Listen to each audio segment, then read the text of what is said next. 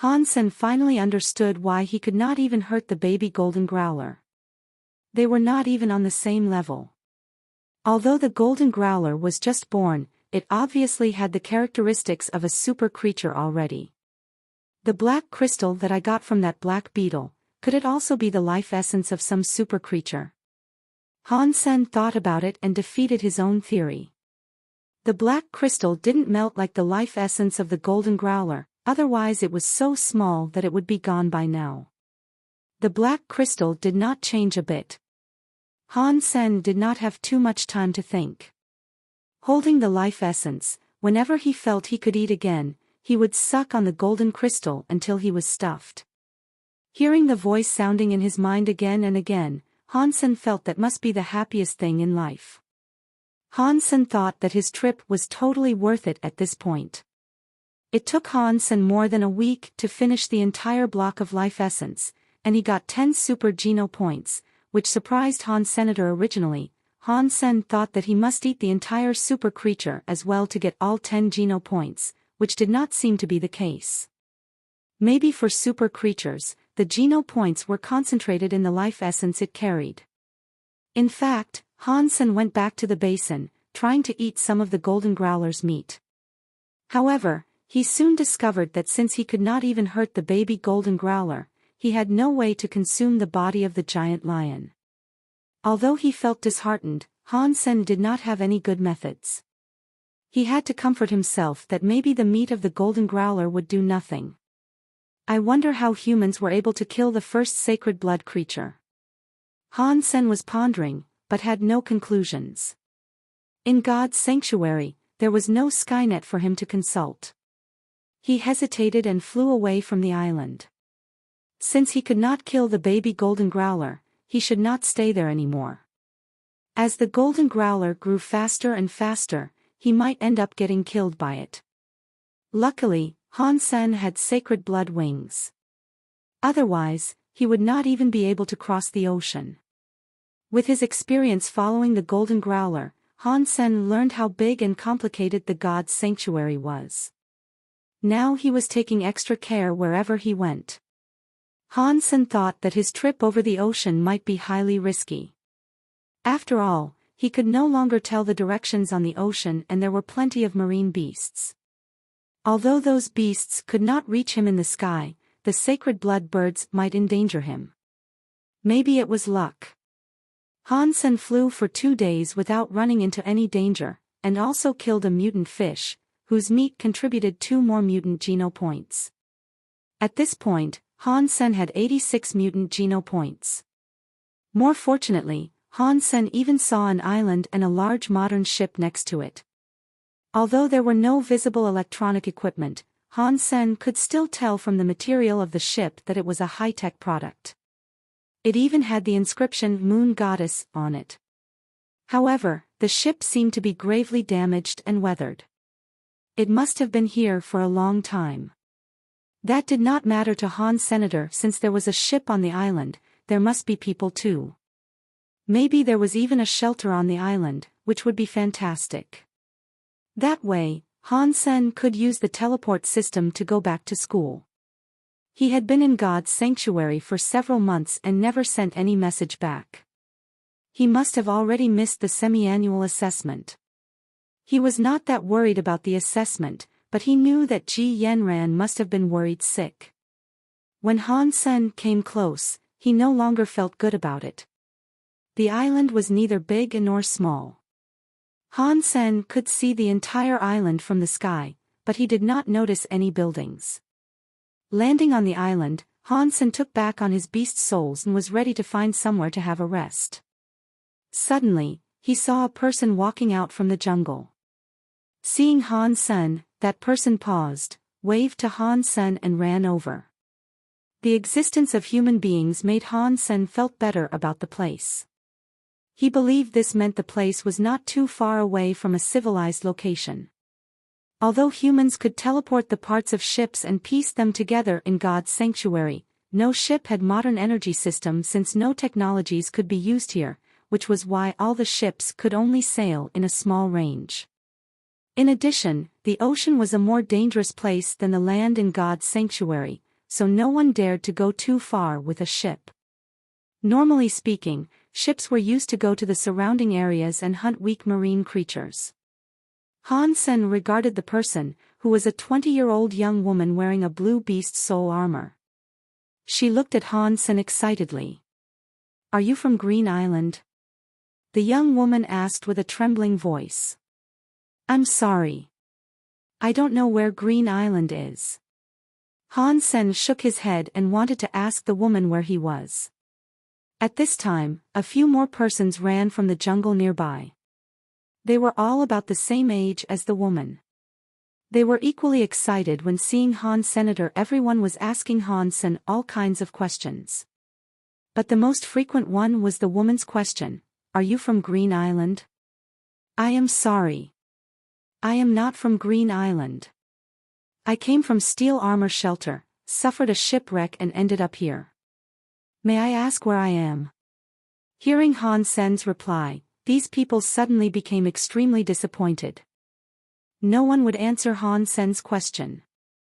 All the people went back into the jungle. "Miss, what is this about?" Han Sen caught up with the woman he saw first and asked. The woman said indifferently, "Now you're here, it is like you are sentenced to life. You now have a lot of time to discover what this is about."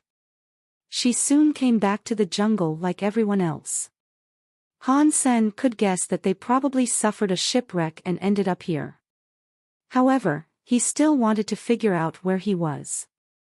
After all, they must have taken a ship here and should have an idea about the location of the island and how far it was to the nearest shelter.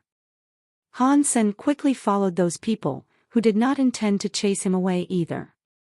Very soon, Han Sen followed them through the forest and arrived at a cave. Inside the cave there were many supplies produced in the Alliance. It was a large cave with bonfire inside, so it almost felt like camping. Han Sen could tell that these people had been living here for a long time. They were more than a dozen people of the same age. From Han Sen's perspective, these people were about the same age as Qin Xian. But Qin Xian only stayed in First God's sanctuary for a long time because she wanted to max out her sacred Geno points. These people obviously did not have the same intention. "Newbie, if you want to stay here, you must obey our rules and do your job. Otherwise we do not have extra food to waste on you," said a serious guy to Han Sr.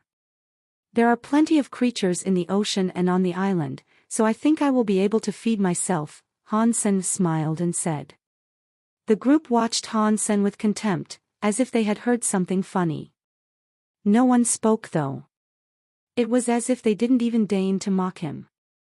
The guys continued, "We are all unfortunate people. Here is a reminder, the Wind End Island is full of danger. Do not wander around, otherwise you might lose your life." "What kind of danger?" asked Han Sen in surprise. The guy did not speak, but a skinny guy next to him cut in, "There are sacred blood creatures on the Wind End Island. Are you able to kill those?" "Sacred blood creatures? I did kill a few." Han Sen laughed. "Boy, you should know who you were bragging to before you brag." "Do you know who we are?" said the skinny guy with his lips curled. "I would be more than happy to know." Han Sen was curious about these people. "Have you heard about the Special Squad?" asked the skinny guy complacently. "You are members of the Special Squad?" Han Sen regarded the group in surprise. Han Sen did not expect to meet people from the same organization on a desolate island. "Since you have heard about the Special Squad, you must be a well-informed person yourself. You should know what we do. And since even we could hardly survive the place, do you know what you should do in the future?" said the skinny guy. "Such a coincidence. I am also in the Special Squad." "I wonder which shelter are you in charge of?" asked Han Sen with a smile. "What? You're also a member of the Special Squad?" The skinny guy looked to Han Sen in surprise. Other people were also shocked and seemed to doubt what Han Sen had said. Han Sen did seem quite young. He would be 18 years old at most. Although the members of the special squad in First God's Sanctuary were young, due to the high criteria for the members, those who could join were generally over 20, who would have a better genopoint count and richer experience in God's Sanctuary. My name is Han Sen, head of Steel Armor Special Squad. Han Sen told them his identity, which was no secret, so there was no point to hide it from them. Are you kidding me? At your age, you would be lucky to become a member. Head my ass. The skinny guy smirked and did not believe Han Sen would be the head. He then pointed to the guy who spoke first and told Han Sen, "Boy, see? This is what a head looks like. This is our captain, Fu Shan. Hi, I am Han Sen from Steel Armor Special Squad. Which shelter are you from?" Han Sen felt lucky to meet members from the special squad. The skinny guy thought Han Sen was lying and became angry. Before he wanted to say something, Fu Shan stopped him. Fu Shan looked Han Sen up and down and said, "As far as I know, the head of Steel Armor Special Squad is Qin Xian, and her deputy is Yang Monli. They're both ladies and there is no guy in the leadership. I have never heard of the name Han Sr., you must have been trapped here for more than half a year." Han Sen's gaze swept across the group. "So what?" The skinny guy stared at Han Sen and asked. "No wonder you did not know that Qin Xian had gone to Second God's Sanctuary and I am the new head of Steel Armor Special Squad." Han Sen smiled and said. Unfortunately, he did not bring his identity card with him and could not use the Skynet to prove himself either. "We can't just take your word for it. Show us your ID." The skinny guy still did not believe him. "I do not have my ID with me. If you don't believe me, I don't have a way to persuade you." Han Sen spread his hands and said, "There is no point for me to lie to you, so why would I do that?" The woman whom Han Sen saw first suddenly looked at Han Sen and asked, "You should know Qin Xian very well then?" "Yes," Han Sen thought about it and nodded. "Then you must know what was behind her left ear?" The woman asked slowly. The whole group was watching Han Sen, awaiting his reply. "If I remember correctly, there is nothing behind Qin Xian's left ear, but a small red birthmark behind her right ear," said Han Sen casually. He had been in numerous combats with Qin Xian and knew this very well. Fu Shan and everyone else looked to the woman. Obviously, they didn't know whether Han Sen was telling the truth either. The woman let out a sigh of relief. "You're right. Qin Xian does have a small red birthmark behind her right ear. However, she usually covers it with her hair, so ordinary people would not be able to see that." The woman said to Han Sen, "Although I'm not sure if you are really the head of the special squad, now I know you are indeed close to Qin Xian." "Miss, are you also in the special squad?" Han Sen asked the woman. He believed that others were from the special squad because they looked like it. However, this woman did not. "My name is Su Ruyan. I'm sort of a client of the special squad," the woman said with a smile. Han Sen realized something and said, "So you're the one who hired them to sail here?" Su Ruyan smiled bitterly and said, "This is not our original destination. We were attacked by a giant sacred blood creature on our way and ended up here. We have been trapped here for about a year." "A year? No wonder you do not know me," thought Han Sr. Han Sen continued to ask, "Where is this place? Do you know how far we are from the nearest shelter?" The skinny guy named Lu Ji said, "It's pointless to ask that. Even if you could fly, you would not be able to get away from this place." "How so?" Han Sen was puzzled. When he came to the island, he did not find any advanced flying creatures. Maybe the group had believed that Han Sen was indeed one of the special squad. Lu Ji and Su Ruyan told Han Sen everything about their situation. Lu Ji was being dramatic. There were indeed no flying creatures near this place, but there was a sacred blood marine beast wandering around the island, scaring them away from hunting creatures in the ocean. On the island, there was only one type of creature, which looked like gigantic bears. They moved swiftly and could even walk on the mountain walls. With a vertical eye on their foreheads, these creatures had incredible eyesight. They were mostly primitive creatures and few of them were mutant creatures. Their king was a sacred blood creature. The king of the ghost-eyed bears was much stronger and faster than others. It was almost impossible to hurt it, and it had clever tactics, which made the special squad members feel quite helpless. All of them had to live on the wild plants and mushrooms in the forest, while avoiding the ghost-eyed bear group at the same time, which was why they were leading a hard life. In the beginning, they did not know how strong the ghost-eyed bears were and tried to hunt them down, which caused a great loss. They used to have nearly 30 members in the group, but after the fight, they only had a dozen people left. Yet the ghost-eyed bear king only lost a few primitive ghost-eyed bears. However, among the deceased, only one person belonged to the special squad.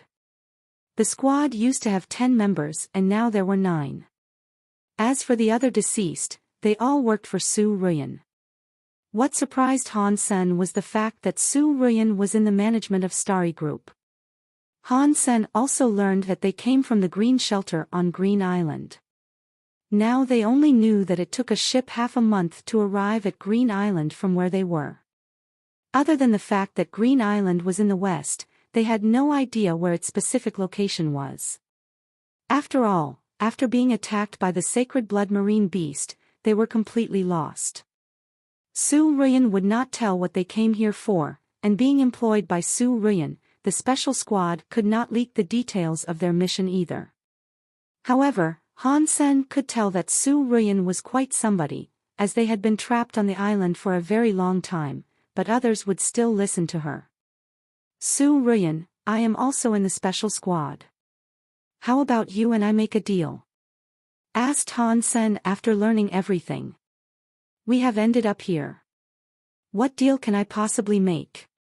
Su Ruyan frowned. Han Sen was someone she could not see through. Su Ruyan knew Qin Xian, and had an idea about where Steel Armor Shelter was, which was far from this place. She did not believe what Han Sen said, but was surprised that he knew Qin Xian.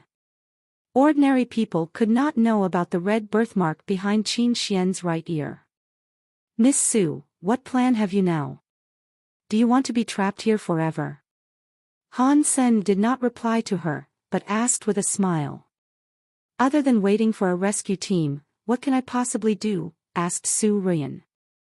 I believe you must be someone important enough for the Starry Group to send a team.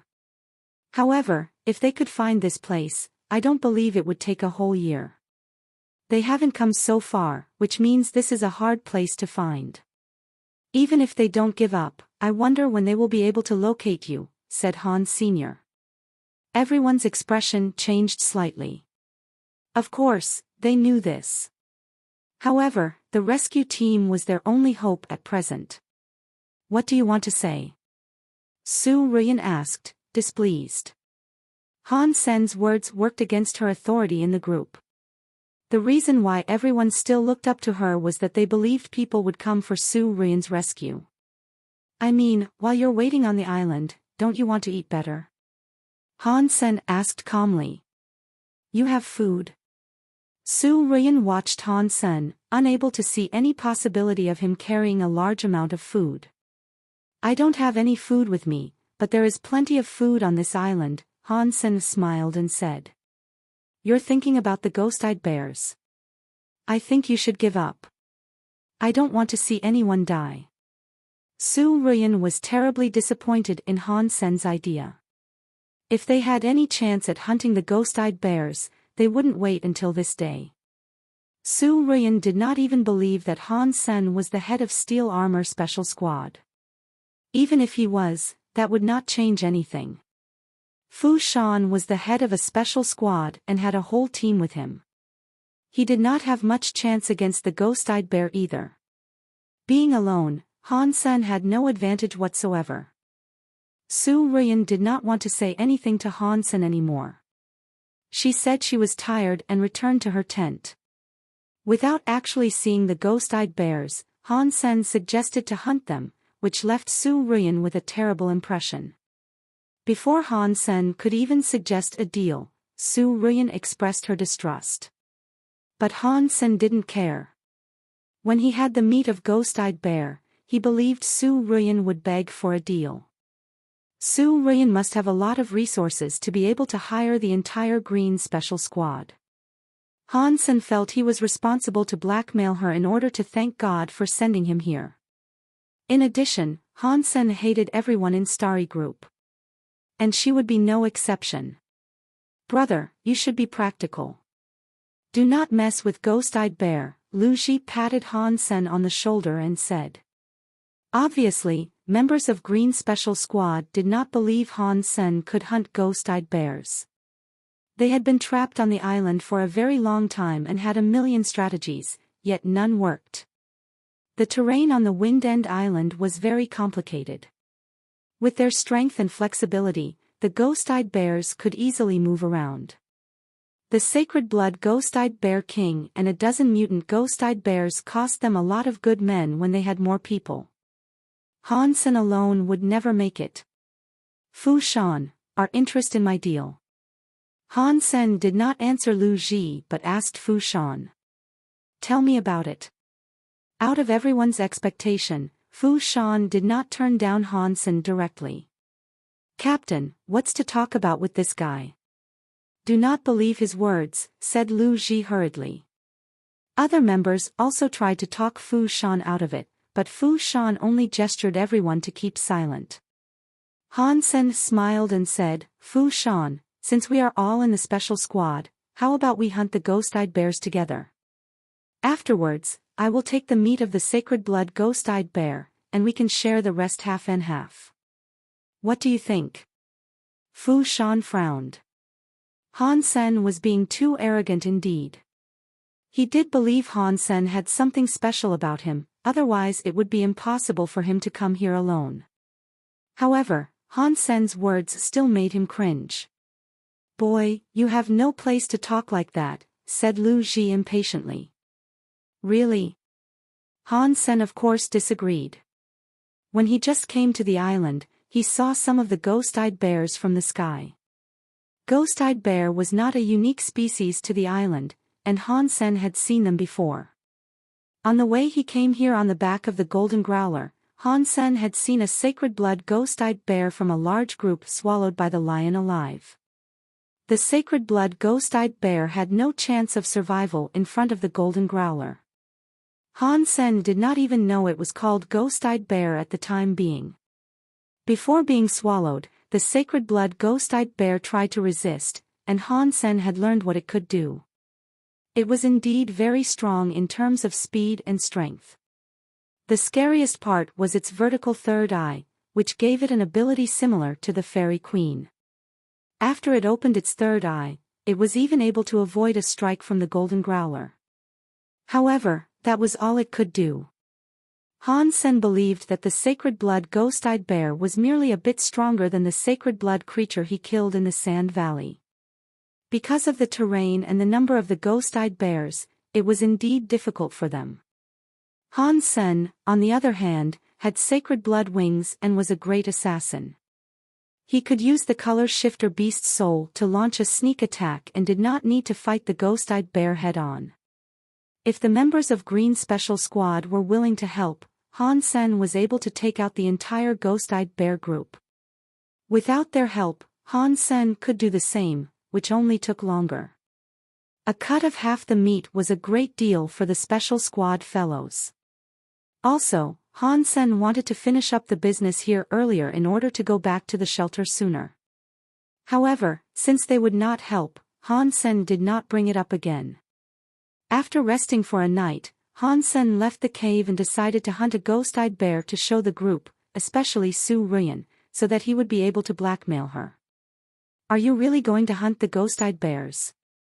Asked Su Ruyan, standing in front of the cave. You could expect a ghost-eyed bear for lunch, but do think about what price you are willing to pay. Han Sen waved at Su Ruyan without turning back and marched into the jungle. Fu Shan, what do you think? Su Ruyan looked at Fu Shan, as he did not realize Han Sen would dare to hunt ghost-eyed bear alone. just some brat. If he wants to die, let him. I do not believe he is from the special squad, let alone the head. Lu Ji had never seen someone like Han Sen in the organization. Su Ruyan did not reply. She still believed Han Sen was someone special, although she could not tell how. I could not see through this person. However, I could not risk the lives of my team members, Fu Shan pondered and said. He also believed that Han Sen was somebody, but as the head of the special squad, he could not take such risks on behalf of his team members. Su Ruyan nodded. Same as Fu Shan, she was not willing to take more risks. I hope that he will not die in the jungle. Fu Shan sighed. Although he thought Han Sen was special, it was almost impossible for someone to survive the attack of the ghost-eyed bear group. Once noticed by the ghost-eyed bears, one was unlikely to run away. Last time, they had to sacrifice a dozen lives before they were able to get away. Su Ruyan saw Han Sen disappear in the jungle and had complex emotions. She did not believe that Han Sen could really hunt a ghost-eyed bear either. Other people thought Han Sen was either mad or arrogant to hunt the ghost-eyed bear alone. If Han Sen was not killed by the ghost-eyed bear, he would probably ask for food from them. After going into the jungle, Han Sen followed a trail and sneaked into the habitat of the ghost-eyed bears. Before the deal was made, Han Sen did not plan to wipe out the entire ghost-eyed bear group. He decided to kill one first and go back to negotiate. A ghost-eyed bear was around 6 feet tall and covered in brown fur like steel brush. With a vertical eye on its forehead, it was able to come and go easily on the mountain walls. In the mountains, Han Sen shape-shifted into the color shifter silently. The ghost-eyed bears were moving around, while Han Sen was lurking in the dark. His goal was a mutant ghost-eyed bear, which would make Su Ruyan more willing to pay. No wonder they were not able to kill any ghost-eyed bear. The terrain does not work in anyone's favor. Han Sen looked around and saw cliffs everywhere. The ghost-eyed bears were able to run on the cliffs, which made them impossible to kill. Fu Shan and Su Ruyan led different teams to collect food and left a few people to guard the cave. Although they had a lot of plants and mushrooms saved in the cave, it would not hurt to have more food supply around. After going out for a while, they suddenly heard howling from the ghost-eyed bear's habitat. Did he really go? Exclaimed Lu Ji. They knew from the sound that the ghost-eyed bears had noticed the intruder. There was one howling after another, so it seemed that the entire group was chasing Han Sr. It's a pity. He did not last too long. Su Ruyan sighed. The howling stopped after a long while. The group did not dare to stay out for long. Since the ghost-eyed bear group had been provoked by Han Sen, it would be terribly dangerous for them to run into the bears. Su Ruyan and Fu Shan discussed briefly and decided to give up on looking for food, ready to go back to the cave.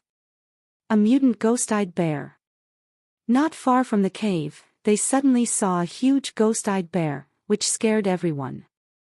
People quickly summoned their beast souls and then found out the ghost-eyed bear did not move and was actually on someone's back. The person carried the dead ghost-eyed bear and walked toward them. Watching the ghost-eyed bear moving up and down as the person walked, everyone widened their eyes. It's the boy. He did not die, and really hunted a ghost-eyed bear, a mutant one. Lu Ji saw the person's face and exclaimed.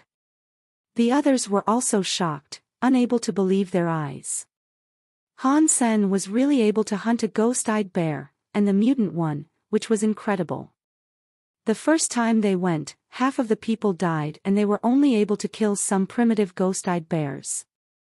Not a single mutant one was killed. The creature had incredible speed and strength. To kill one of them on the cliff was almost impossible. However, Han Sen alone hunted a mutant ghost-eyed bear back. Fu Shan looked Han Sen up and down and did not see a single injury on Han Sen's body, which surprised him even more.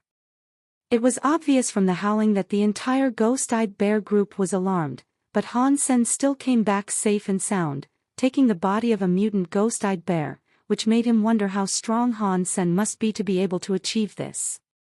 Su Ruyan also noticed that and was rendered speechless. Did you really hunt the ghost-eyed bear yourself? When Han Sen came close, Lu Ji asked. I believe so, unless this thing is not called a ghost-eyed bear. Han Sen smiled and continued toward the cave with the body of the ghost-eyed bear on his back. The body of the ghost-eyed bear was too big, and he was not very interested in consuming it himself. He intended to leverage this mutant ghost-eyed bear to negotiate a deal with Su Ruyan, so he made sure that everyone saw it. When the people guarding the cave saw Han Sen come back with a mutant ghost-eyed bear, they were surprised as well. Miss Su, are you interested in a deal now? Han Sen scanned everyone's face and asked Su Ruyan. Very much so. Su Ruyan's eyes lit up. They were all trapped here for more than a year. In the beginning, they had some meat jerky to eat, and after that they had to go vegan. It had been a while since they had any taste of meat. Seeing the body of the dead ghost-eyed bear, they immediately thought of barbecue. Of course, Su Ruyan was thinking more than just this mutant ghost-eyed bear. Since Han Sen was able to kill a mutant creature so easily, it meant he could wipe out all the ghost-eyed bears. If he could do that, they could benefit from more than just the meat. In fact, they had been lying to Han Sen from the very beginning. Their destination was always this island because they wanted something here. They did, however, run into an accident on the sea. That part was true. After they got here, they were not able to get what they wanted because of the ghost-eyed bears. Surprisingly, Han Sen was strong enough to wipe out all the ghost-eyed bears, which was fantastic for Su Ruyan. Su Ruyan believed that someone would eventually come to their rescue. It was just a matter of time for the Starry Group to locate this island. If she was able to get what she wanted before they came, that would be the best. Otherwise, she would be no more than a failure. If she obtained that thing after the rescue team came, the credit would no longer be hers. Su Ruyan watched Han Sen with desire. Although she did not know how Han Sen achieved that, she believed his presence would work in her favor. So, Sen, what's the deal? Su Ruyan looked to Han Sen and softened her voice. It depends on how good your appetite is, Han Sen said, grinning. How much do you want for this mutant ghost-eyed bear? As calculative as Su Ruyan, she would not easily expose her real objective. Su Ruyan was secretly thinking that it would be fine for her to pay a high price for this mutant ghost-eyed bear. She could even pay more for Han Sen to hunt a few more mutant ones. There were in total a dozen mutant ghost-eyed bears. As long as Han Sen killed them all, one sacred blood ghost-eyed bear would not be such a big threat to the group. By then, her goal would be achieved. However, Su Ruyan did not realize that Su Ruyan was planning on the blackmail from the very beginning. I would not elaborate on the value of this mutant ghost-eyed bear. According to market price, you can have it for 100 million, said Han Sen, narrowing his eyes. When the group heard the phrase, market price, they were optimistic, because based on the market price, the meat of a mutant creature would be 2 to 3 million. Even he doubled it, that would be a small amount. However, Han Sen's price made her cringe. Lu Ji opened his mouth wide and thought, a mutant creature for 100 million, what kind of market price is that? Han Sen, this is a bit too high. Even a rare mutant creature would only be marked 2 to 3 million on the market. Even if I am willing to pay you 10 times that price, that would be 20 to 30 million. Don't you think 100 million is too much? Su Ruyan frowned at Han Sr. You're right, outside this island, that is the market price. However, we are in a different place, so of course we have a different price. Here, the market price is 100 million each. If you think it's too expensive, that's fine as well. I will just keep it for myself. Han Sen remained calm and smiled. Han Sen, we are all unfortunate people and should help one another. Don't you think you're being too selfish?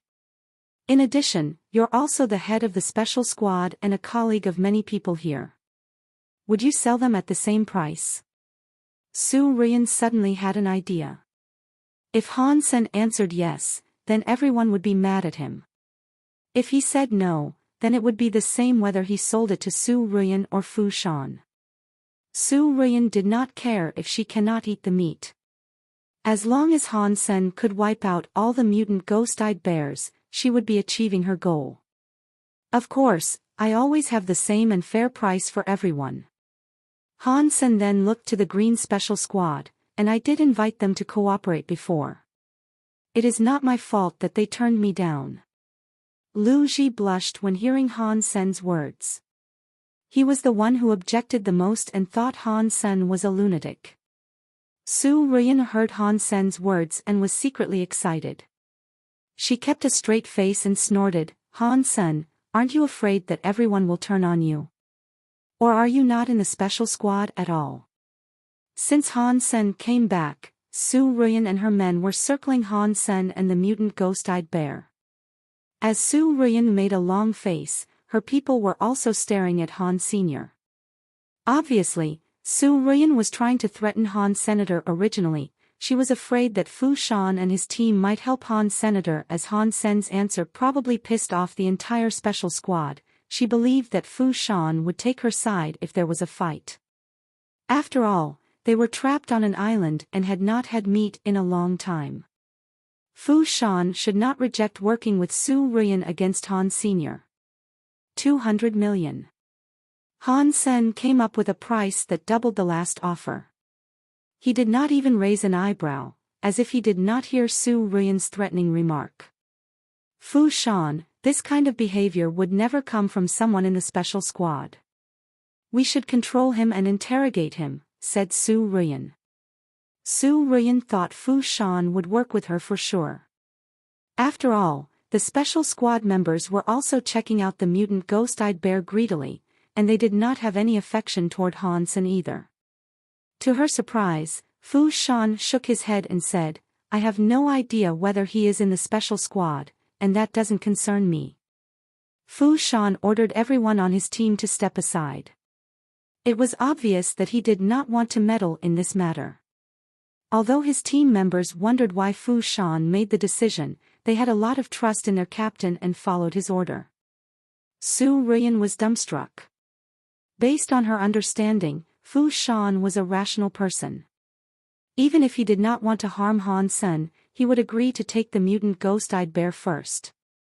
Fu Shan's decision forced Su Ruyan to re-evaluate Han Senator. The only explanation for Fu Shan to make a decision like this was that Fu Shan did not believe they could beat Han Sr. So, it seems that you do not want to deal with me. Han Sen picked up the mutant ghost-eyed bear. What are you doing? Su Ruyan did not dare to try to stop Han Sr. Since I'm not welcome here, I will find a place for my own. I have a mutant ghost-eyed bear anyway. If I eat it slowly, it could last me 3 to 5 months. Han Sen put the mutant ghost-eyed bear on his back. Fine, 100 million, I will purchase this mutant ghost-eyed bear, Su Ruyan gritted her teeth and said. What she needed was for Han Sen to kill the ghost-eyed bears. If Han Sen really hid somewhere and enjoyed the food for himself, that would defeat the purpose. The price is no longer 100 million. It is 200 million now. Han Sen's reply made Su Ruyan want to strangle him. 200 million is fine. However, it is impossible for me to bring so much money to God's sanctuary. I can write you a promissory note and the Starry Group will pay you in the alliance. After calming down, Su Ruyan had a strong desire to kill Han Senator. It did not matter how many promissory notes she wrote Han Sen at this point, because the rescue team from the Starry Group would not let Han Sen live. Sorry, I only take cash. Han Sen turned Su Ruyan down and looked her up and down, although, you could pay me with beast souls as well. Han Sen knew that they could not bring so much cash, and wanted their beast souls in the first place. What do you propose? Su Ruyan felt a stronger incentive to kill him. The market price for a sacred blood beast soul would be around 100 or 200 million. So I would say a sacred blood beast soul for a mutant ghost-eyed bear, Han Sen said to Su Ruyan. It seems that you have no intention to make a serious deal. Su Ruyan became annoyed. There was no way for her to trade a sacred blood beast soul for a mutant creature. We're doing business, you could give me a counteroffer, said Han Sen, grinning. 5 primitive beast souls for the mutant ghost-eyed bear, suggested Su Ruyan. 5 mutant beast souls are more like it, said Han Sen, blinking. After bargaining, Su Ruyan was able to trade a mutant beast soul for the mutant ghost-eyed bear, which pleased Han Senator. Both from a mutant creature, a beast soul was worth a lot more than the meat. In other places, this would be an impossible deal. As for the sacred blood beast soul, Han Sen knew that Su Ruyan would never give him that in the first place. Han Sen chose a mutant mount beast soul from the 3 offered by Su Ruyan. The mount was the most valuable. Han Sen did not need any mutant beast souls himself, and only wanted an expensive one to sell. Great working with you. Han Sen took the beast soul and smiled at Su Ruyan. He left the cave soon after and did not want to stay in the same place with these people. Su Ruyan could not help walking toward Fu Shan. Fu Shan, are you okay with him doing whatever he wants? She was not trying to blame Fu Shan, but only wanted an answer. Look closely at the body of the mutant ghost-eyed bear, said Fu Shan calmly. Su Ruyan was dazed and walked toward the body of the mutant ghost-eyed bear. The rest of the group also approached the body, trying to understand what Fu Shan meant. Very soon, they all became silent. Originally, they saw much blood on the body and thought there must have been fierce combat between Han Sen and the ghost-eyed bear. However, with a closer look, they noticed that the blood on the body all came from a single cut. The ghost-eyed bear was only cut in the throat and was not hurt anywhere else. It was obvious that it was killed with one blow, before it could make any struggle. Everyone was shocked. To kill a mutant ghost-eyed bear in such a clean way was something incredible. Going into the ghost-eyed bear habitat alone, killing a mutant ghost-eyed bear with one blow and coming back with the body safe and sound, he is not someone we should view as an enemy, explained Fu Shan quietly. He did not know whether Han Sen was indeed in the special squad. Even if Han Sen wasn't, Fu Shan did not want to antagonize him. If Han Sen was, then they belonged to the same organization and he had less reason to fight Han Sr. Su Ruyan did not speak. As Fu Shan had explained, whoever could achieve that was awe-inspiring. Normally speaking, a mutant ghost-eyed bear would not stay too far away from a sacred blood one. Su Ruyan could not imagine how Han Sen managed to do that. So what? He is also trapped on this island now. When the rescue team comes, he will not be able to fly away, thought Su Ruyan cruelly. After leaving the cave, Han Sen flew to a high mountain and observed the entire island. When he tried to blackmail Su Ruyan, he felt something odd in her reactions. Han Sen was asking for a ridiculous price, both to blackmail and to test her. Su Ruyan's reactions and some details in her behavior made Han Sen believe that the island must be special. Han Sen did not believe that someone like Su Ruyan would pay such a high price and be so tolerant just to have a nice meal. Very likely their destination was this island in the first place. She probably wants something related to these ghost-eyed bears, otherwise she should not be so interested in them. Han Sen was more and more confident in his guess. As a great assassin, he knew how to read people, and he could tell a lot from what Su Ruyan had said and done. There was not much special about the habitat of the ghost-eyed bears. When Han Sen went to hunt the bears, he had explored the place as well.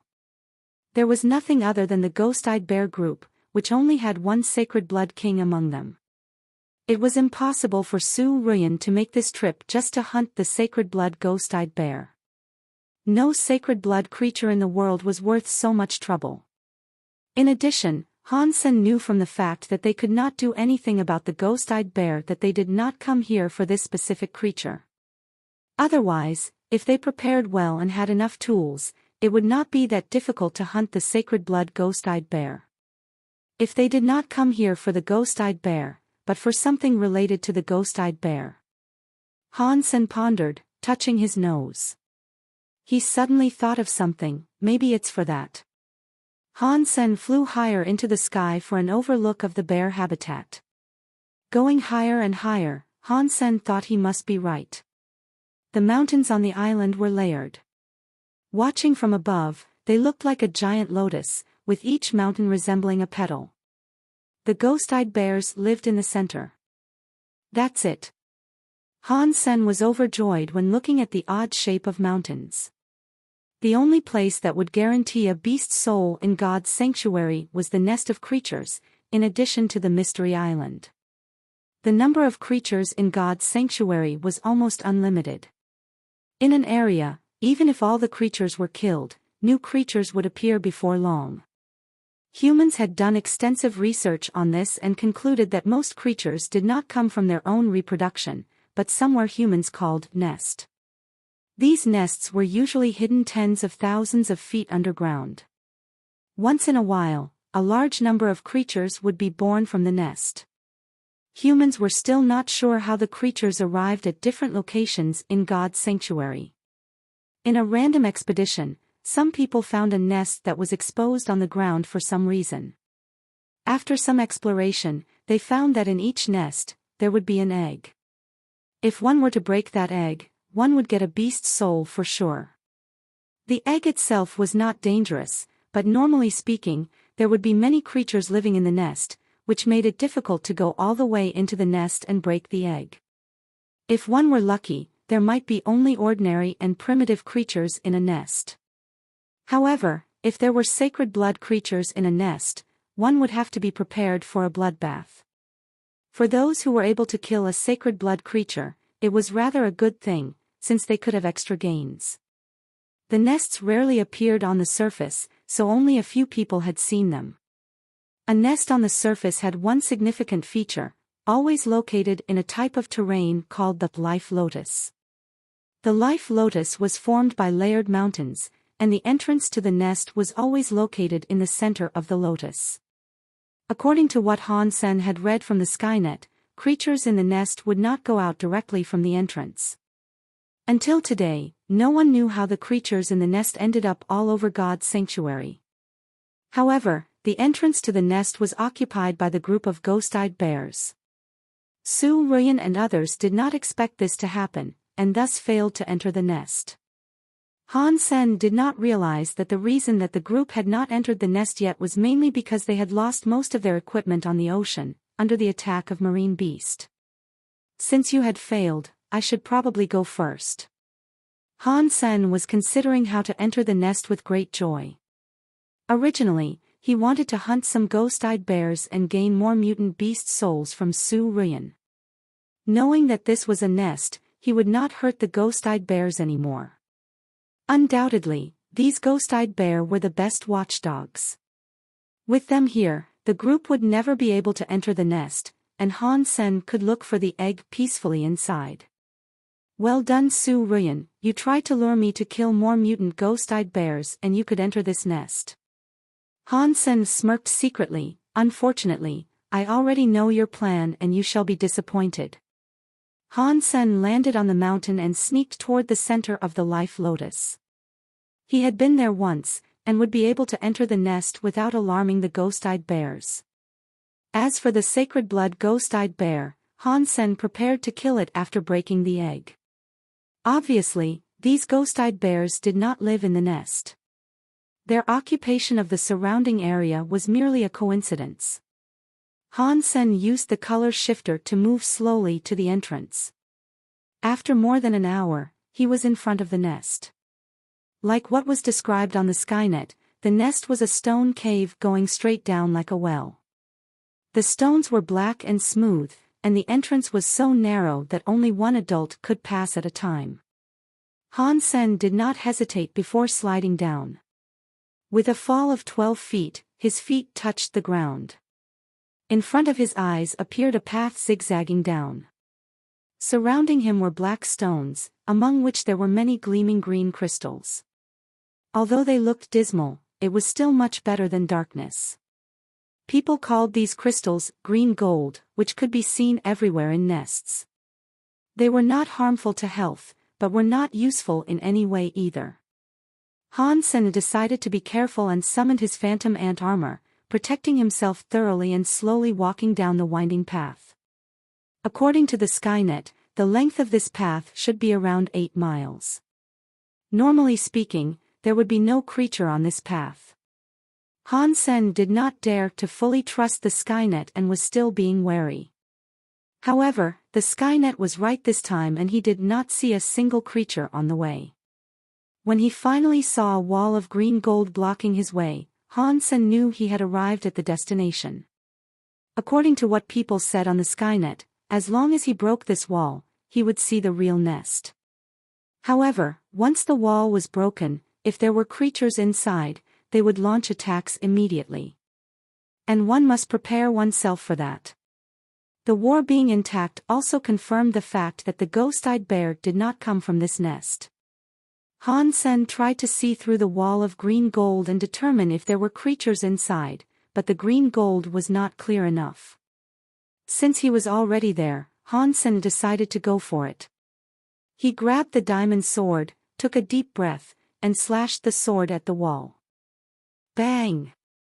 The green gold was not a tough material and only 1 inch thick.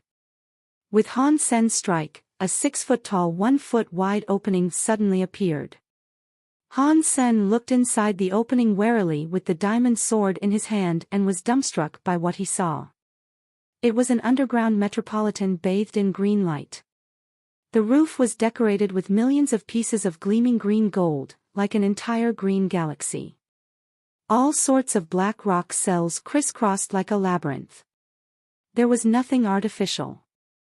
They were more like some hornet nests, both random and regular at the same time. Han Sen knew that these cells constituted the so-called nest. In each cell there might be a creature. Once the creature noticed his presence, it would try to kill him without a second thought. Han Sen saw that there must be tens of thousands of cells of all sizes, some as small as his hand, while some as large as palaces. They were all interconnected in a strange and natural way.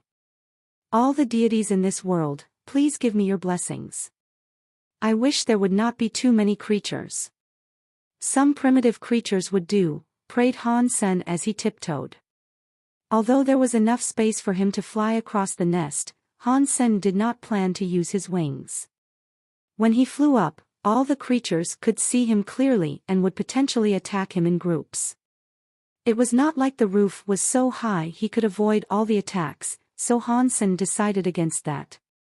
Creeping past a cell, Han Sen's eyes were fixed on it. If there were anything wrong, he would go back immediately. To his relief, the cell was completely quiet until he walked past it. It was only a beginning though. The black cells were like time bombs of different sizes. Han Sen did not know when a cell would explode suddenly. As Han Sen was almost scared to death, he had already passed more than 1,000 cells without seeing any creatures. Could this nest be empty? Maybe all the creatures had left. Han Sen wondered. It should not be. According to what I read, unless the egg is broken, the nest will continue to breed new creatures. Since the wall was still intact, I don't suppose anyone has been here. So, the egg must still be here as well. How come there is no creature? Han Sen did not dare to relax. Although it seemed everything was going well, he still remained alert. Every time he passed a cell, Han Sen would always stare at it, in case a creature would catch him off guard. However, after seeing tens of thousands of cells, he did not see a single creature. It seemed the nest was really empty.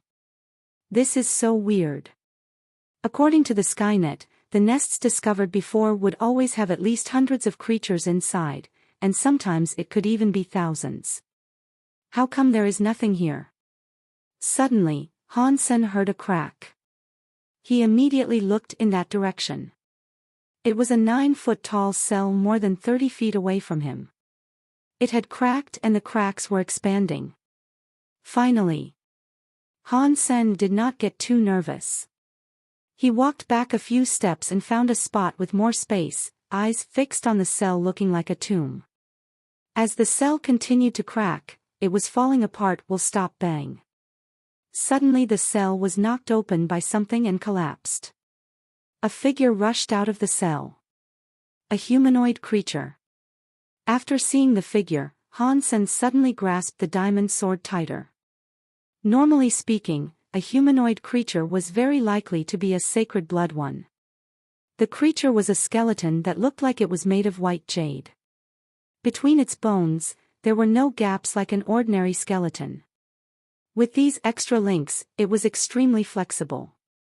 On the skeleton's bones there were many black patterns, and in its hands were a pair of black daggers. Gears. Han Sen was surprised. The humanoid creature had its own gears, which were 2 daggers instead of 1, which meant the creature would not be easy to deal with. The skeleton turned to face Han Sen. Its eyes were not hollow but contained a pair of white eyeballs. Staring at Han Sen, the skeleton slowly approached him. In the beginning, it was slow. Gradually it became faster and faster. In a dozen steps, it swirled to Han Sen's face like a storm. One of the black daggers were at Han Sen's throat in a sudden. At this point, Han Sen was certain that the skeleton was a sacred blood creature. He did not fear it. Swinging the diamond sword, he was about to stop the dagger. The daggers were short, so Han Sen's blow would definitely knock them away. However, the moment the diamond sword was about to hit the daggers, the skeleton twisted in an impossible way and took back its dagger. With a swing, the skeleton's other dagger almost came between Han Sen's brows. Han Sen could almost feel the coldness of the blade through his armor. Ding! Han Sen summoned the 3-blade harpoon in his left hand and blocked the dagger in his face. In the next moment, while the skeleton had it back toward Han Sen, it quickly twisted his arm backward and stabbed at Han Sen again. The suddenness took Han Sen at a disadvantage. He did not have time to take back his sword, or swing the harpoon. Whoosh! Han Sen used the sparticle and made a crucial step, dodging the dagger by a hair. The phantom ant armor was still scratched by the tip of the dagger and left with a shallow mark. Han Sen was shocked by how sharp the daggers were. Instantaneously, the other dagger in the skeleton's hand came from another incredible angle. Han Sen was also a master at short blades like these, but he had never seen someone could use these weapons in such a fascinating way. The skeleton's movements were as if they were all wrong. He could never predict the skeleton's next move, which made him feel very uncomfortable. It was like a musician hearing a song with all the wrong tempos. In addition, the skeleton was incredibly fast. Its attacks were almost continuous, making Han Sen almost desperate. This kind of close combat made the diamond sword a burden rather than a help. Han Sen did not even have time to put down the sword, because the skeleton's strikes were dazzling. The skeleton's footwork and dagger skills left Han Sen in a huge disadvantage. Suddenly, he was injured in the chest. If it were not for the sacred blood armor, Han Sen would have been dead by now. With goosebumps all over his body, Han Sen summoned Meowth, which turned into a black tiger and threw itself at the skeleton. The white jade skeleton almost glided on the ground, moved away from the tiger and stabbed at Meowth with its dagger. Meowth turned back and snapped at the skeleton, which quickly took back the daggers and moved away. With its back toward Meowth, the skeleton turned its arm around in an impossible angle and stabbed at Meowth's stomach. Han Sen seized the opportunity and slashed the sword at the skeleton, his other hand grasping the harpoon to block the attack toward Meowth. Fighting a man and a cat, the white jade skeleton still seemed effortless and constantly made threatening attacks at Han Sen and Meowth.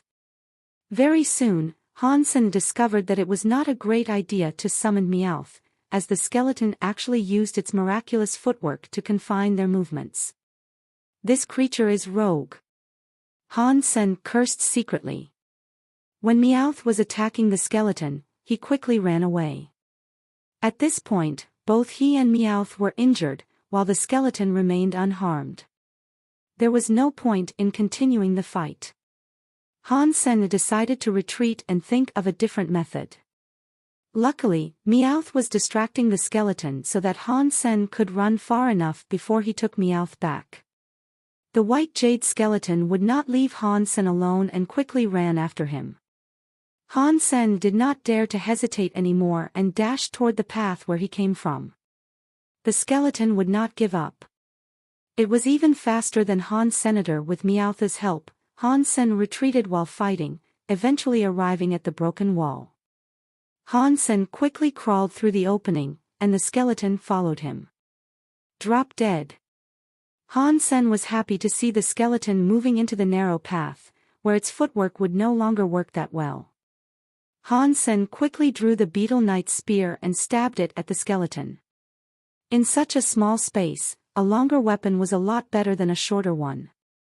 The skeleton's daggers could not even reach Han Sen, and the skeleton had nowhere to hide.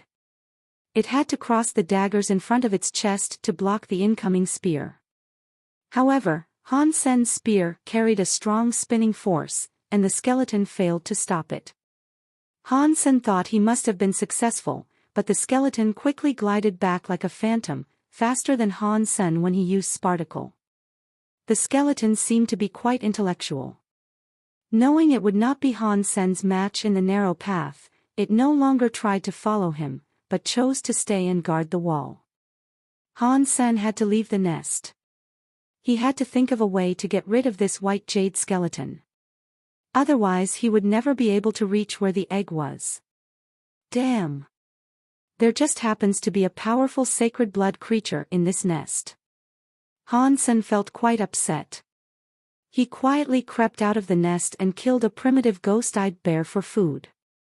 Knowing that where the ghost-eyed bears lived was the entrance to the nest, Han Sen wanted to keep the sacred blood ghost-eyed bear and the mutant ones alive as watchdogs to keep other people out.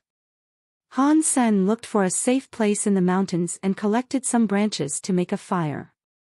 He then barbecued the primitive ghost-eyed bear, the paws of which were delicious. However, Han Sen's thoughts were on how the white jade skeleton fought. The skeleton had incredible techniques with the daggers, which mimicked assassination skills, in a way that the opponent would not be able to predict any attack. Han Sen could tell that these techniques were still somewhat different from assassination. It was purely technical, and did not leverage the opponent's psychology.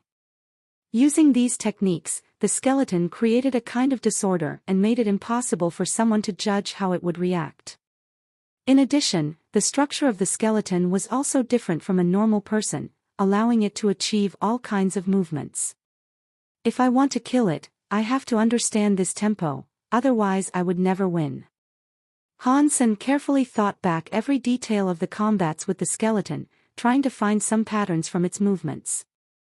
Su Ruyan was a bit worried that Han Sen might know about the life lotus. Although few people had seen a nest, all the information was readily available on the Skynet. If Han Sen could tell that there was a nest here, that would be horrible news to her. Not seeing Han Sen all day, Su Ruyan became a bit uneasy. She quickly consulted with Fu Shan and went to find Han Sen along with him and some other guys. They found Han Sen rather easily. Han Sen did not plan to hide anyway, since he did not want to make her overly suspicious. Su Ruyan and the Green Special Squad were not weak at all. If they were willing to sacrifice some lives, they might be able to enter the nest as well. At this point, they were not willing to take that kind of risk, and Han Sen did not want to push them. Han Sen was not sure how strong Su Ruyan's followers were, but he could tell that the Green Special Squad had strong members. Based on the criteria of a special squad, Han Sen assumed that all of them might be as strong as Gambler. When Su Ruyan and the rest came to find Han Sen, he was sitting on the lee side of the hill, enjoying delicious ghost-eyed bear barbecue. On the fire there was more meat sizzling with grease. In fact, they had followed the fragrance to find him. It seemed that Han Sen had gotten another ghost-eyed bear. Others could not tell the level of the ghost-eyed bear anymore, since it was already cut into pieces. "Welcome. What brought you here?" Han Sen did not mean to stand up. He continued to chew on the barbecue meat and licked his fingers once in a while. Others were very much tempted by the barbecue. Although they each got some meat from the mutant ghost-eyed bear purchased by Su Ruyan, it was only a small piece. Most of the meat was kept as their food reserve. For people who had not tasted meat for a year, the small piece only triggered more greediness.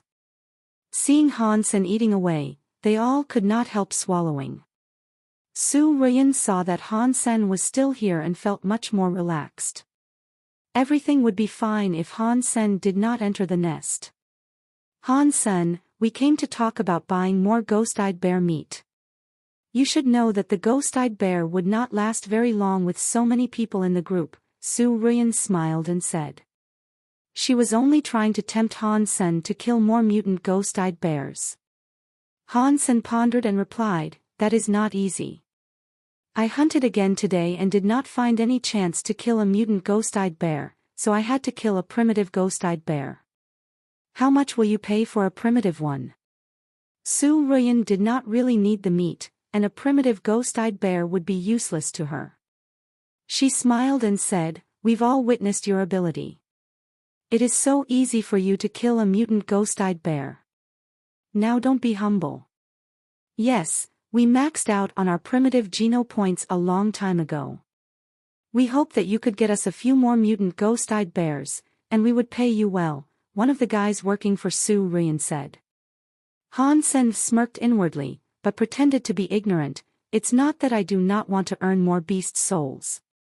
The mutant ghost-eyed bears were not that easy to kill.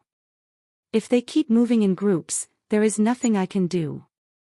I am even eating primitive ghost-eyed bear myself. If I could hunt a mutant one, why would I eat this?"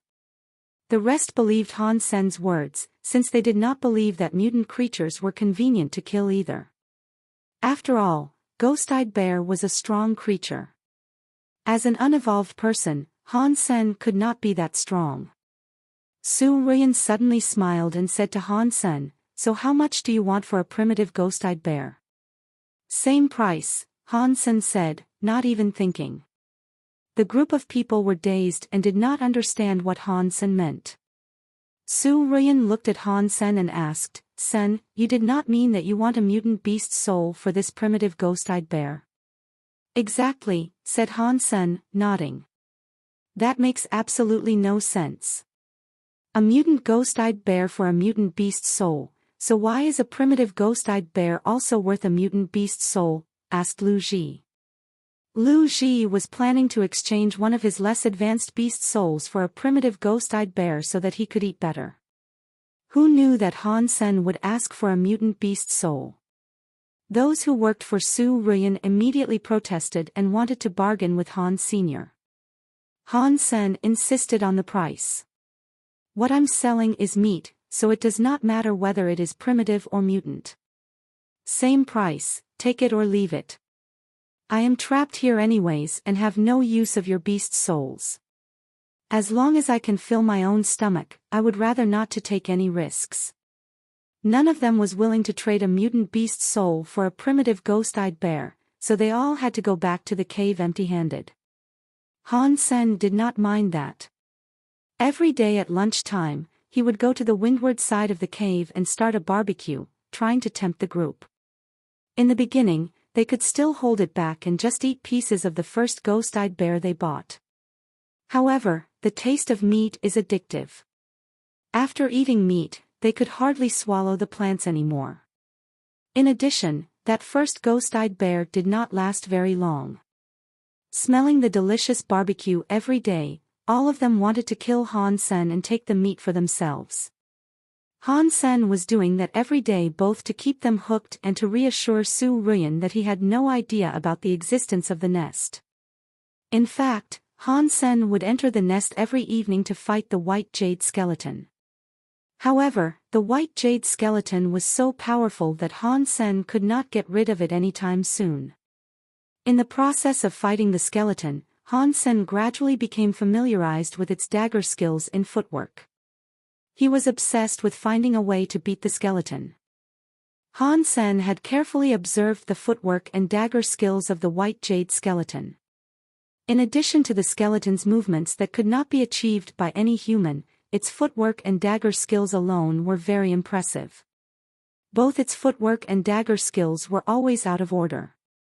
Even Han Sen, who was great at prejudgment, cannot capture how the skeleton moved and attacked. Without a doubt, it was a special kill set, which Han Sen was very eager to imitate. You must know your enemy before you could beat him. And the best way to understand your enemy was to learn his special tricks. Also, the skeleton's trick would be a great supplement to Han Sen's assassination skills, which was also why Han Sen would like to invest a lot of time in learning it. If he could master this trick and create the same disorder, then his target would be less likely to have the chance to fight back. These days, when fighting the skeleton, Han Sen could only use the three-blade harpoon single-handedly, which weakened his attacks. I wish I had a sacred blood dagger, thought Han Sen secretly. The skeleton was good at close combat, which was why Han Sen could hardly use the diamond sword or the beetle knight spear, since the longer weapons would be more of a burden than a help when fighting the skeleton. At this point, Han Sen's issue was that he could not prevent the white jade skeleton from getting close to him. The white jade skeleton could approach him in no time with its disordered moves. Here is a mutant beast soul. Do you dare to accept my challenge? If you win, you could take the beast's soul and I want nothing from you. However, if you lose, how about you give me a ghost-eyed bear for free? A young man came to Han Sen with a mutant beast soul machete in his hand. Han Sen glanced at him. If Han Sen remember correctly, the young man's name was Wang Junfeng, one of Su Ruiyan's guys. It seems that Su Ruiyan has become impatient and wants to test my true ability. Han Sen sneered and asked coldly, how will you challenge me? Hand-to-hand combat. Falling or admitting defeat will be considered losing, answered Wang Junfeng. Han Sen curled his lips and threw a contemptuous look at Wang Junfeng. In my dictionary, there is no such word as losing. The winner will lose and the loser will die. If you dare to play, then we can have a go. If not, go back to your cave. Su Ruiyan wanted to test his ability, and Han Sen would not let her do that. The woman was unkind, but Han Sen did not think he himself could beat all these people. In addition, he was also in the special squad, so it would be inappropriate to kill a client of his organization, especially in front of his colleagues. Otherwise, it would be much easier to just kill the woman. Wang Junfeng heard Han Sen's words and turned pale. He looked back at Su Ruiyan, who was standing by the cave. After some hesitation, Su Ruiyan walked over and said, Han Sen, we're just fooling around. Why are you being so serious? Fooling around? Han Sen looked at her with a half-smile. A challenge means human life to me. If you want to challenge me, you're welcome anytime. It was clear what Han Sen meant, so Su Ruiyan was rendered speechless. After a long while, she turned around and went back to the cave. Wang Junfeng quickly followed her back and did not dare to lay a hand on Han Sr. Han Sen wished that they would have the guts to fight. Since the woman meant him harm, he would welcome any chance to kill her minions. And if the other party was the one who started the fight, the Green Special Squad would have no reason to blame him. Han Sen had set up his barbecue every day near the cave for half a month. Eventually, someone came to him. It was Fu Shan instead of Su Ruiyan. He was alone, too. For a ghost-eyed bear, said Fu Shan, and transferred a mutant beast soul to Han Senator. Taking a look at the mutant beast soul, which was a spear, Han Sen smiled and said, no problem, tomorrow morning I will deliver the ghost-eyed bear to you. Fu Shan nodded but did not leave. He sat down next to Han Sen and said quietly, I am not sure if you are in the special squad. Either way, since you have come here, you have to rely on the Starry Group's rescue team to go back. To that end, try not to piss off Su Ruyan too much. Hearing the down-to-earth suggestion, Han Sen said, Does this mean that if I were in the conflict with her, you will be on her side? I brought my team members with me, and one of them has already died. I have to take the rest of them back alive, answered Fu Shan calmly, without answering Han Sen's question. Han Sen nodded. He understood the load on Fu Shan's mind. He would choose to do exactly the same if he were in Fu Shan's shoes. Han Sen did not completely antagonize Su Ruyan also because he knew that he would be putting the Green Special Squad in an awkward position, which would probably lead to consequences when Han Sen got back to the Alliance. Although the Special Squad was a military organization, their management team would not be able to save them from a random island in God's sanctuary. The only possible rescue would be from the Starry Group, since they were the only ones who knew where Su Ruyan went.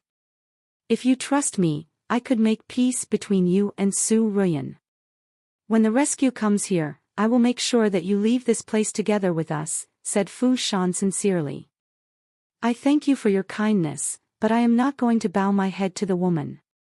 The worst-case scenario, I will die here of old age, and even that is better than begging Su Ruyan. Han Sen did not even need the Starry Group's ship to go back. Fu Shan gazed at Han Sen and got up. Think about it. If you need anything, come to find me. Han Sen watched Fu Shan leave and continued to think about the skeleton's footwork and dagger skills. Han Sen believed that Fu Shan meant well, but Han Sen would not consider his proposal. Han Sen hated Su Ruyan and Starry Group. There was no way he would make peace with them. If I don't blackmail her enough, how could I thank Son of Heaven for what he had done to me? Han Sen thought with a sinister smile. As time went by, it had become harder and harder for the group of people to resist the temptation of meat. In addition, for most of them, a mutant beast soul was not very hard to come by. They all had several mutant beast souls and a lot of them even had sacred blood beast souls. The less important mutant beast souls were gradually transferred to Han Sen for the primitive ghost-eyed bears that he killed. Su Ruyan had never visited Han Sen, but traded through Fu Shan. Han Sen knew about it but did not say anything. Han Sen's plan was to first use the primitive ghost-eyed bears to strip them of their less important mutant beast souls. After Han Sen broke the egg, he would start to kill the mutant ghost-eyed bears to trade for their key mutant beast souls. This way, he could benefit much more than simply killing these people. When Su Ruyan paid a grand prize for entering the nest, she would discover the egg was already gone. Han Sen wondered what would be the look on her face at that time. In these 3 months, Han Sen had learned more and more about the weird footwork and dagger skills of the skeleton and saw the light. If it were not for the fact that Han Sen was interested in learning more about the skeleton's tricks, he could have killed it half a month ago. At this time, Han Sen had fully grasped all the tricks the skeleton had. It was time for him to kill the skeleton and break the egg. In darkness, Han Sen once again sneaked into the nest and was greeted by the skeleton's attacks per usual. Different from what happened in the past, Han Sen did not plan to retreat this time. He seized his 3-blade harpoon and calmly stared at the incoming skeleton. Han Sen now knew everything about the footwork and dagger skills of the skeleton. As the dagger almost reached him, Han Sen moved his feet slightly and stabbed his 3-blade harpoon from an impossible angle at the skeleton. Both Han Sen and the skeleton had an unpredictable style, but the difference was that Han Sen only had 1 weapon, while the skeleton had 2. Even so, Han Sen was still at an advantage. He knew everything about the white jade skeleton and felt like he could control the skeleton. Suddenly, Han Sen had an epiphany. The seemingly disordered footwork and dagger skills were actually of a unique order. It was because Han Sen's understanding of order was too shallow that he felt it was out of order. After 3 months of learning, Han Sen finally understood the order of disorder, and gained a deeper understanding of rhythm and order. With this epiphany, Han Sen had greatly improved his way of thinking. His opponent's footwork and dagger skills suddenly became boring in his eyes. Without any hesitation, Han Sen made a fierce step. The moment he brushed against the skeleton's skull flew up into the air. Its pair of daggers failed to hurt Han Sen, and its weird footwork did not bring it away from the three-blade harpoon. Sacred Blood Creature Skeleton King killed. No beast soul gained. Meat inedible. Han Sen was not disappointed that he gained neither beast soul nor meat, for what he had learned in the 3 months was much more valuable than a sacred blood beast soul or meat. In addition, the Sacred Blood Skeleton King had a pair of gears. Different from the golden axe and iron hammer, the pair of bone daggers could be sold at an incredible price. They were on the same level as the diamond sword, not to mention they came in a pair. After appreciating his new weapons for a while, Han Sen put them away and kept going. In the entire nest, he did not run into another creature. After reaching the end of the nest, Han Sen saw a translucent ellipsoid set in the black stone wall. Inside the ellipsoid, there seemed to be a flickering light. The ellipsoid was taller than himself, and looked exactly the same as eggs portrayed on the Skynet. Han Sen regarded it and used the diamond sword to cut it open. Crack! The ellipsoid was cut in half and liquid-like glue flowed from it. Egg broken. Identifying beast soul. The voice was different from the one after a normal kill. Han Sen did not get the beast soul directly. Han Sen had also read this part on the Skynet. After breaking the egg, the beast soul gained would be random. Although it was possible to get anything between an ordinary beast soul to a sacred blood one, based on other people's experience, most people got sacred blood beast souls, except for a few poor devils. God bless. Don't make me one of the poor devils, tell me this is a sacred blood beast soul, prayed Han Senator. Although the chance was very slim, it was still possible for Han Sen to gain a less advanced beast soul. Before laying his eyes on the beast soul, Han Sen was quite nervous. After praying, Han Sen paused as he suddenly thought of one thing. If the beast soul gained from breaking an egg was random, would it also be possible for him to gain a super beast soul from it? In the past, Han Sen did not know the existence of super creatures. But now, since he had discovered a super creature, there must be a corresponding super beast soul. Since it was random, Han Sen might as well get a super beast soul.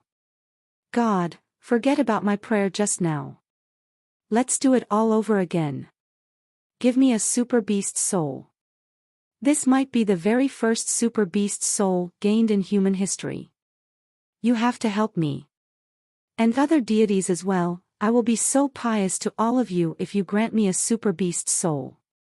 Han Sen quickly took back his own request and prayed some more. The liquid from the broken egg started to glow and gradually condensed into something like a holographic image. Han Sen watched the beast soul formulating in front of him without a blink and kept praying, Super Beast Soul. It has to be a super beast soul. Boom! The moment the beast soul was officially formed, it turned into a shadow and entered Han Sen's mind.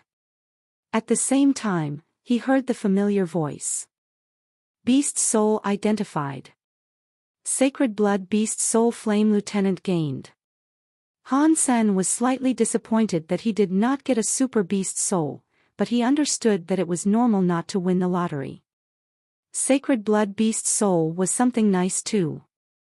Han Sen summoned the beast soul he just gained.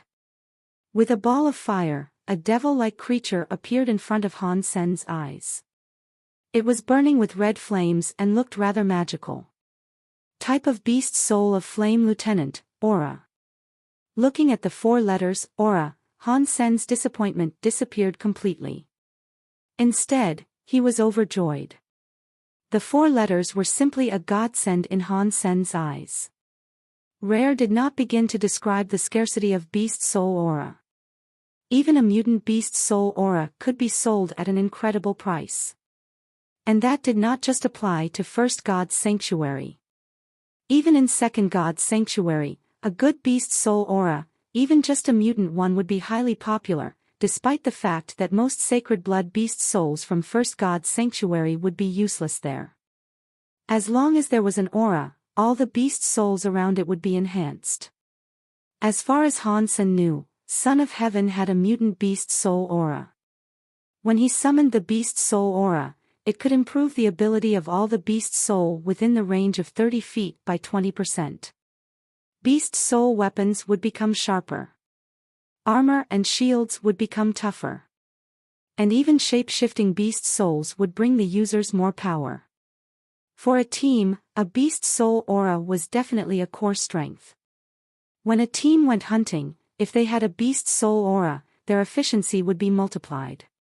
Since a beast soul aura could empower all the beast souls within a certain range, if there were several beast soul auras in the same team, then the enhancement would be enormous. Unfortunately, aura beast souls were so rare that in the entire steel armor shelter, only Son of Heaven had a mutant beast soul aura. Even Huangfu Pingqing, who had a company dealing beast souls, did not have beast soul auras for sale. All the teams wished to have an aura beast soul, so bringing an aura into the Second God's Sanctuary, Han Sen would be invited by many experienced people to join their teams. Aura beast souls must be the most valuable type among all beast souls, as its functions were incredibly popular.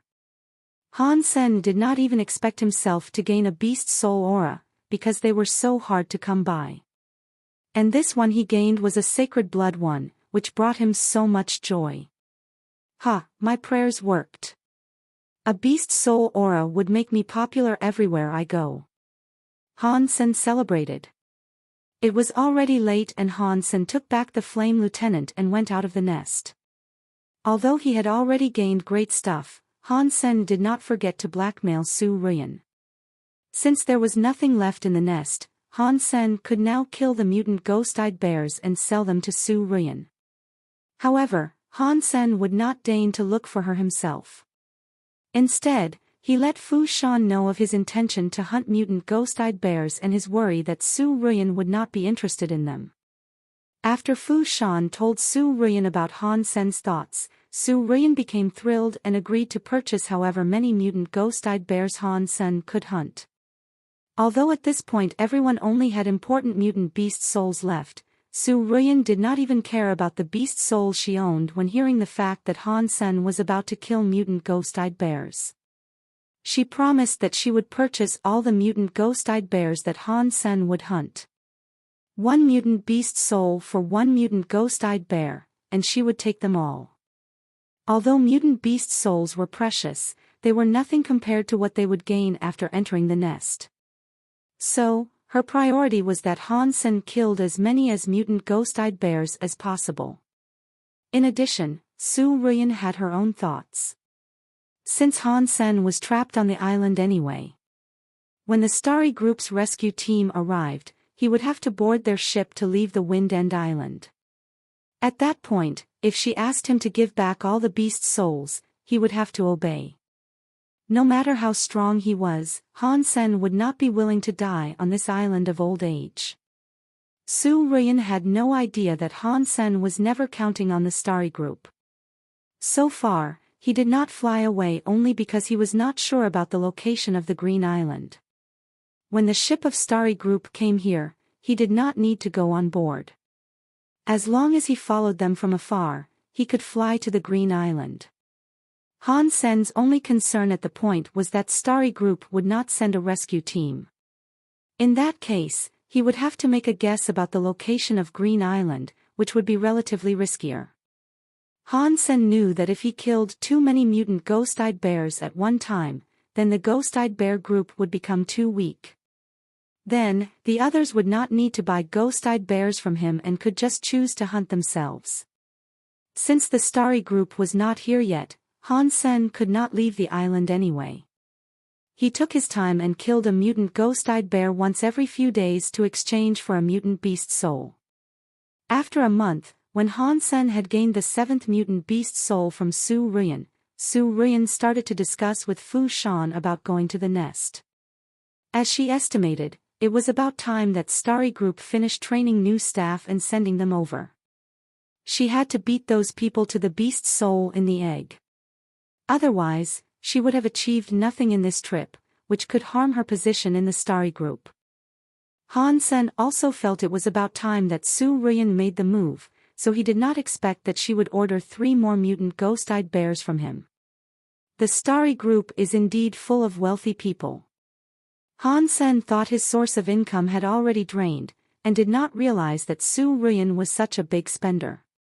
Han Sen killed 4 mutant ghost-eyed bears in one day. He sold 3 of them to Su Ruyan and kept 1 for himself to increase his mutant geno points.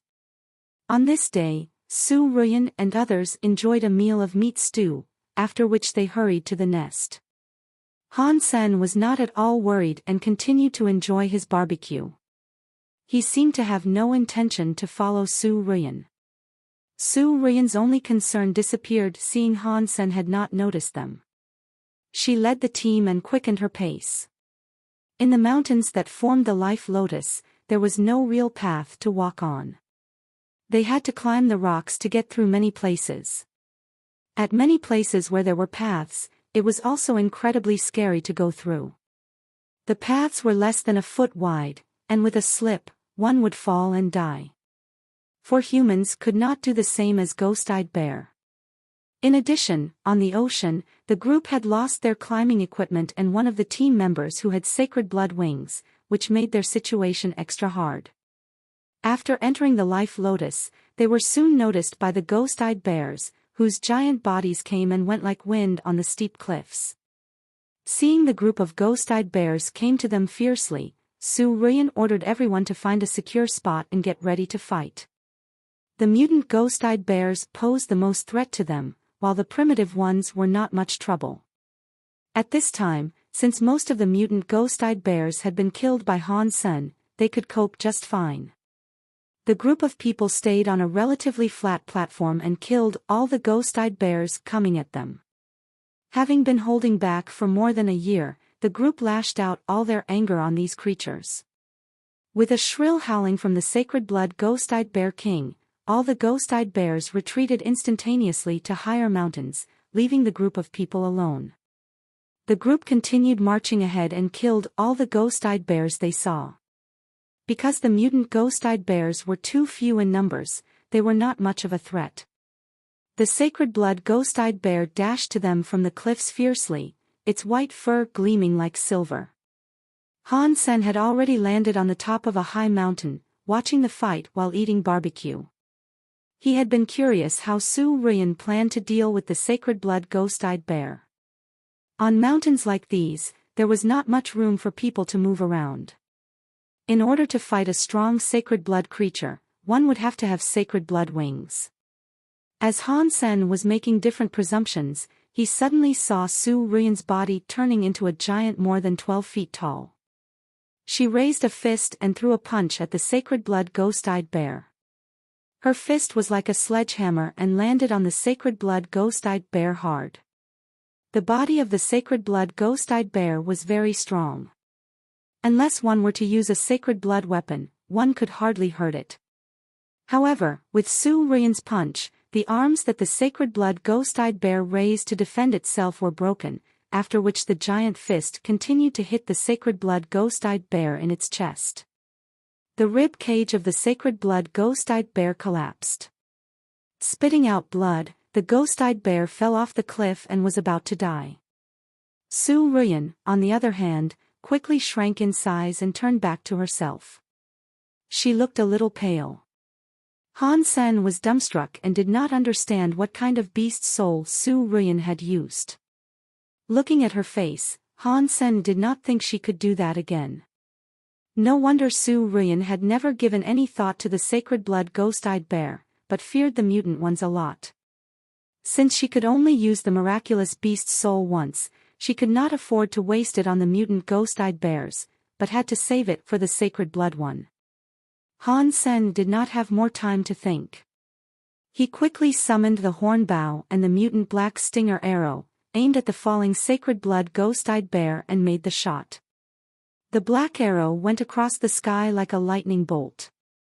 As if it were equipped with a GPS device, it pierced the ghost-eyed bear's head through its open mouth. When Su Ruyan, who had perfectly utilized the power of the beast's soul, was secretly celebrating, she was suddenly dumbstruck by the arrow coming out of nowhere. She quickly looked to the direction where the arrow was from and saw Han Sen on top of the mountain with a bow in his hand. Bang! Under the cliff the sacred blood ghost-eyed bear fell to the ground. Su Ruyan watched Han Sen with her eyes almost spitting fire. Since Su Ruyan did not hear the voice telling her the sacred blood ghost-eyed bear was killed, it was obvious that the kill was counted on Han Sen's head. Han Sen was so happy that he almost laughed out loud. It seemed that every time he stole the last kill, he would always gain a beast soul. And this was no exception. Sacred blood ghost-eyed bear killed. Beast soul of sacred blood ghost-eyed bear gained. Eat its meat to gain 0 to 10 sacred geno points randomly. What a great harvest! It's a shame that they were not hurt. There is no chance for me to kill Su Ruyan, Han Sen said with a sigh. Throwing a fierce stare at Han Sen, Su Ruyan gritted her teeth and said nothing. They went all the way to the entrance of the nest and started going down. Su Ruyan specifically arranged for several people to guard the entrance, so that Han Sen could not follow them inside. Han Sen did not have any intention to follow them into the nest, which he knew very well was basically empty. At this point, Han Sen had already come down from the mountain and ran away with the dead sacred blood ghost-eyed bear. Rushing to the nest, the group of people did not have time to think about Han Senator. On the other hand, they believed it was not that easy for Han Sen to go down the cliff. And even if he managed to leave with the body, he had nowhere to go but the island, so they could always find him later. However, Han Sen had flown away with the body before anyone noticed. When the group of people went down to the nest, they found the green gold wall was already broken. After they went in, since there were no dead creatures and the cells were all intact, they still had some hope. When they arrived at the egg and found it was broken as well, all of their hearts sank. Han Sen, I will kill you. Su Ruyan was driven mad and wanted to find Han Senator. However, no one could find him at this point. Even the sacred blood ghost-eyed bear's body was gone. Su Ruyan did not want to believe the fact that she had got nothing while Han Sen had got everything. She took her team to search the entire island, but Han Sen had completely disappeared. Shocked and mad, no one had any idea where Han Sen had gone.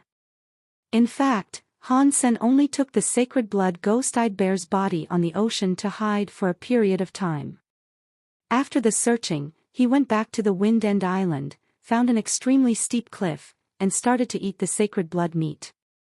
Meat of sacred blood ghost-eyed bear eaten. 1 sacred geno point gained. Each time he gained sacred geno point, Han Sen was extremely excited. After eating the entire ghost-eyed bear, 5 more sacred geno points were added. Han Sen now had 66 sacred geno points. For a while, Han Sen avoided the group of people. With mountains everywhere on the island, the group was too small to search thoroughly anyways.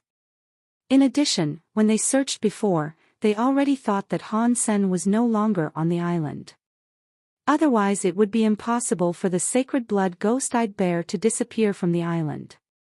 Less than half a month after Han Sen finished eating the sacred blood ghost-eyed bear, he saw a fleet sailing over to the island. Each ship bore the logo of Starry Group.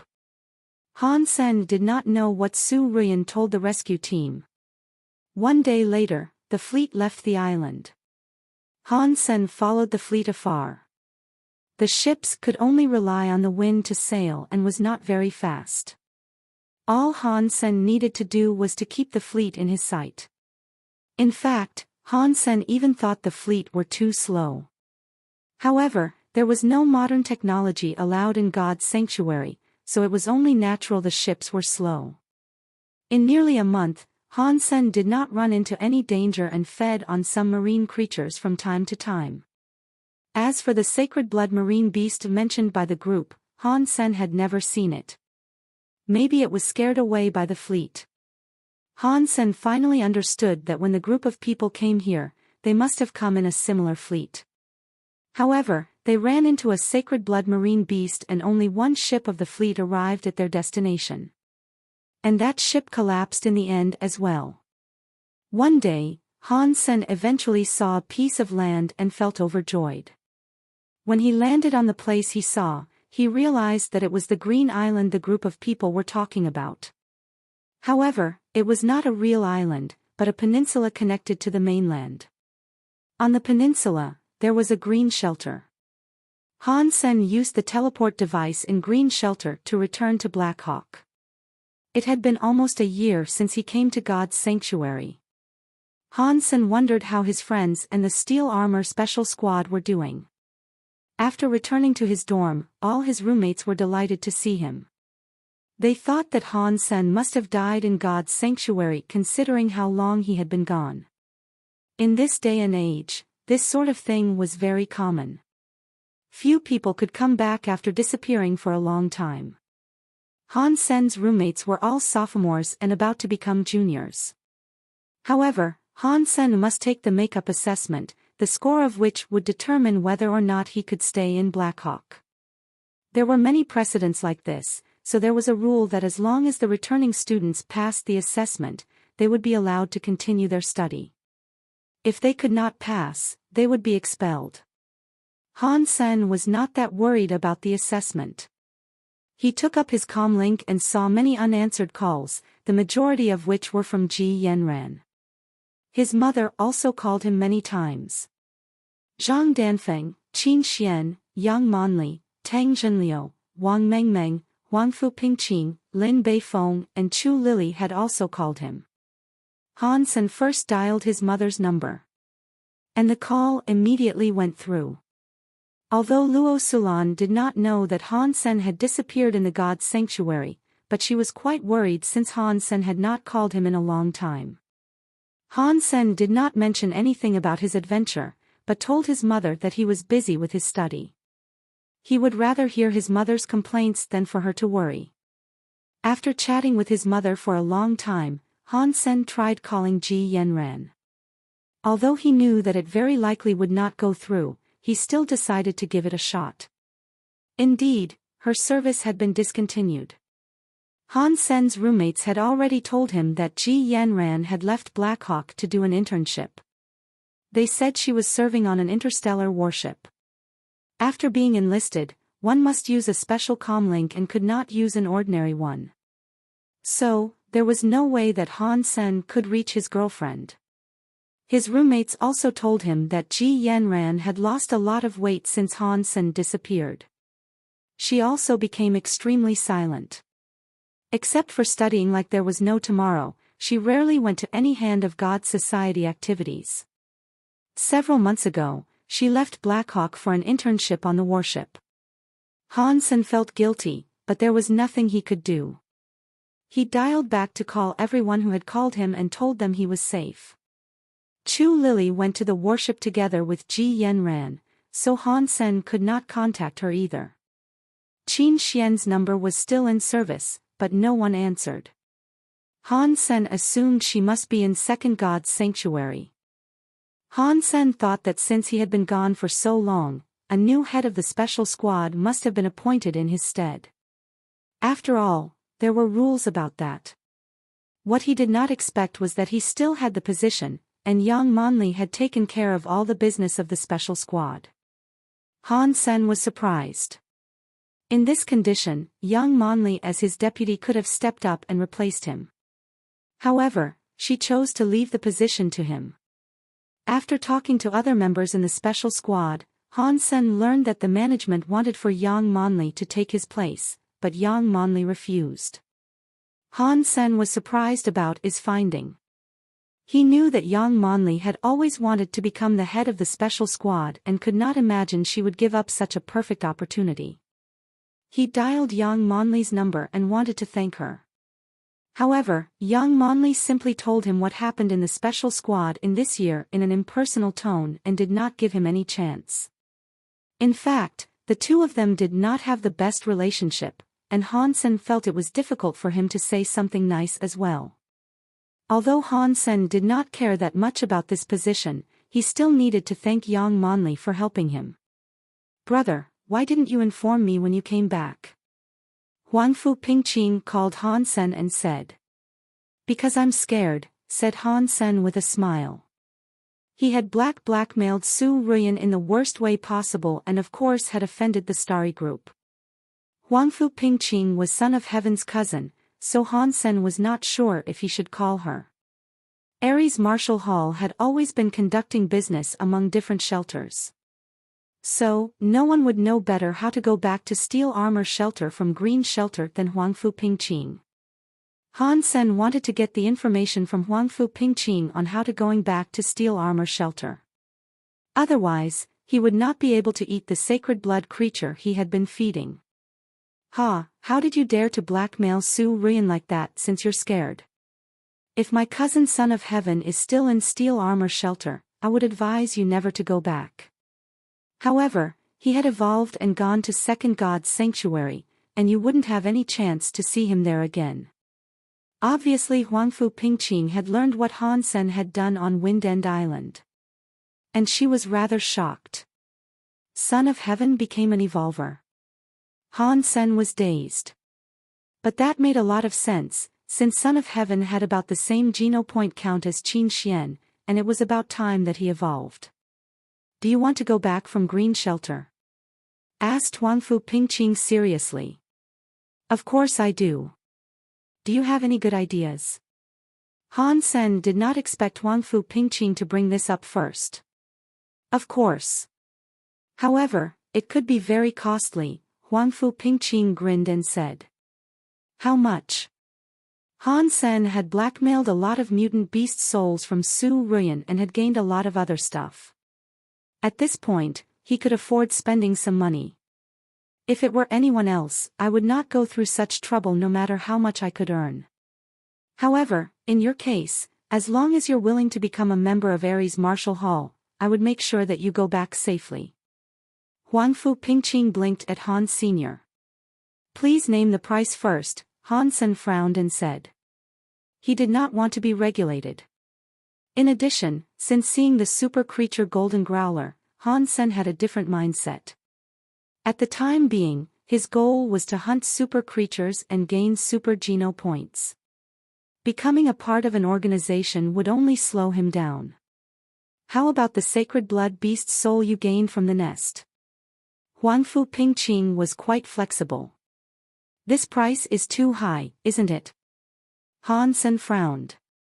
"You know that from Green Shelter to Steel Armor Shelter, you have to go through more than 5 other shelters. The trip would be highly unsafe.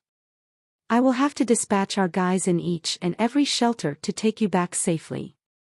The difficulties and cost were beyond your imagination. If it were not for you, I would not even do it for 2 sacred blood beast souls," said Huang Fu Pingqing seriously. "How about you give me a map, and I can travel on my own," Han Sen pondered and suggested. "Without someone leading the way, you might easily run into troubles. Think again before you choose to do this," advised Huang Fu Pingqing. "That's fine. I just need a map," insisted Han Senator. There was no way he would give her the sacred blood beast soul. However, the map, which was not even very detailed, was a trade secret. Han Sen used 5 mutant beast souls to buy all the data and map from Huang Fu Pingqing. Han Sen teleported to God's Sanctuary, made the deal with Huang Fu Pingqing's guys in Green Shelter, and obtained all the materials and map. However, Han Sen did not leave for Steel Armor Shelter immediately. He must pass the makeup assessment in Blackhawk first. If he entered God's Sanctuary and spent a lot of time there again, he might be expelled for real. The makeup assessment was quite smooth for Han Senator. He did not do that well in some theory courses, but his overall grades still met the requirements. Han Sen had also won many victories for the school before, so he successfully became a sophomore and could be a junior in a short period of time. Of course, Han Sen had missed all the Military Academy League contests and the Chosen contest in God's Sanctuary, for which he did not feel sorry, since all he could think about right now was super creatures and super geno points. Other things were of little meaning to him. However, it was impossible to kill a super creature with sacred blood beast souls alone. It was the same as a sacred blood creature could hardly be killed with just mutant beast souls. Sacred blood beast souls posed little threat to a super creature. Han Sen used everything he got and could not even hurt a baby golden growler, not to mention an adult super creature. With a lot of thoughts, Han Sen decided that in addition to maxing out all types of geno points, the one thing that could significantly improve the possibility of success was hyper geno art. Only the strongest hyper geno art could lead to a breakthrough and allow him to hunt and super creatures. Maybe I would be able to become the first person who maxes out on super geno points in human history.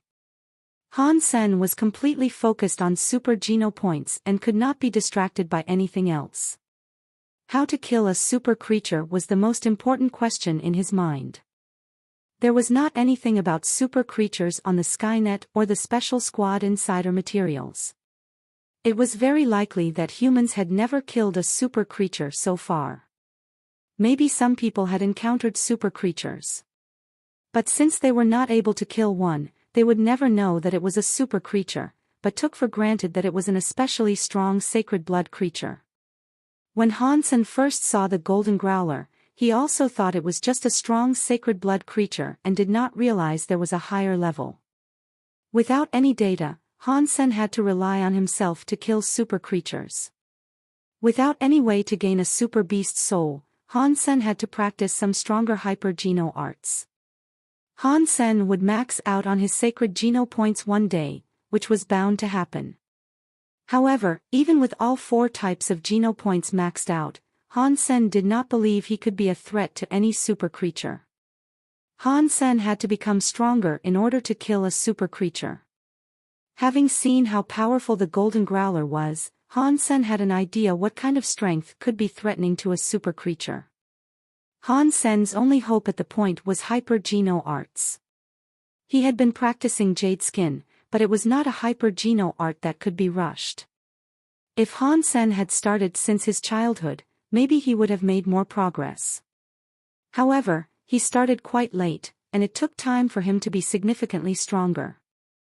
At the time being, Han Sen still had 5 S-Class St. Hall licenses. In the past year, the Special Squad had provided him with nearly 100 points, which could also be traded for S-Class licenses or Geno solutions. However, Han Sen had no idea which hyper geno art could increase his strength significantly. Han Sen found Bai Shan's number from his comlink. As a professor and maester in the St. Hall, Bai Shan was a part of many research programs of hyper geno arts. There should be no one that knew hyper geno arts better than him. Han Sen decided to ask for his help. Bai Shan was glad to see Han Senator. He had always been paying attention to Han Sen, and more specifically, how Han Sen had practiced Yin Yang Blast and put it into use. When Han Sen first disappeared, Bai Shan was constantly asking the president of Blackhawk about Han Senator. However, Han Sen had been gone for so long that Bai Shan thought something had happened to him. Surprisingly, Han Sen came back, which made Bai Shan very happy. He asked Han Sen many questions about his practice of Yin Yang Blast. Han Sen took his time and answered all Bai Shan's questions. After that, Han Sen asked, "Professor, I have some questions about hyper geno arts that I like to ask you. Do you have a minute?" "What you want to ask?" asked Bai Shan. "I want to know, in all the hyper geno arts that could be practiced by the unevolved, which one had the most destructive power?" Han Sen asked. Destructive power is a vague term. Bai Shan thought about it and said, for example, the Yin Yang Blast you practice could be very destructive if you use it properly. You could even use a mutant beast soul weapon to kill a sacred blood creature with that hyper geno art. Isn't that enough? It is unfortunate that what I want to kill is much stronger sacred blood creatures, thought Han Senator. He smiled bitterly, organized his words, and said, say. Is there a hyper-geno art that would allow me to shred the shell of a sacred blood crystal-shelled turtle with bare hands? The sacred blood crystal-shelled turtle was a creature known for its tough shell. People called it the toughest sacred blood creature in First God's sanctuary. In Han Sen's opinion, the fur of the golden growler should be even tougher than the shell of the sacred blood crystal-shelled turtle. However, he could not describe it to Bai Shan, so he thought of an example. To tear apart the shell of the sacred blood crystal-shelled turtle without the help of any tools was almost impossible, even for those who had maxed out on all types of geno points. Bai Shan heard Han Sen's question and started to think. Isn't there a hyper-geno art that could increase one's strength significantly to make that happen? Han Sen frowned. If he could not even tear apart the turtle's shell, it would be less likely for him to kill the golden growler. Bai Shan thought about it and replied, it would be easy to achieve that if you were to practice the hyper-geno arts for evolvers. Many hyper-geno arts that change your body cells could achieve the effect you described. However, the hyper-geno arts for the unevolved, I could not think of any. Han Sen, why are you asking me this? You do not have to achieve that. With any sacred blood beast soul weapon, you could kill anything you see in First God's sanctuary. When you evolve and go to Second God's sanctuary, everything will become natural for you. Bai Shan looked at Han Sen puzzled. It is just a personal preference. Is there really no hyper-geno art that could allow me to do that? Han Sen insisted. If there was no hyper-geno art that could help him to achieve that, all he could count on would be super beast souls. However, the source of the super beast souls remained an issue. Han Sen could only think of the nest so far, and he was not even sure whether there could be super beast souls in the eggs. In fact, you would not need to think about all that. If you practice Yin Yang Blast well, you could use the Yin force to penetrate the turtle's shell and break the inner organs of the sacred blood crystal-shelled turtle, suggested Bai Shan, getting a kick out of the fact that he was the one who invented Yin Yang Blast. Han Sen secretly shook his head. If that could work, he wouldn't have to go through so much trouble. He was able to stab the baby golden growler in the eye, but could not even hurt it with Yin Yang Blast. Even the most vulnerable eyes were so tough, Han Sen could only imagine that the baby golden growler had tougher inner organs. If he did not have enough strength to begin with, even with the Yin force, Han Sen would not be able to hurt its organs. Professor, isn't there a hyper-geno art that could fundamentally enhance one's strength to an incredible level? Han Sen had to ask. Seeing the disappointment in Han Sen's face, Bai Shan touched his chin and thought for a long while before he said, I can't say there isn't, but... Bai Shan paused and did not continue. Han Sen, on the other hand, was overjoyed. He thought there was no hope and did not expect to get a positive answer. He quickly asked Bai Shan, Professor, do you have any hyper-geno art in mind? Bai Shan hesitated and then continued, it's not exactly a hyper-geno art. You know that hyper-geno arts all came from ancient martial arts. More than 20 years ago, an incomplete version of Heresy Sutra was unearthed. Since it was incomplete, most ancient martial arts recorded in the book are no longer suitable for practice. Only an ancient martial art called Heresy Mantra was relatively complete.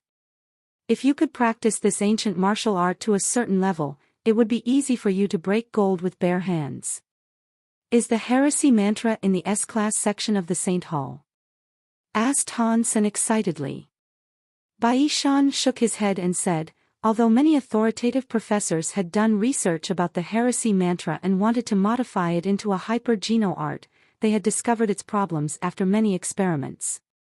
So, is the Heresy Mantra not as powerful as they thought it would be? Asked Han Sr. Bai Shan replied, it's not that. After practicing Heresy Mantra, the volunteers did experience incredible enhancement in their physique. However, they also went through something weird. Something weird? Han Sen looked at Baishan. Baishan pondered and organized his words, so, every volunteer who tried to practice heresy mantra would have too good an appetite. After hearing Baishan's reply, Han Sen was dazed. He assumed it was some serious issue and did not expect it to be as simple as, too good an appetite. Baishan knew what Han Sen was thinking from his look. He said seriously, maybe you cannot imagine what it's like to have too good an appetite. I'll put it this way, normal people would feel full, but those who practiced heresy mantra would lose the sense of fullness. No matter how much stuff was already in his stomach, he would still feel hungry. Among the 6 volunteers who tried to practice heresy mantra, 2 were almost stuffed to death. When they stopped practicing heresy mantra, the sense of hunger slowly disappeared. So, does the heresy mantra work well? Han Sen asked. I don't know. Baishan's reply made Han Sen pause again. Baishan had said earlier that heresy mantra was very effective. Baishan understood Han Sen's thoughts and explained, after practicing heresy mantra, the 6 volunteers had witnessed great improvements in their speed and strength. However, because of the unbearable hunger, they all gave up practicing. Since none of them had reached the first phase of heresy mantra, the enhancement of their physique disappeared with their sense of hunger. I would say one would have to reach the first phase to tell how heresy mantra works. So, nobody else practiced heresy mantra again? Han Sen could not help asking. We had many volunteers who had practiced it, but none of them could get past the hunger. Nobody could persist to finish the first phase, said Baishan. How many phases are there in heresy mantra? Han Sen started to get interested in heresy mantra. Since there were no risks after giving up, he would like to try his luck. After all, this was the only thing that Baishan could think of after hearing his needs. Han Sen had to see how it worked. There are 4 phases: keeping the vital energy, seeing through the mirage, longevity, and immortality. The volunteers never even reached the first phase of keeping the vital energy. That was why heresy mantra was never adapted into a hyper-geno art. Professor, would you mind if I try to practice heresy mantra?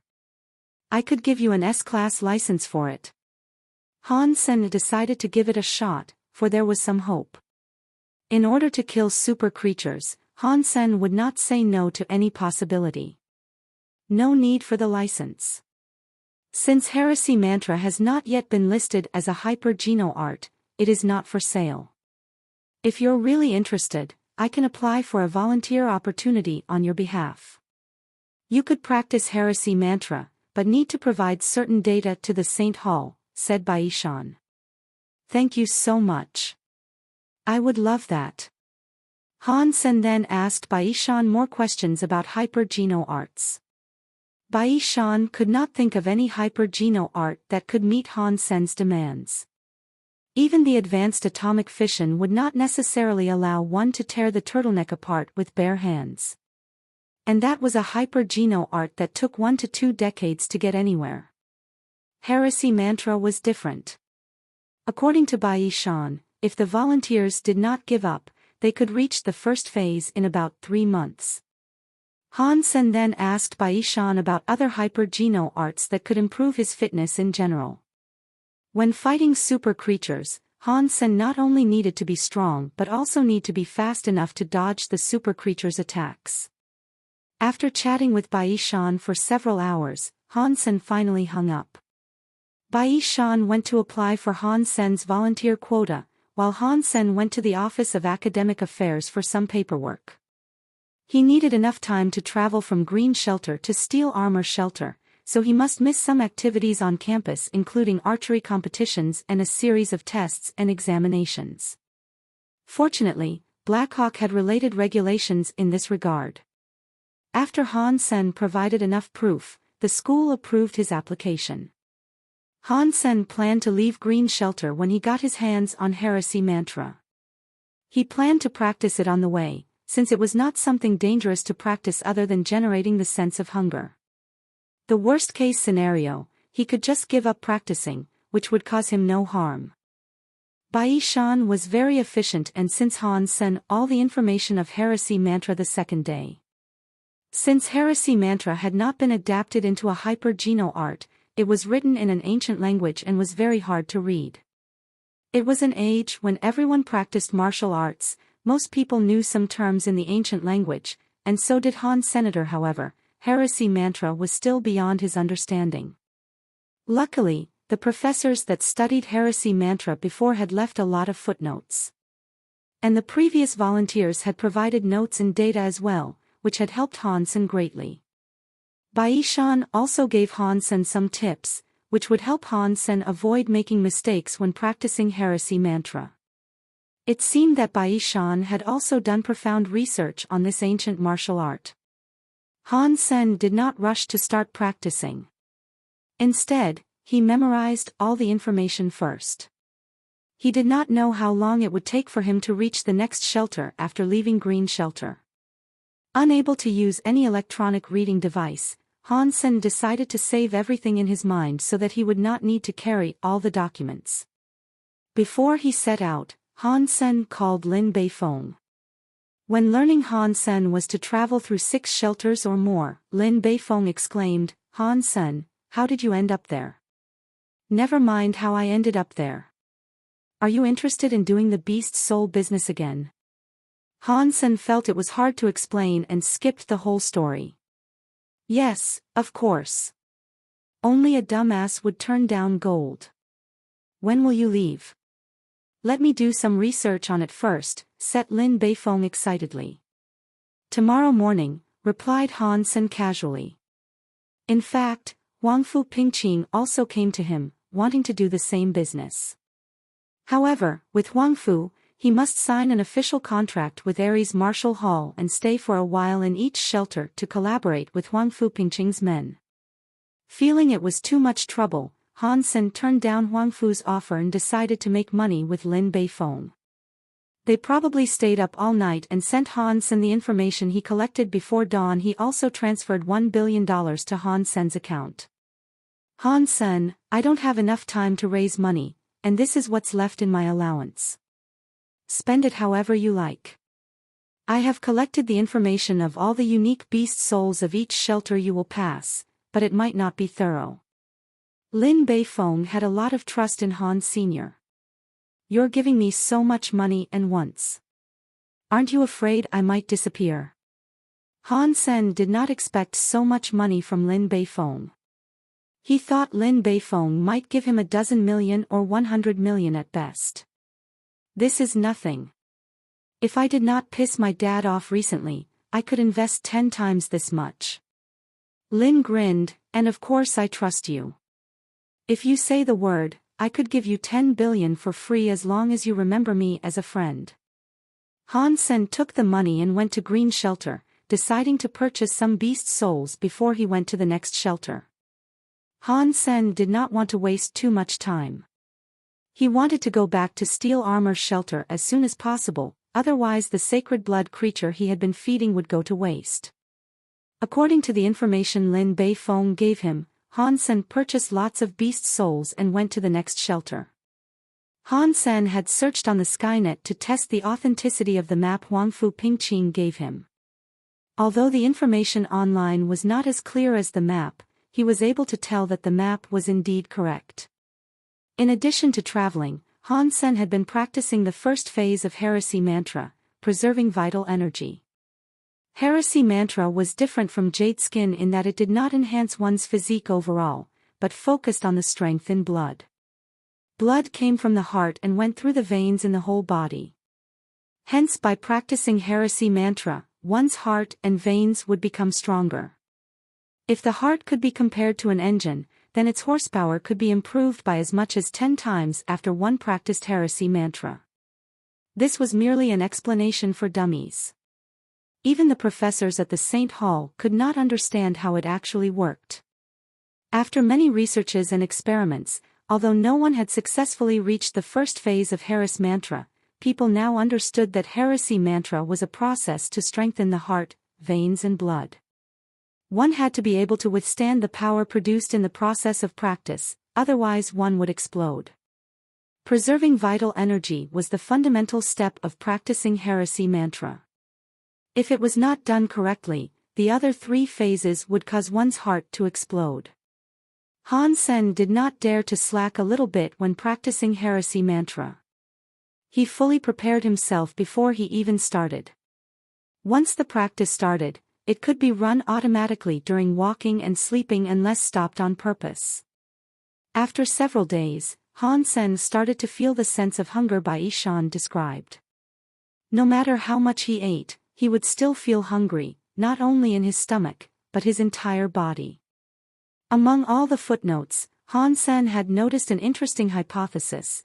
The reason for the hunger during the practice was that heresy mantra needed a huge amount of energy to improve the genes that controlled the heart and veins, while the nutrition contained in food was not enough. In this case, the entire body was under a lot of pressure, and all the energy went to support those specific body parts, which was why other parts of the body had basically no energy. This theory was not corroborated. The previous volunteers were consuming most advanced nutrition solutions every day, which was still not enough to balance the hunger, which made people question the theory. This is incredible hunger.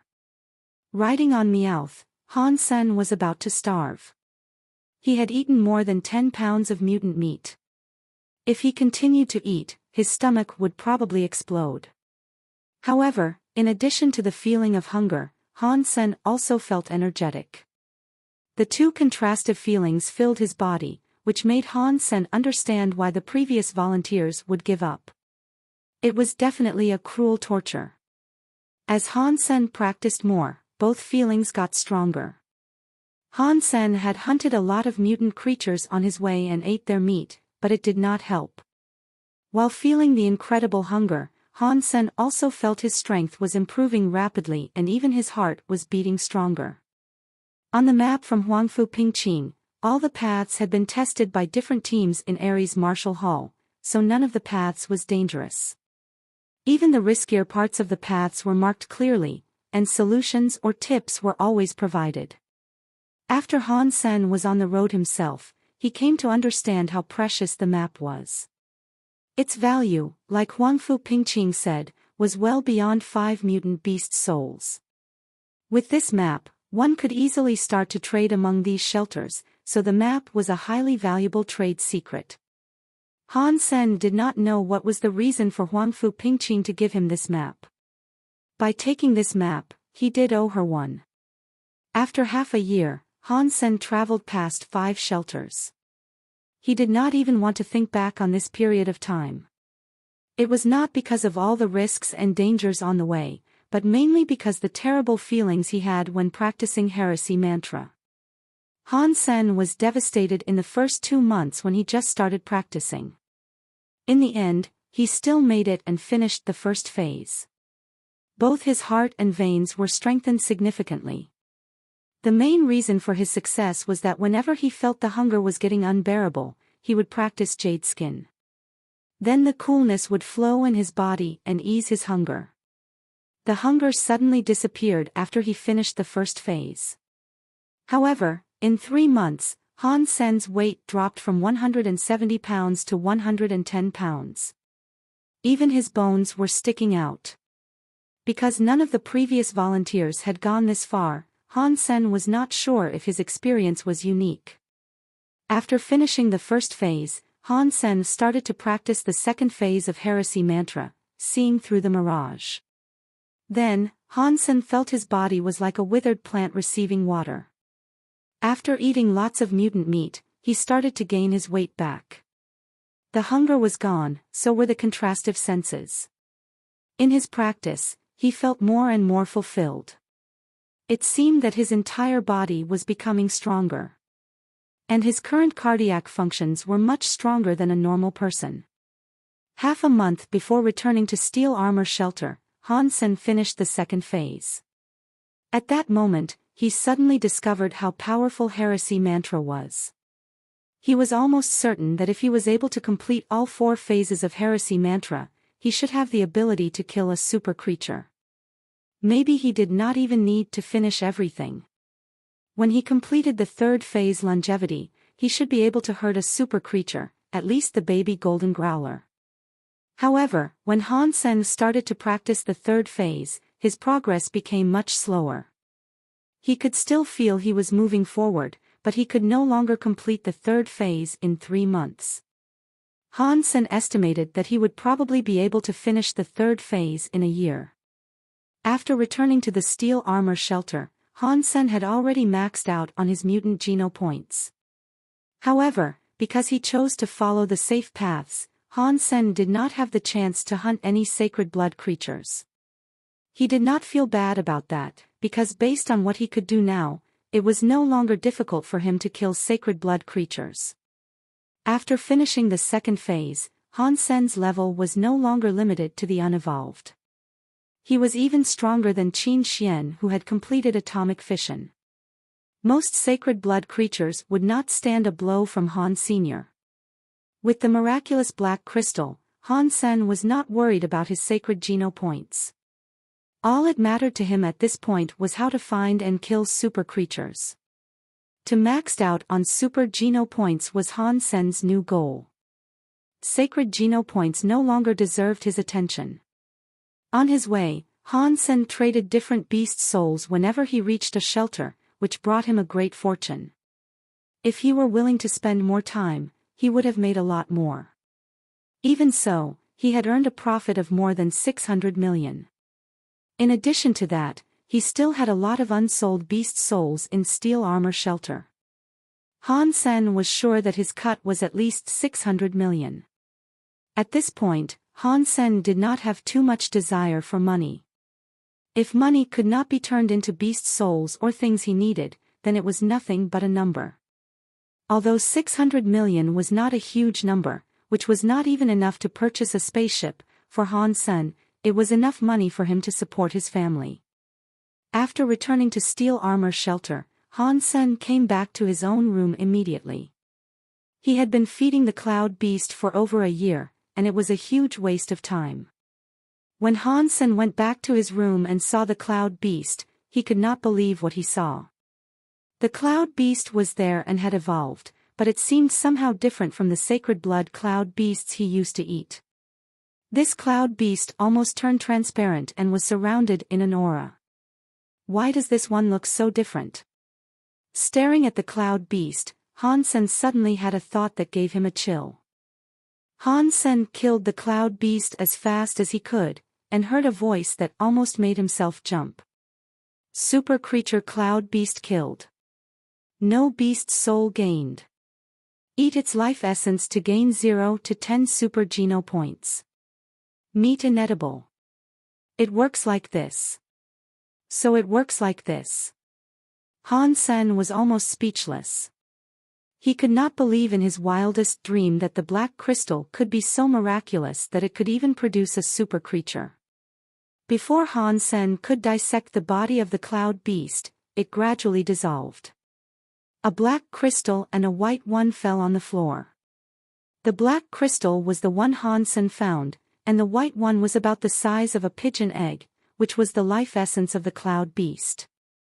Han Sen could not believe that the seemingly ordinary black crystal could produce super creatures that the entire mankind failed to hunt. Han Sen became wild with joy as he finally had an access to super geno points, and possibly super beast souls. If he had gained a super beast soul, maybe he could kill super creatures before he finished the fourth phase of Heresy Mantra. Han Sen quickly went to the market, bought another cloud beast, and fed it with the black crystal. He was very curious to know how long it took for a cloud beast to evolve into a super creature. It took a creature 3 months to evolve into a sacred blood one, and for it to further evolve into a super creature, Han Sen believed it took longer. However, it would take a year and a half at most, since it took that long for the previous cloud beast to complete evolution. After finishing doing that, Han Sen started to savor the life essence of the cloud beast. Life essence of super creature cloud beast eaten. 1 super geno point gained. Life essence of super creature cloud beast eaten. 1 super geno point gained. Han Sen heard the continuous voice and felt on top of the world. As an incredible strength filled his body, Han Sen felt his bones and flesh were developing again, as if he were a child. In the end, the Cloud Beast provided 9 Super Geno points to Han Senator. At this point, he had 19 Super Geno points and a leap in his physique. Han Sen found Lin Beifong and transferred the money and beast souls to him. He did not want any distractions in his life, because his only goal was to evolve with his Super Geno points maxed out. The first super evolver in all humans. Han Sen scoffed at the thought of sacred blood aristocrats. An evolver with his Super Geno points maxed out should be considered a royalty for sure. Han Sen could only imagine what kind of benefits he and his family could gain if he evolved with his Super Geno points maxed out. His only concern was that it took too long for a super creature to be produced. According to his experience, it should take about 9 months to 1 year for a creature to evolve into a super creature. Although it was great news, Han Sen did not want to wait that long. At this point, he needed at least 10 super creatures or more to max out his Super Geno points, which meant he would have to wait more than a decade. The only solution was to hunt the super creatures in God's sanctuary, for which Han Sen must have enough time to improve his ability. While continuing to practice the third phase of Heresy Mantra, Han Sen used one of the 5 S-Class Saint Hall licenses he got from Baishan to buy a Hyper Geno art called Panorama. Panorama was the most renowned Hyper Geno art in the Saint Hall, also known as the Encyclopedia of Martial Arts. It's included many techniques from different schools. In the beginning, the Saint Hall wanted to develop a martial art that included all the fundamentals so that everybody could easily improve their physique. However, as more and more techniques were added, the Hyper Geno art itself became more and more demanding on those who practiced it. Everyone's body had different features. And different martial arts had different requirements for one's body, which was why no one could practice every single martial art. For example, if one was lacking in strength, then one would likely be restrained from practicing the martial arts that focused on strength. Panorama was a collection of all sorts of fundamental martial arts, which was why it was almost impossible to find someone to practice it. Later on, the Saint Hall divided Panorama into different subjects and categories, which made it convenient for people to choose the martial arts they could practice. The original version of Panorama was used by the Saint Hall as a dictionary. Every time someone had some new findings, they would also be added to Panorama so that it would be more convenient for future research. Many professors from the Saint Hall would use Panorama this way, which made it become a true encyclopedia. The license needed to purchase the original version of Panorama also became more and more advanced, since it contained a lot of old and new knowledge. At this point, one would need an S-Class license to buy it. Also, the license must be a universal one, which could only come from a staff member. Although Panorama had its own Geno solutions, the Saint Hall did not guarantee success of practicing Panorama. After all, it was a Hyper Geno art that required things beyond what Geno solutions could make up for. The reason Han Sen chose Panorama was that he believed if he wanted to hunt super creatures, the least he could do was to adjust his physique to the best and eliminate all his weaknesses. Han Sen did not receive the best education when he grew up, so his development was not balanced. He was good at certain things, but not so much at others. Therefore, Han Sen wanted to start from zero and achieve an ideal state in all aspects so that he could prepare himself for hunting super creatures. Time was a scary thing, especially in such an interstellar age. Each moment, many shocking incidents happened on the planets occupied by mankind. Many strong men fell, and many new stars were born. In 2 years, too many things had happened and too many things had been forgotten. There were people who were not as forgetful, such as Jing Jia. Many people admired the Jings for the fact that they had a genius like Jing Jiwu. However, only those who truly knew the family knew, Jing Jiwu had a more brilliant brother named Jing Jia. Although Jing Jia was Jing Jiwu's little brother, those who had met him could only describe him as impressive. Jing Jiwu was a monster who could reach the top in every field, and his brother was someone who could reach beyond the top. The brother's grandfather had hired a lot of martial arts professors to instruct the two of them. Jing Jiwu was able to listen to and learn from all the professors, while Jing Jia could not have the same professor for over 3 months. Jing Jia had so many questions and thoughts that even the professor would be rendered speechless. All his professors quit within 3 months, because they believed they had nothing that they could teach the kid. Even better than his older brother, almost everyone in the family believed Jing Jia was the more appropriate candidate to take over the family business, except for one person, which was Jing Jia himself. In the eyes of Jing Jia, Jing Jiwu was his idol. Jing Jia was Jing Jiwu's biggest fan. Jing Jia would always go to every game of Jing Jiwu's.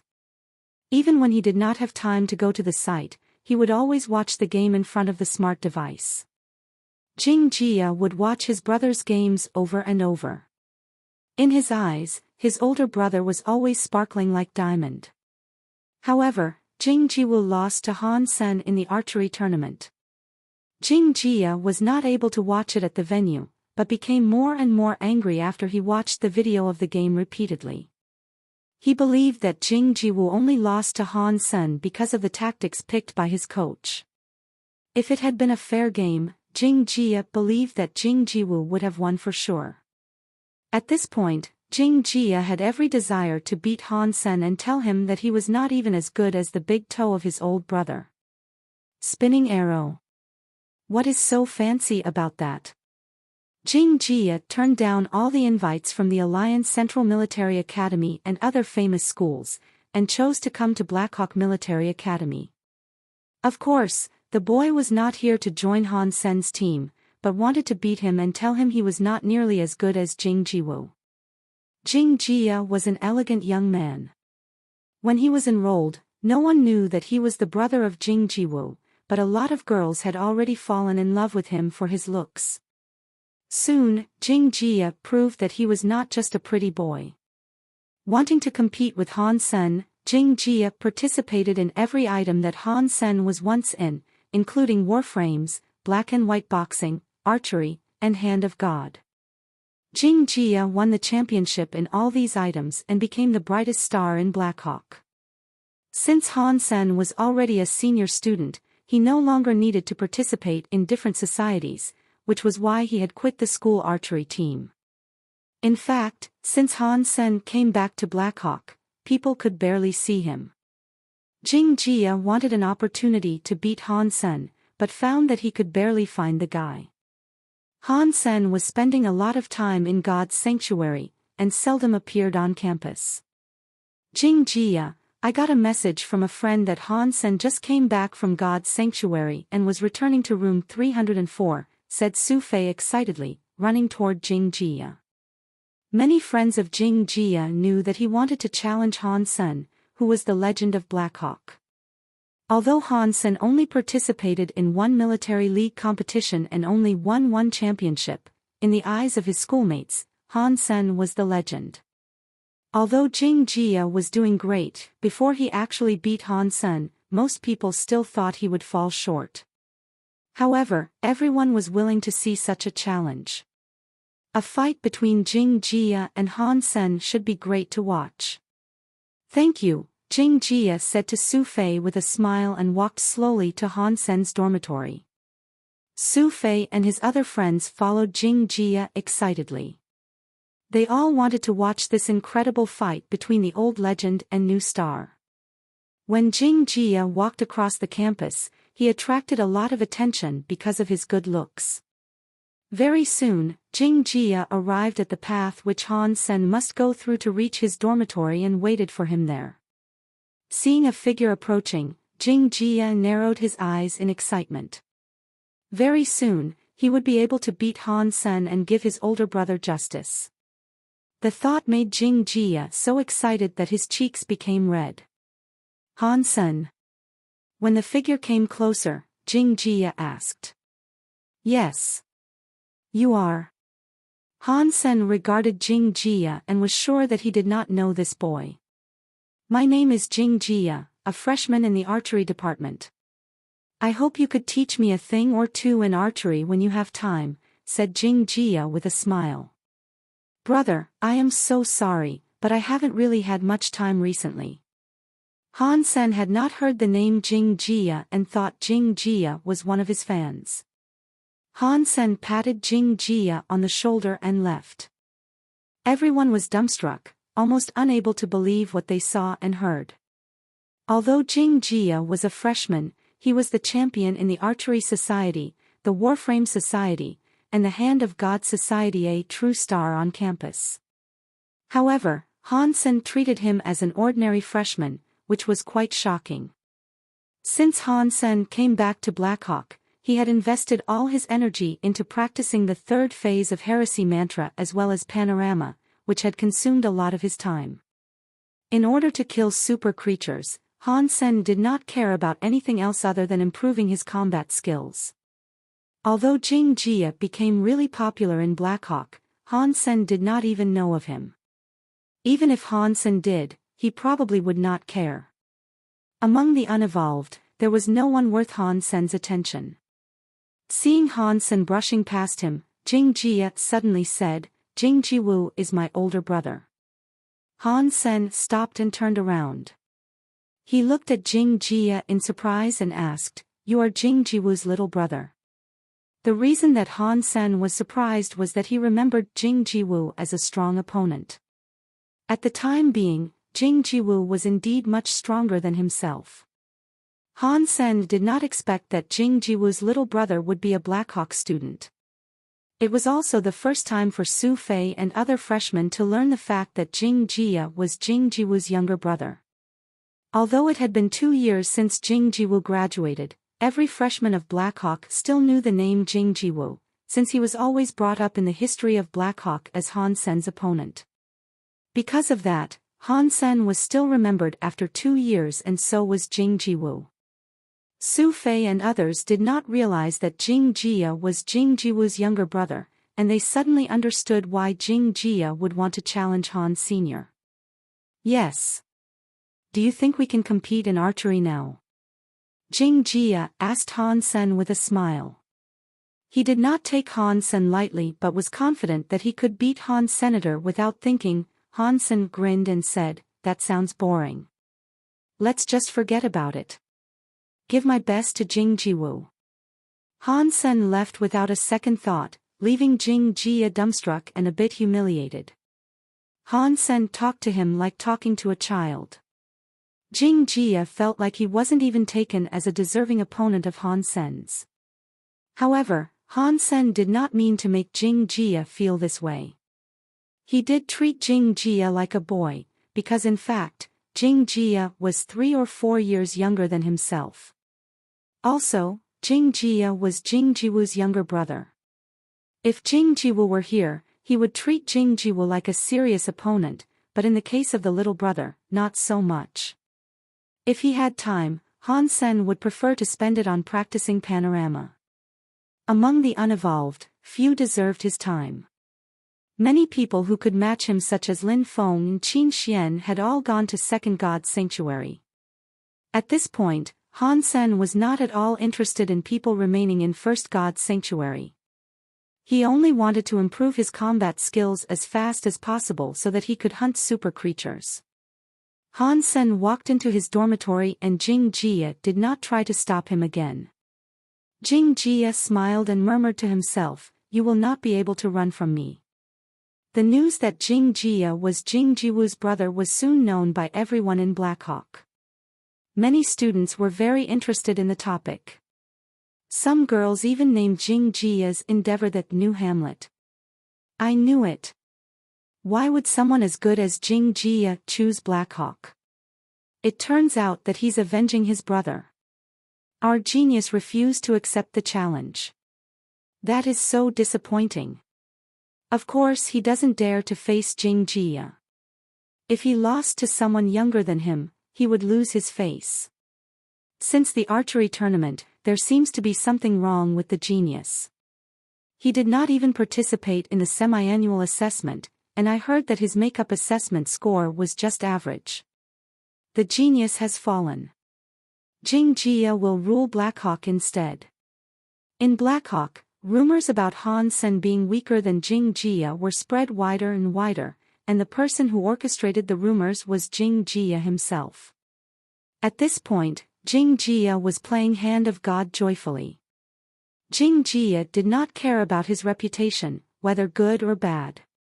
However, he understood that some military school students would defend their own reputation with life. So, Jing Jia was merely doing what it took for Han Sen to accept his challenge. The game of Hand of God ended. Jing Jia's opponent was Tian Dan, the current president of Hand of God Society, who was also the best player on campus, after Han Sen and Jing Jia, 20 points. Doesn't seem that difficult. Jing Jia exited the game. He was only trying to repeat whatever Han Sen had achieved in Blackhawk, so that he could prove that Han Sen was not that good after all. Jing Jia was waiting for Han Sen getting mad at all the rumors. He believed next time when he challenged Han Sen again, the answer would not be no. Even better, Han Sen might challenge him. However, what Jing Jia did not know was that although Han Sen learned about the rumors from his roommates, the senior students did not care about it at all. In Han Sen's eyes, Jing Jia's tricks were so childish that they did not deserve any his time for energy. I hope I can win once today. Han Sen chose a holographic device in the training hall on campus and logged in an online combat platform. The combat platform that Han Sen entered was named Gladiator. As an unofficial combat platform, it would not categorize the players based on their status like an official one would. On the Gladiator platform, players were able to choose to enter the unevolved section or the evolver section. Since it was not operated by the Alliance, personal information was unknown to the operator. That was exactly the reason that Han Sen chose Gladiator. Here, he was able to enter the evolver section and compete with evolvers. As good as Han Sen was, he could gain nothing fighting the unevolved. In order to practice Panorama, he would enter Gladiator to fight evolvers whenever he had time, which helped him practice his skills and learn things from others. However, his record was not that good. Since entering Gladiator half a year ago, Han Sen had won 4 times in total. The first time, he encountered an unevolved person who clicked into the wrong section. The second time, his opponent did not finish the combat and had to go take care of something in real life. So, Han Sen have only won twice really. As for his losses, Han Sen did not even bother to count, but the number was for sure 4-digit. At this point, his fitness index had passed 20, which was the best of the best among the unevolved. Very few of the unevolved persons could raise even one indicator above 20, let alone the overall index. It was easy to imagine how strong Han Sen was. This number was also under the condition of Han Sen not using Heresy Mantra. When Han Sen used Heresy Mantra, his strength would be even more impressive. However, although it seemed a great number of them on the unevolved, an index of 20 was too weak among evolvers. For those who were able to hunt mutant creatures in the second god's sanctuary, it was very easy for them to reach an index of 20. When the unevolved became evolvers, they would be awarded a certain strength. The more Geno points they had, the better the strength would be. Those who evolved with their sacred Geno points maxed out were normally awarded something called a sacred body, which would very likely double their fitness index. As for those who evolved with a low Geno point count, their improvement through the evolution was also limited. Normally speaking, those who evolved with their mutant Geno points maxed out would have a fitness index of nearly 20 after evolution. With some Geno points gained in Second God's Sanctuary, their fitness index could reach above 20, which was why the fitness index of 20 was nothing among evolvers.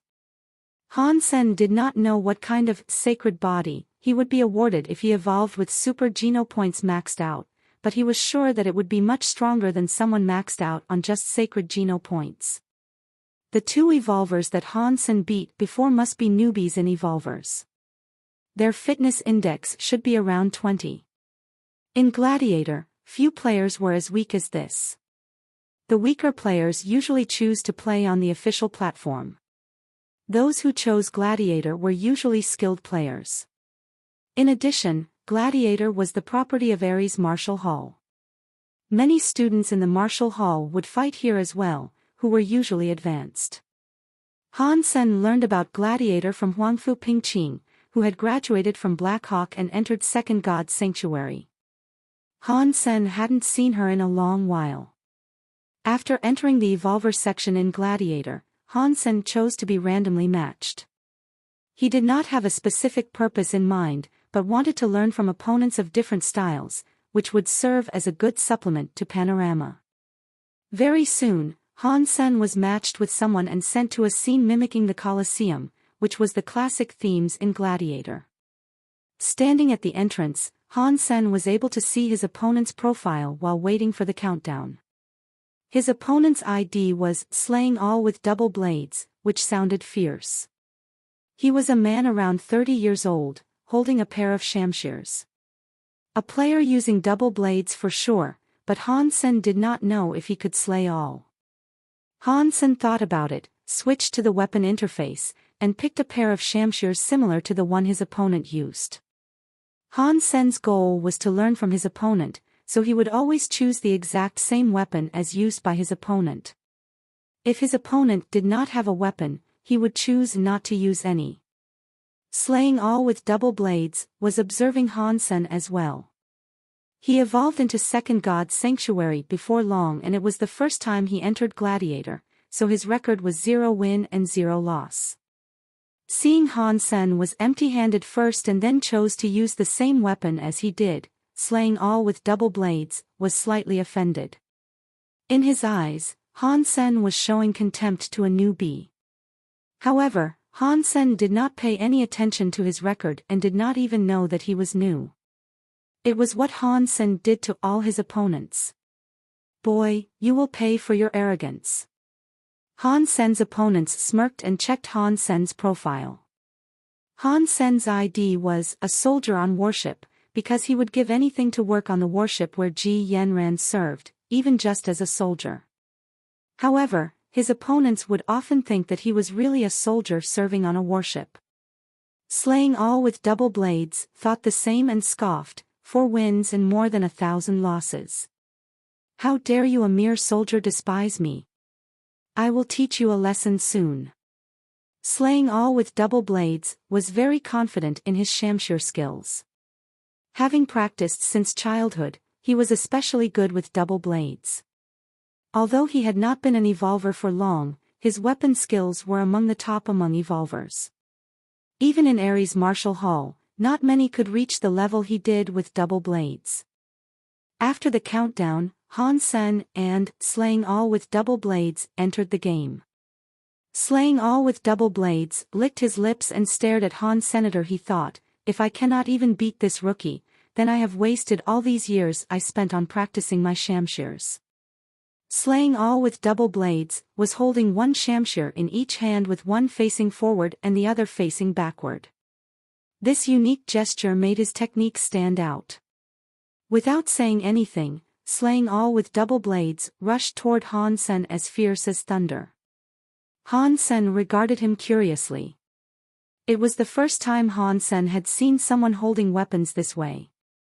Han Sen did not understand such techniques and was still holding his shamshirs the ordinary way, but he had also learned a lot about using double blades from the skeleton, which would be as strong as any S-class blade skills.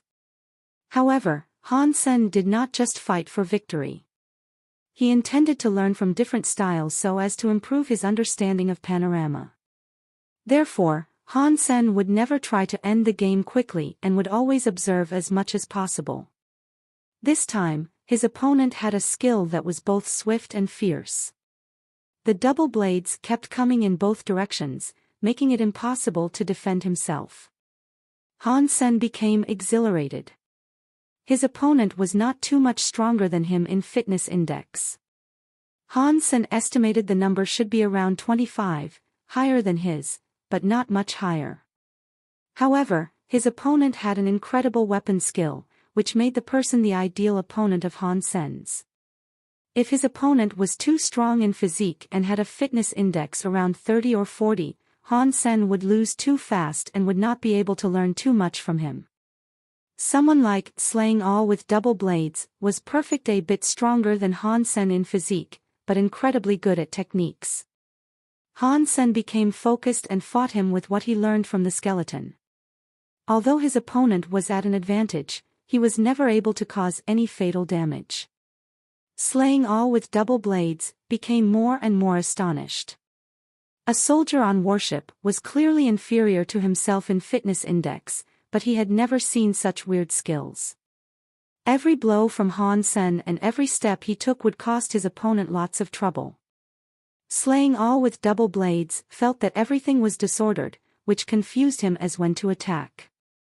Slaying All with Double Blades knew that he was stronger than his opponent and had better skills, but there was nothing he could do to win. Although he was at an advantage, he did not feel good. What kind of skill is this? He no longer thought Han Sen only picked the shamshers to mock him, but believed Han Sen was himself a double blades master.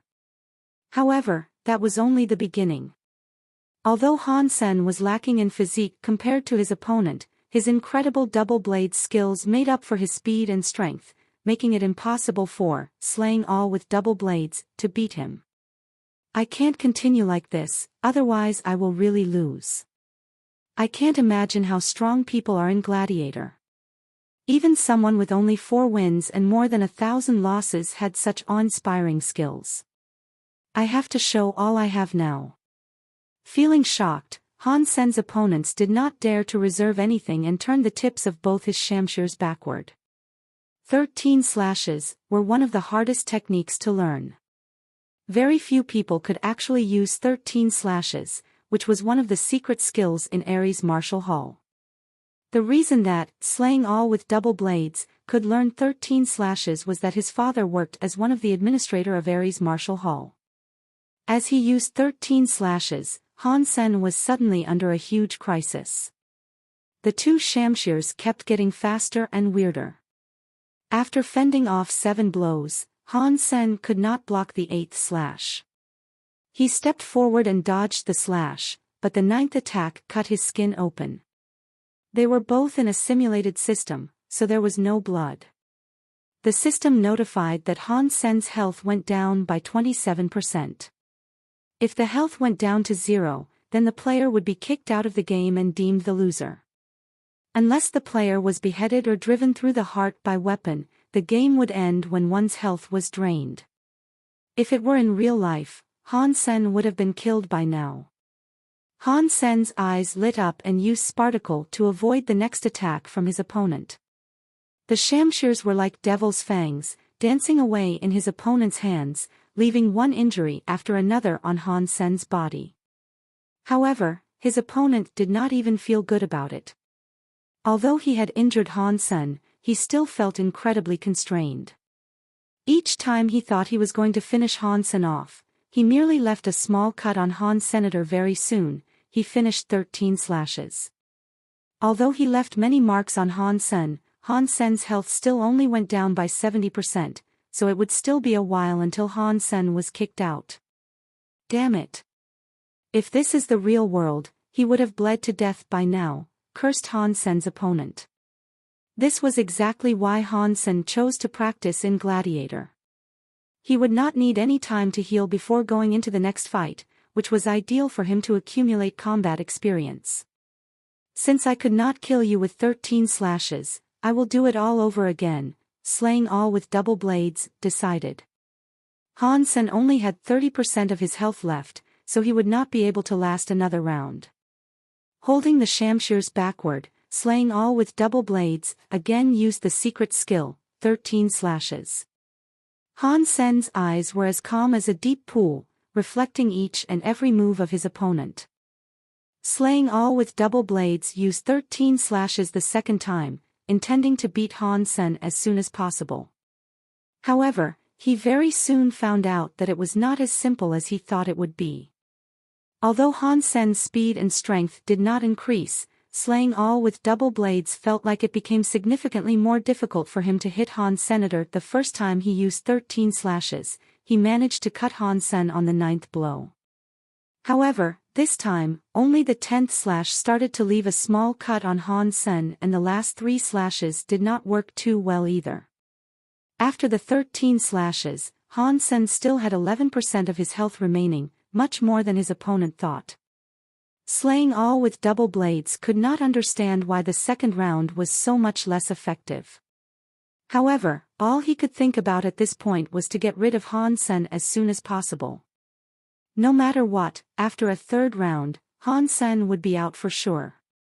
In the third round, Han Sen was able to block the first 11 slashes, and only 2 out of 13 slashes managed to hurt Han Sen, taking away another 5% of his health.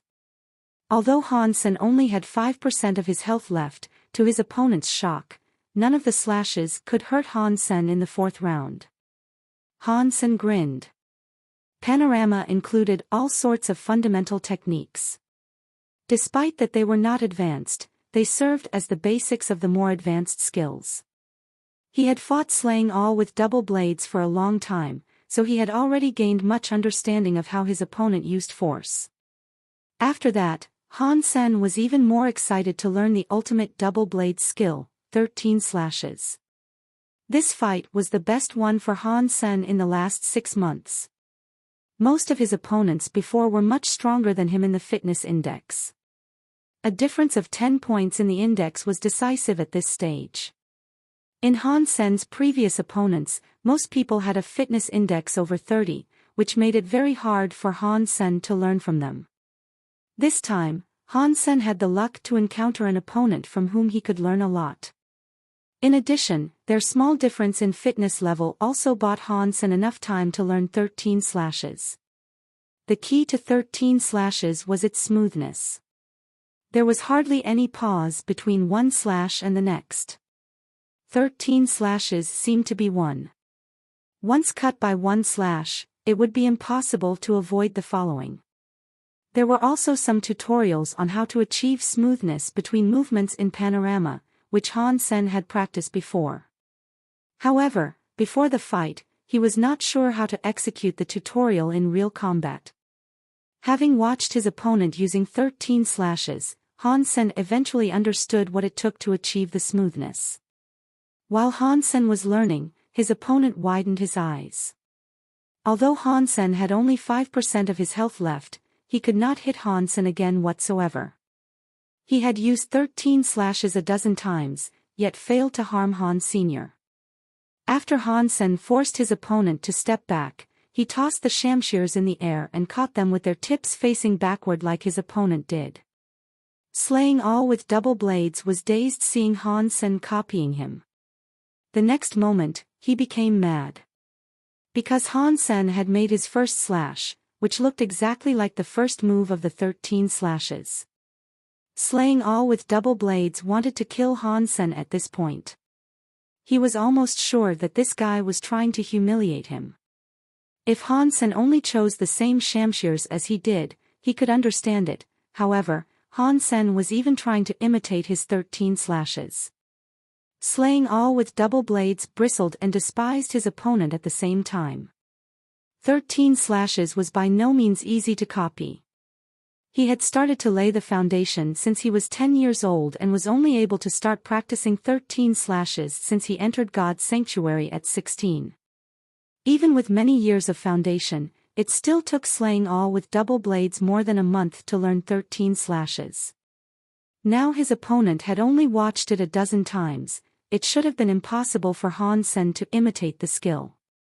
Slaying all with double blades forced himself to calm down and realized it was a great opportunity in disguise.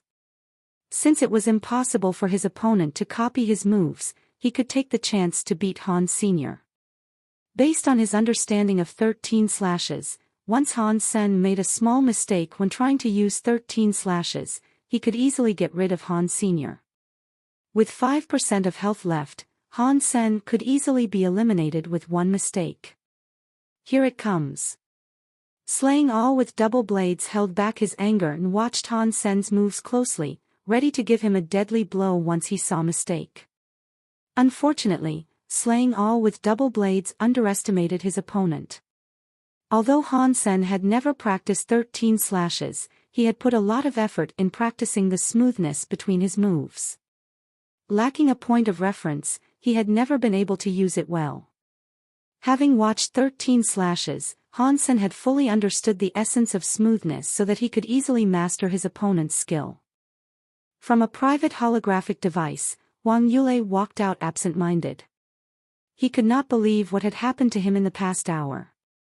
Someone who was not his match to begin with, not only turned the game around, but also used his secret skill 13 slashes to beat him.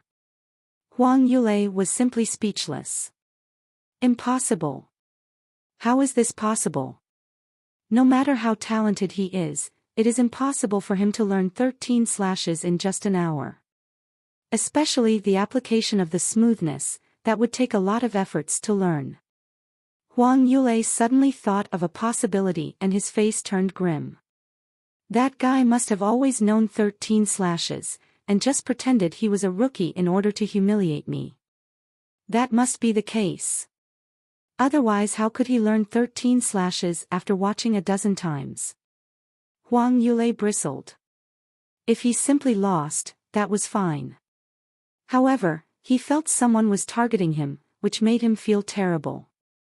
However, Wang Yulei knew very well that he was no match of a soldier on warship, who used 13 slashes even better than he did.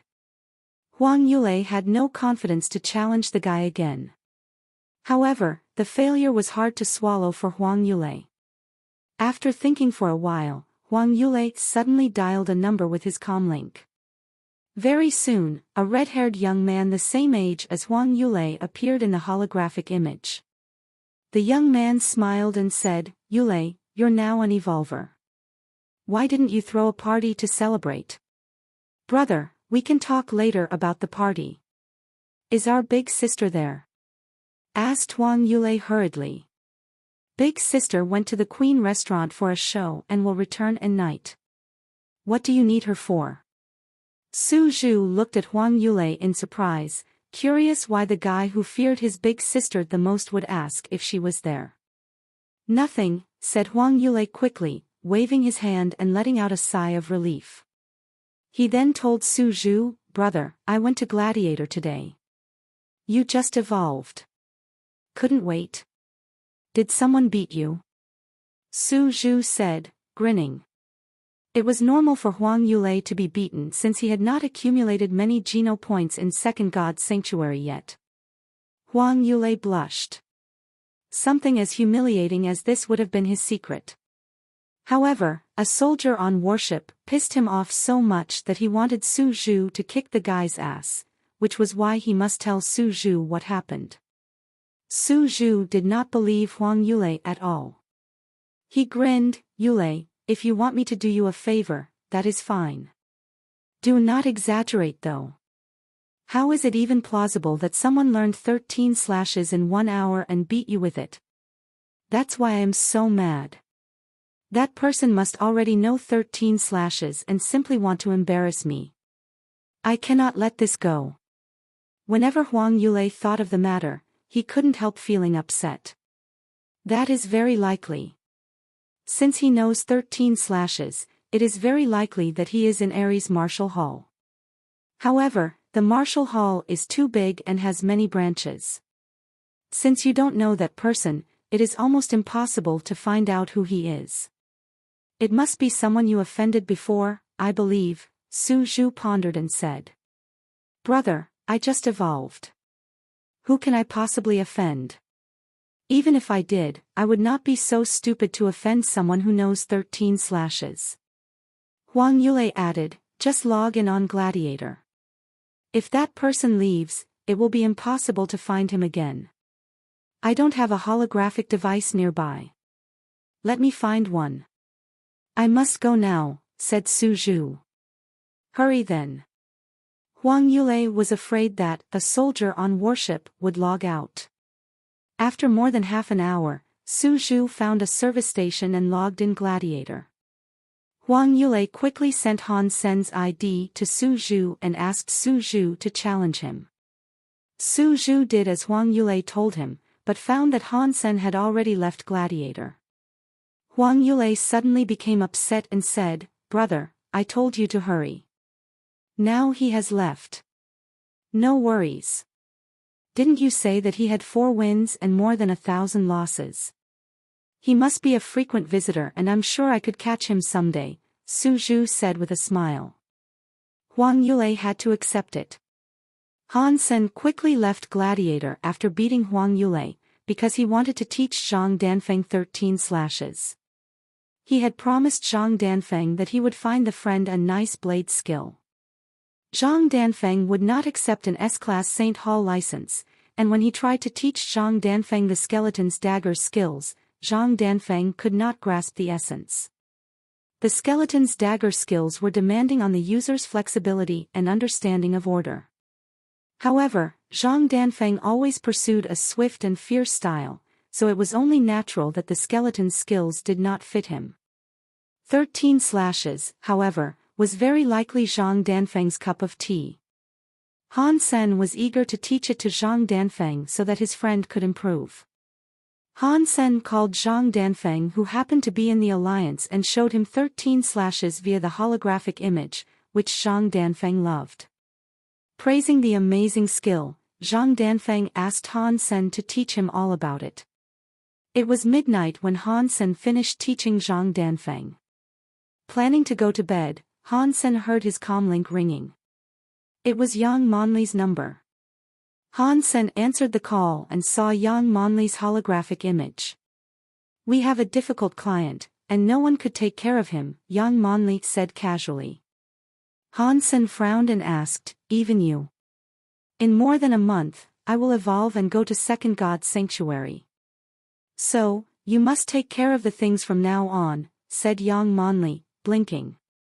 Yang Monli was a terrible liar. Whenever she lied, she would blink. The real reason that Yang Monli asked Han Sen to take care of the client was that she actually failed to do so. "Who is it?" Han Sen noticed Yang Monli's lie but did not want to expose her. "Yang Zikuan, grandson of demigod Senator Yang Xiuwen." Yang Monli then told Han Sen everything about Yang Zikuan. Joan had only turned 16 and entered God's Sanctuary 2 weeks ago. He was randomly sent to Steel Armor Shelter, and the Steel Armor Special Squad immediately received an order from the management to provide all the necessary assistance to Yang Zikuan and keep him safe. Growing up in a prominent family, Yang Zikuan was well-educated and well-mannered. However, as a high-born young man, despite his courteous and modest manner, he was quite strong-willed.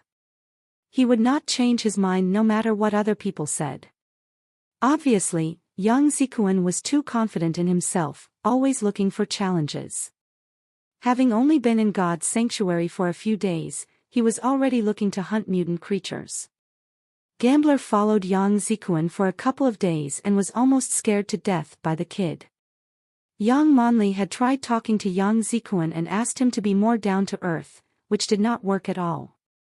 Epiphanies only come to you when you're struggling between life and death, which is the essence of martial arts. Yang Monli did not know where Yang Zikuan had heard this, but she failed to talk the kid out of it. If Yang Zikuan was not sent by the management, Yang Monli would not care if he wanted to risk his life. However, if anything happened to Yang, the special squad would suffer. "I'll be in charge. Tomorrow morning, I will go meet the kid." Han Sen hung up the comlink with a smile. The next day, Han Sen entered Steel Armor Shelter before dawn. To his surprise, Yang Zikuan was already practicing boomerang.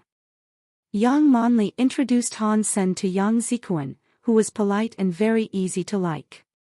In Han Sen's eyes, he was just a boy. "Mr. Han, if it is possible, I hope that you could arrange for someone to take me into Dark Swamp." Yang Zikuan's words made Han Sen frown. Even those who had maxed out on their mutant geno points would not take Dark Swamp lightly, because few people could make it back, let alone Yang Zikuan, who only entered God's Sanctuary 2 weeks ago. Before Yang Monli spoke, Han Sen gestured her to stop. "Yang Zikuan, why do you want to go to the Dark Swamp?" asked Han Sen with a smile. There are a lot of toxic bugs in the dark swamp, which would be the perfect targets for me to practice my boomerang. Yang Zikuan patted his boomerang kit, which contained 24 boomerangs, all of which were expensive products with a high content of Z-steel. Now I understand. It is indeed a great spot to practice your boomerang skills. However, I don't think your boomerang skill level was high enough for you to go there. Just practice on the copper-toothed beasts in the forest nearby, said Han Sen casually. You haven't seen how good I am with boomerang. How can you make the judgment so soon? Yang Zikuan frowned, unhappy about Han Sen's arbitrary decision. Let's say it is the instinct of the boomerang player, said Han Sen with a smile. You also use boomerang? Yang Zikuan looked Han Sen up and down, doubting if he was serious. Han Sen did not reply the kid, but said, let's do this, I will point at a target. If you could hit the target, I will let someone lead you to the dark swamp, if not, you will do what I told you. Fair? Yes. But the target must be within 60 feet from me. Yang Zikuan had a lot of confidence in his boomerang skills. You can go as close as you want. Han Sen brought the kid to the shooting range of Bullseye, where there were many targets. Han Sen put a target in front of another with 1 foot between them. The targets were both round in shape and about 2 feet in diameter. With the two targets aligned, the second target could not be seen from the front. Yang Zikuan was confused, and so were the onlookers. No one knew what Han Sen wanted to do. Can you hit the bullseye from such a distance? Han Sen walked to Yang Zikuan, pointing at the targets. Of course. Yang Zikuan answered. I am talking about the bull's eye of the target in the back. Could you hit it from here? Asked Han Sr. Yang Zikuan frowned and said to Han Sen, this is unfair. The two targets were so close that even with a curve, it is impossible to hit the bull's eye of the target in the back. What if I tell you that I can do that? Han Sen asked Yang Zikuan. Are you going to penetrate the target in the front? If you do it that way, I can do it as well.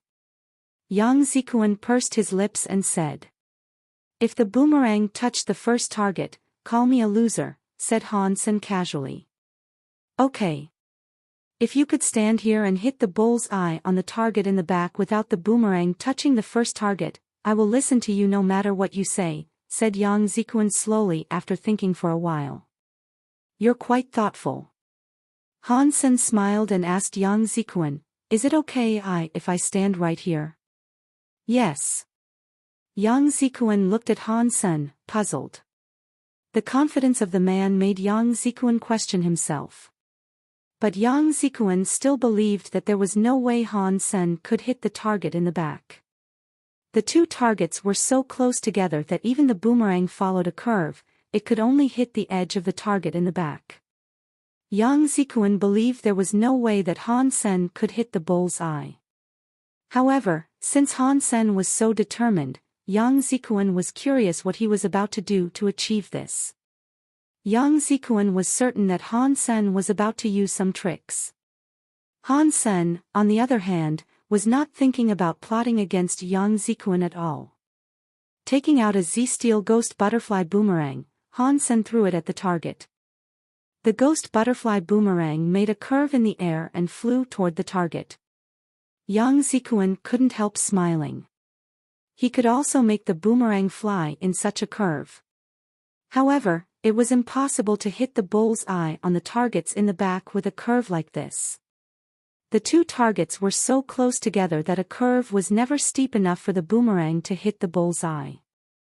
In a second, the boomerang was already next to the first target, and then it made a sudden turn to circle around the first target and hit the second one. Everybody was shocked. Without remote control, they had never seen a boomerang following such a strange trajectory. Yang Zikuan was also dumbstruck.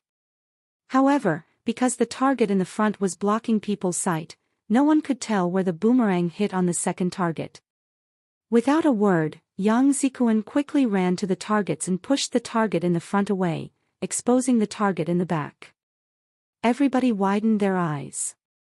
The Z-Steel Ghost Butterfly Boomerang was in the exact center of the second target, not even slightly skewed. Yang felt even more shocked and took down the Z-Steel Ghost Butterfly Boomerang, placing it in his hands and watching it closely. It was a delicate but simple design, without any special parts. Obviously, Han Sen made the curve completely relying on the shape of the boomerang and his own skills.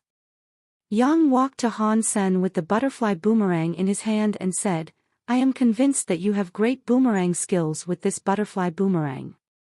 I will listen whatever you say." Han Sen smiled and said, "It seems that you are not completely convinced and think I have an advantage with this butterfly boomerang. That's okay. I can give this one to you, and whenever you could reach my level, I will take you to Dark Swamp." Yang Zikuan's eyes lit up. "Do you mean it? Do I look like a liar?" Han Sen smiled and said, "Rest assured, I will be able to do what you did in a month," Yang Zikuan said confidently. "I sincerely wish you success." Looking at Yang Zikuan, Han Sen thought to himself, the boy thinks the shape of the boomerang is all it takes. In fact, that was only a part of the reason. Indeed, the ghost butterfly boomerang is very important, but the key still lies in the combination of the yin and yang forces, which I learned from the spinning spear and yin-yang blast. Since you have never learned those, it would be impossible for you to reach my level. However, Han Sen did not want to ruin Yang Zikuan's confidence. It was a good thing that the young man was diligent, which would also save the special squad a lot of effort to cultivate him. When Yang Zikuan had stayed longer in God's sanctuary, advanced meat would be provided to him. And when he had a better geno point count, it would be less risky for him to go to Dark Swamp. "Captain, I did not imagine that you have great skills at boomerang as well." Yang Monli walked to Han Sen and gave him a rare compliment. Han Sen looked at her, pretending to be surprised. "Did I hear this right? Are you paying me a compliment?" Yang Monli blushed a little and said quickly, "I have reported to the management and will soon go to Second God Sanctuary. You will have a new deputy very soon." "Thank you for your hard work in the last 2 years," said Han Sen cordially. Yang Monli had taken care of most business of the special squad, especially during the time he went AWOL, for which Han Sen owed her gratitude. First God Sanctuary does not deserve too much of your time. "You don't belong here," said Yang Monli and left. Han Sen knew this meant Yang Monli had recognized him as a leader. Han Sen sighed and thought to himself, "Indeed, I don't belong here. However, there is something I must get in the place. Before getting it, I will not leave." Seeing his previous enemies, friends, opponents, and lover became evolvers one by one, Han Sen did not feel that he was slower than anyone else. The reason he squatted was to jump higher. As long as he evolved with his super geno points maxed out, Han Sen would definitely do better than everyone else in Second God Sanctuary. The difference in their goals determined how far they could go. The others could not even see where Han Sen was going. Since Han Sen came back, he had been working hard on Heresy Mantra and Panorama. Unless there was an opportunity to hunt sacred blood creatures, Han Sen would not waste any time. Even so, just by joining other hunting campaigns, Han Sen had gained another 7 sacred geno points, making his sacred geno point count 73, which was not far from 100. That was not Han Sen's end goal. He still only had 19 super geno points so far. It had been half a year since Han Sen started to feed the Cloud Beast, which had become a sacred blood beast 3 months ago. It was still evolving and growing. Han Sen estimated that he still need another half a year for it to become a super creature, which was to say it would take 1 year for the black crystal to turn the creature into a super one. 1 year was too long for Han Senator. He did not want to wait for more than a decade to evolve, which was why Han Sen wanted to hunt super creatures. However, Han Sen was still trying to complete the 3rd phase of Heresy Mantra and he needed time to finish practicing Panorama. It will still take him some time to get ready to face super creatures. When Han Sen was about to go back to Black Hawk and practice Panorama in Gladiator, he suddenly heard some astonishing news. Someone discovered a recently exposed nest in the mountains nearby. Han Sen was excited to hear the news. Where there was a nest, there was an egg. Maybe he even had a chance at a super beast soul, which was crucial to him at this stage. After learning what had happened, Han Sen became more cheerful. It was the Son of Heaven gang that discovered this nest first. However, after Son of Heaven and his henchmen evolved and entered Second God's sanctuary, their gang was not what it used to be. It had become a second-class gang at this point. Currently, the strongest three forces were the Steel Armor Gang, the Fist Gang, and the Disciples. The Steel Armor Gang was backed by the Special Squad and recruited a lot of military school students randomly assigned to the Steel Armor Shelter. Therefore, Steel Armor Gang remained the strongest in the shelter. The Disciples was something established by Yuan and Qing. With many good men on their team, they were only second to the Steel Armor Gang. Many of the leaders of the Fist Gang had also evolved and left. Little Finger was the only one who was managing the gang at this point. With some fresh blood, the gang was still considered top 3 in the shelter, but it was not as strong as before. Although the Son of Heaven gang was the first to discover the nest, they did not gain any benefits after entering the nest. Instead, they suffered a great loss. According to the survivors, there were at least 1,000 creatures in the nest, some of which were sacred blood creatures. After getting the news, Yang Monli organized the Steel Armor Gang to march toward the nest, and on behalf of the Special Squad, Han Sen also brought Gambler and the other 2 Special Squad members. At this point, the Special Squad was basically constituted of new people, except for Han Sen and Gambler. When they reached the nest, the Disciples and the Fist Gang had also arrived. A bunch of people stopped at the center of the Life Lotus, and none dared to enter first. Seeing Han Sen, Yuan, Qing and Little Finger said hi. "Brothers, we cannot stand here forever. How about we set some rules?" Yuan said with a smile. "What kind of rules?" Little Finger replied. Since the Fist Gang was the weakest at the moment, he did not want any conflicts. Yuan thought about it and said, "How about we do a lucky draw to decide which group shall enter the nest first? It will be all about luck." "Agreed," said Little Finger. After some discussion, Yang Monli also agreed with Yuan. After all, the entrance to the nest was so narrow that even a large group like the Steel Armor Gang had to go in one by one. If they were attacked in the middle by the other gangs, it would be a lot of trouble. "Since we all agree, let's do this," Han Sen shrugged and said. He had heard from the survivors that there were a lot of advanced creatures in the nest, so going in first might not be a good thing. No one had any different opinions. Yuan then suggested Han Sen make the lots, to which everyone else agreed. Since they all knew who Han Sen was, no one believed he would be playing tricks. To be fair, Han Sen, who was responsible for making the lots, had to draw after everyone else. In the end, the one lot left for Han Sen said he should go in the last, after all 3 other teams. This case, Han Sen had no one to blame but his own luck. According to the result of the draw, Little Finger was supposed to be the first to go. He became very excited and believed that as long as his team was careful, sooner or later they could tackle this nest.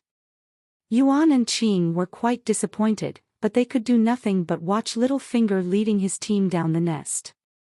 Originally, the other teams thought Little Finger would spend at least hours in the nest.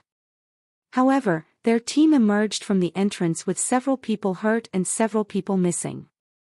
The rest looked at the team in surprise, and Qing asked, "Little Finger, what happened?" Little Finger cursed, "The Sons of Bitch Gang are horrible people. They attracted the attention of God knows how many creatures. A whole lot of mutant creatures and sacred blood creatures are blocking the way. Since it was very narrow, we could only go one at a time, and no one could fight off so many advanced creatures alone, so we had to come back.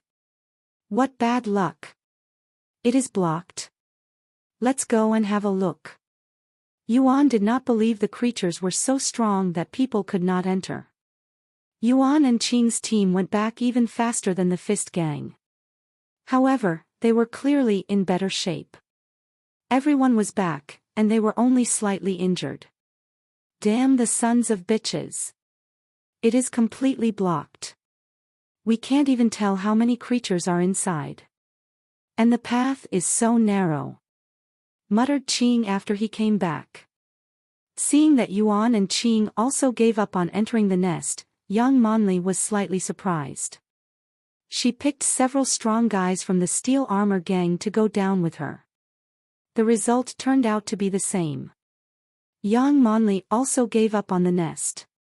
The advanced creatures made it impossible for everybody. If the nest had never been entered before, they could still choose to slowly kill off the creatures.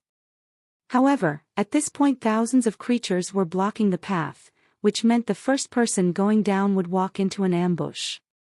Everybody looked to Han. Senator Han Sen had the least people, only 3 team members and himself. Let's go there and check it out, Han Sen smiled and said to Gambler. Gambler and the other teammates nodded and followed Han Sen down the nest.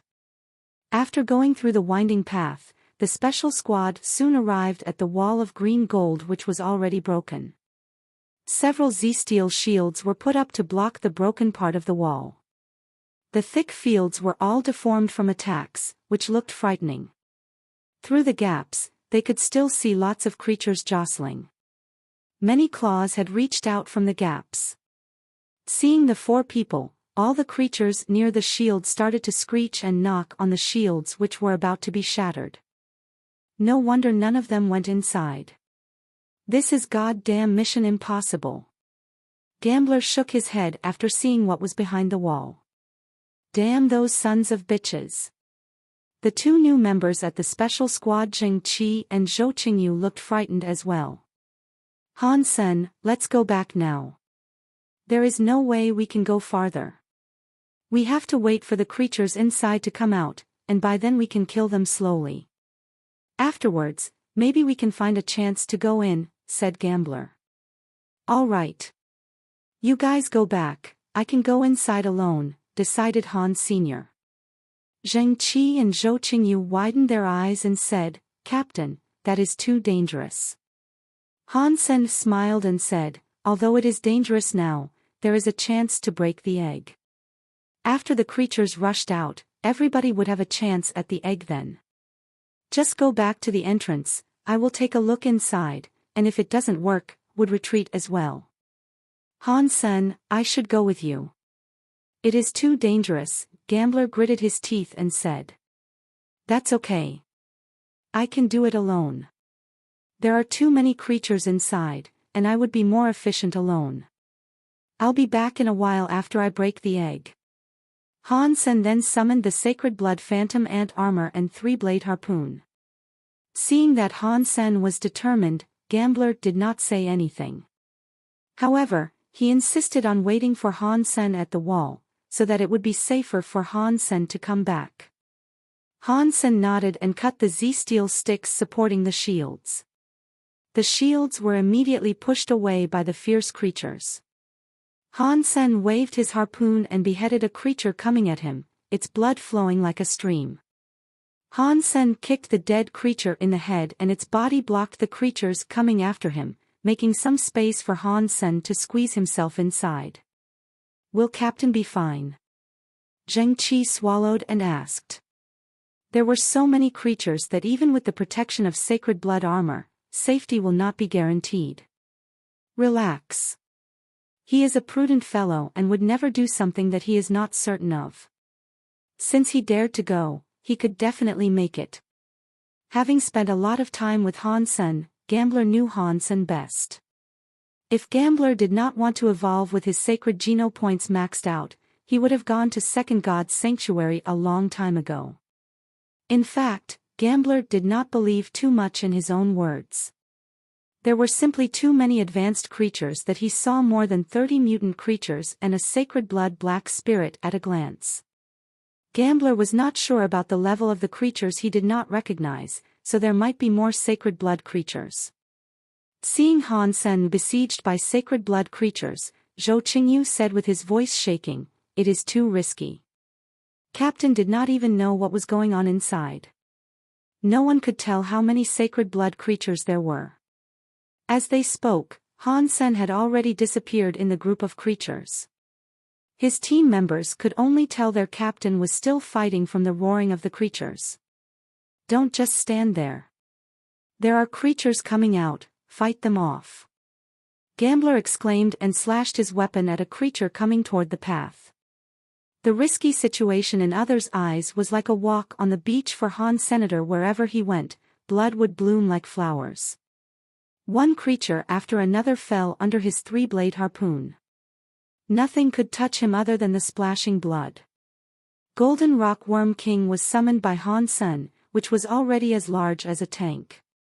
Opening its mouth, the worm swallowed all the creatures Han Sen killed. Although the Golden Rock Worm King had not transformed yet, its shell was so hard that even a mutant creature could not hurt it. Except for its bean-sized eyes, it did not have any Achilles heel.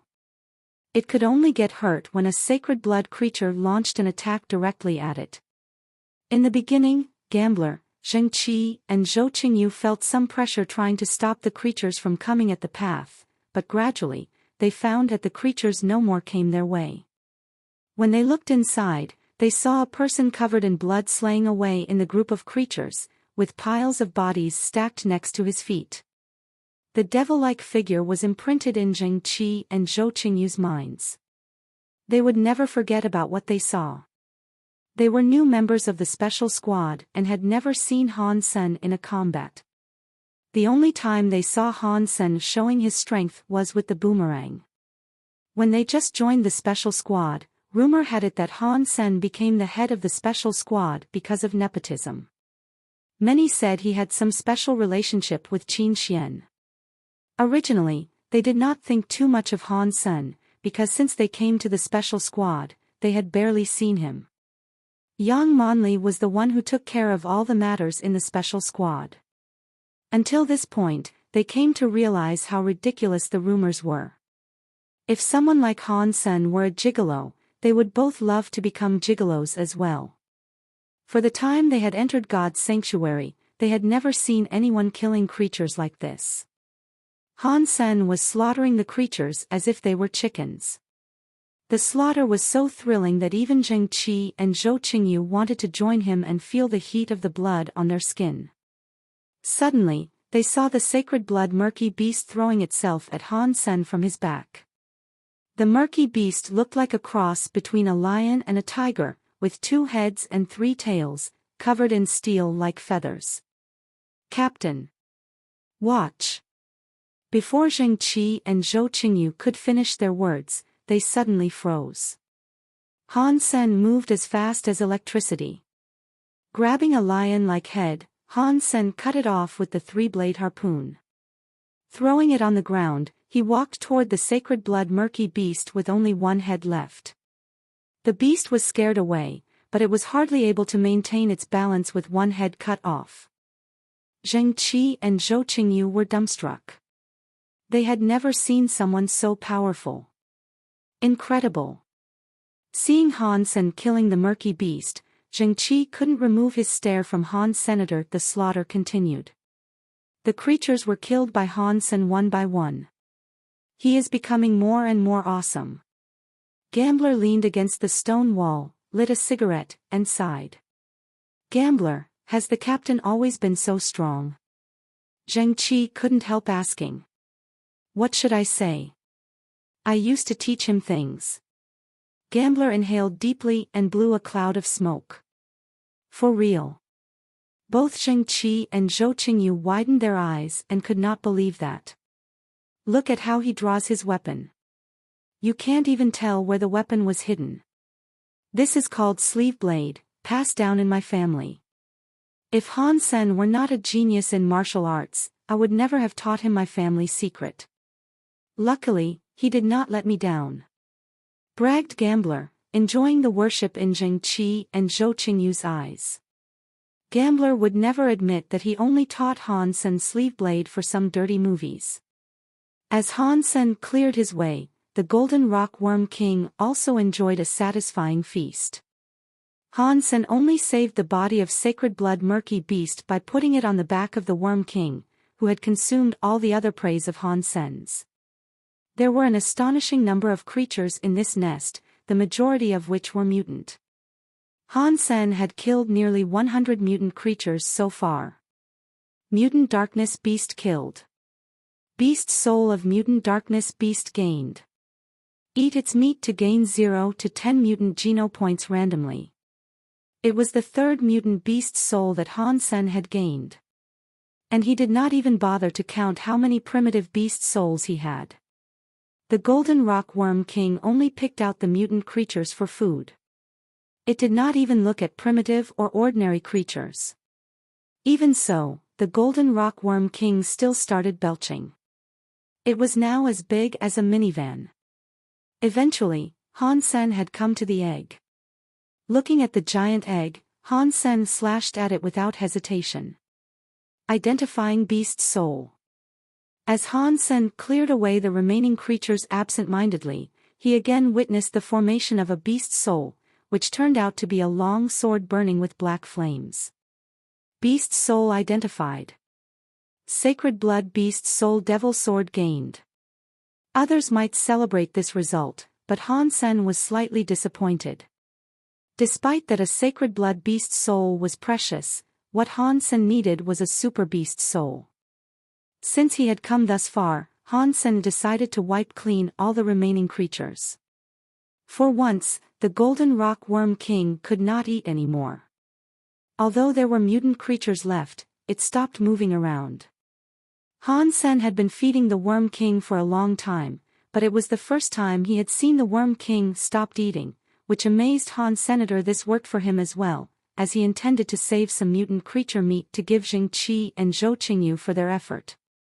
As for Gambler, he had maxed out on mutant geno points a long time ago, and was not really interested in the meat. When Han Sen was fighting underground, young Monli, who was waiting outside, became a bit worried. Since Han Sen had spent too much time in the nest, she wanted to check on him and make sure he was safe. Let's go and have a look.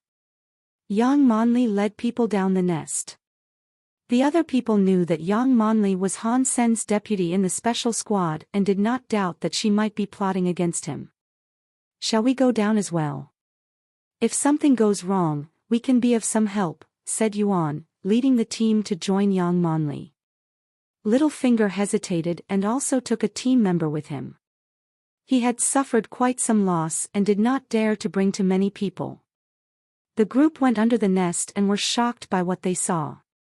In the giant's nest, dead creatures were lying around. Almost the entire nest was painted with blood. Under the light reflected by the green gold, it looked strange and cruel. The four of them had killed all these creatures. Qing widened his eyes and asked. No one is here except for the four of them.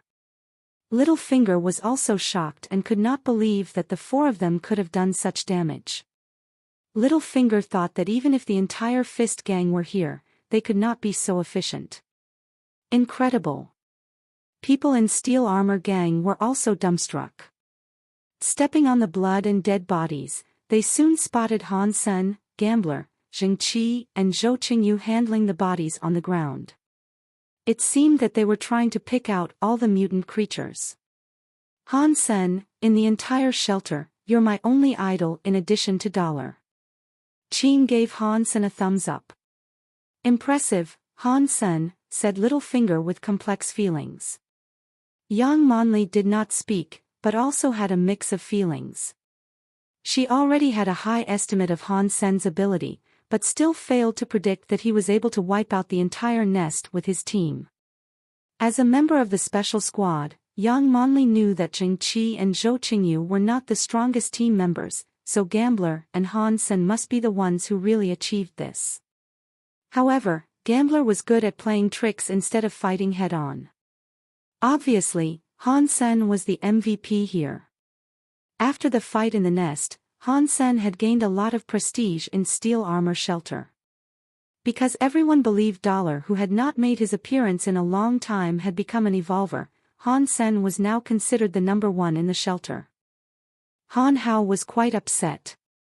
He could not understand, for the love of God, why Han Sen, who was the pariah in steel armor shelter, had become a military school student, a movie star in a commercial, and now the number one in the shelter. The disciples and the Fist Gang both respected Han Sen a lot. Even their leaders called Han Sen brother. Han Hao had also heard that Yang Monli, who was leading the steel armor gang, turned out to be Han Sen's deputy. At this point, Han Hao started to regret what he used to do. Had he maintained a better relationship with his cousin, he would have done much better.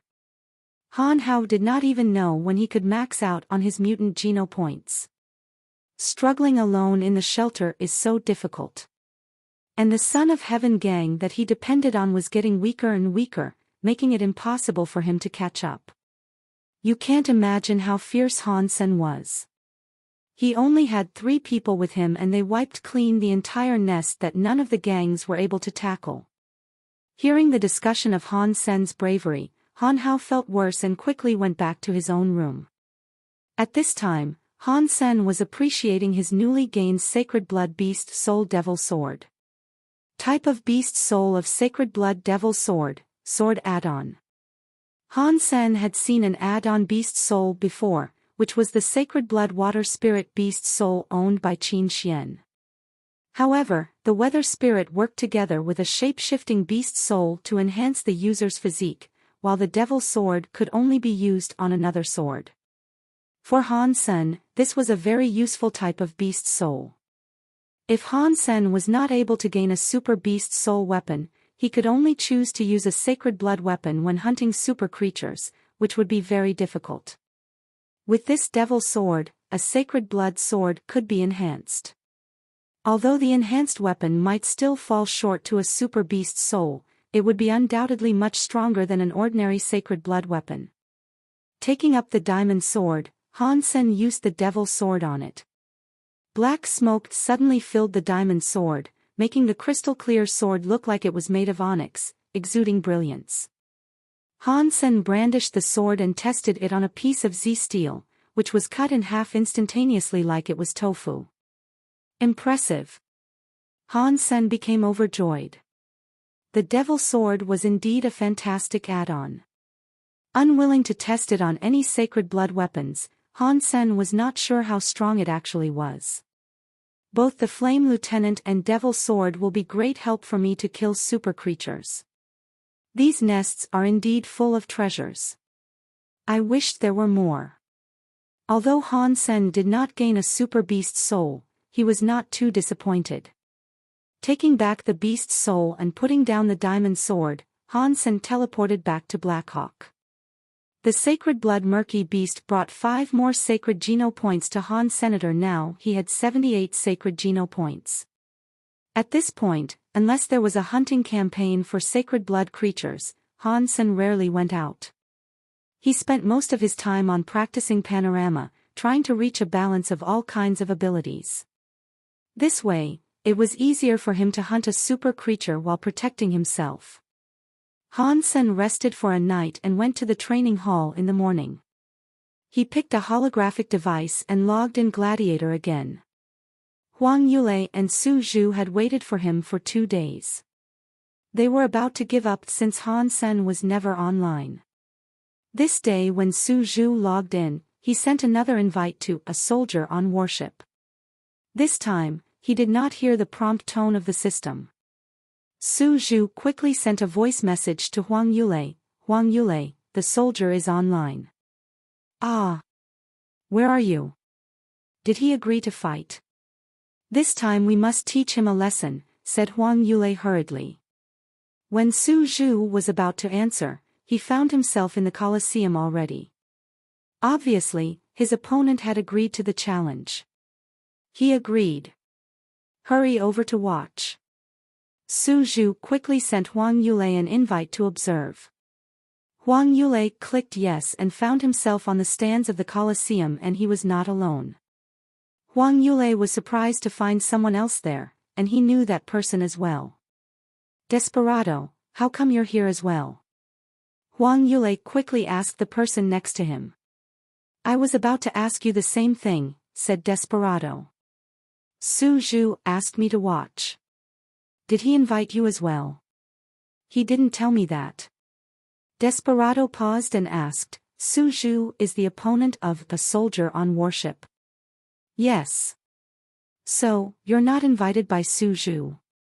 Huang Yulei looked at Desperado, puzzled. Desperado shook his head, Su Zhu did not invite me. A soldier on warship is in my friend list. I saw him entering a fight and chose to watch. Huang Yulei was shocked and asked, how come you are his friend? Do you know him? Desperado was one of the more advanced evolvers in Ares Martial Hall. He was only second to Queen. If Desperado was the soldier's friend, then it was very likely that the soldier was also a big shot in Ares Martial Hall. No, I do not know him. I was only randomly matched with him a couple times. I added him because I found him interesting. Desperado then asked Huang Yulei, so what is this about? Huang Yulei did not answer but asked, this person is on your level. No wonder Huang Yulei was surprised. No evolver could beat Desperado in Ares Martial Hall, except for Queen. Desperado said he had fought the soldier several times, which meant the soldier was on the same level as Desperado. In this case, there was no way that Su Zhu could beat him. He is not. I was able to beat him each time in a very short amount of time. His fitness is just so, but... Desperado paused. But what? Asked Huang Yulei hurriedly. This person gave me a strange feeling. Even I was able to beat him easily, I did not feel good about the win. So I added him as a friend and wanted to see his other fights.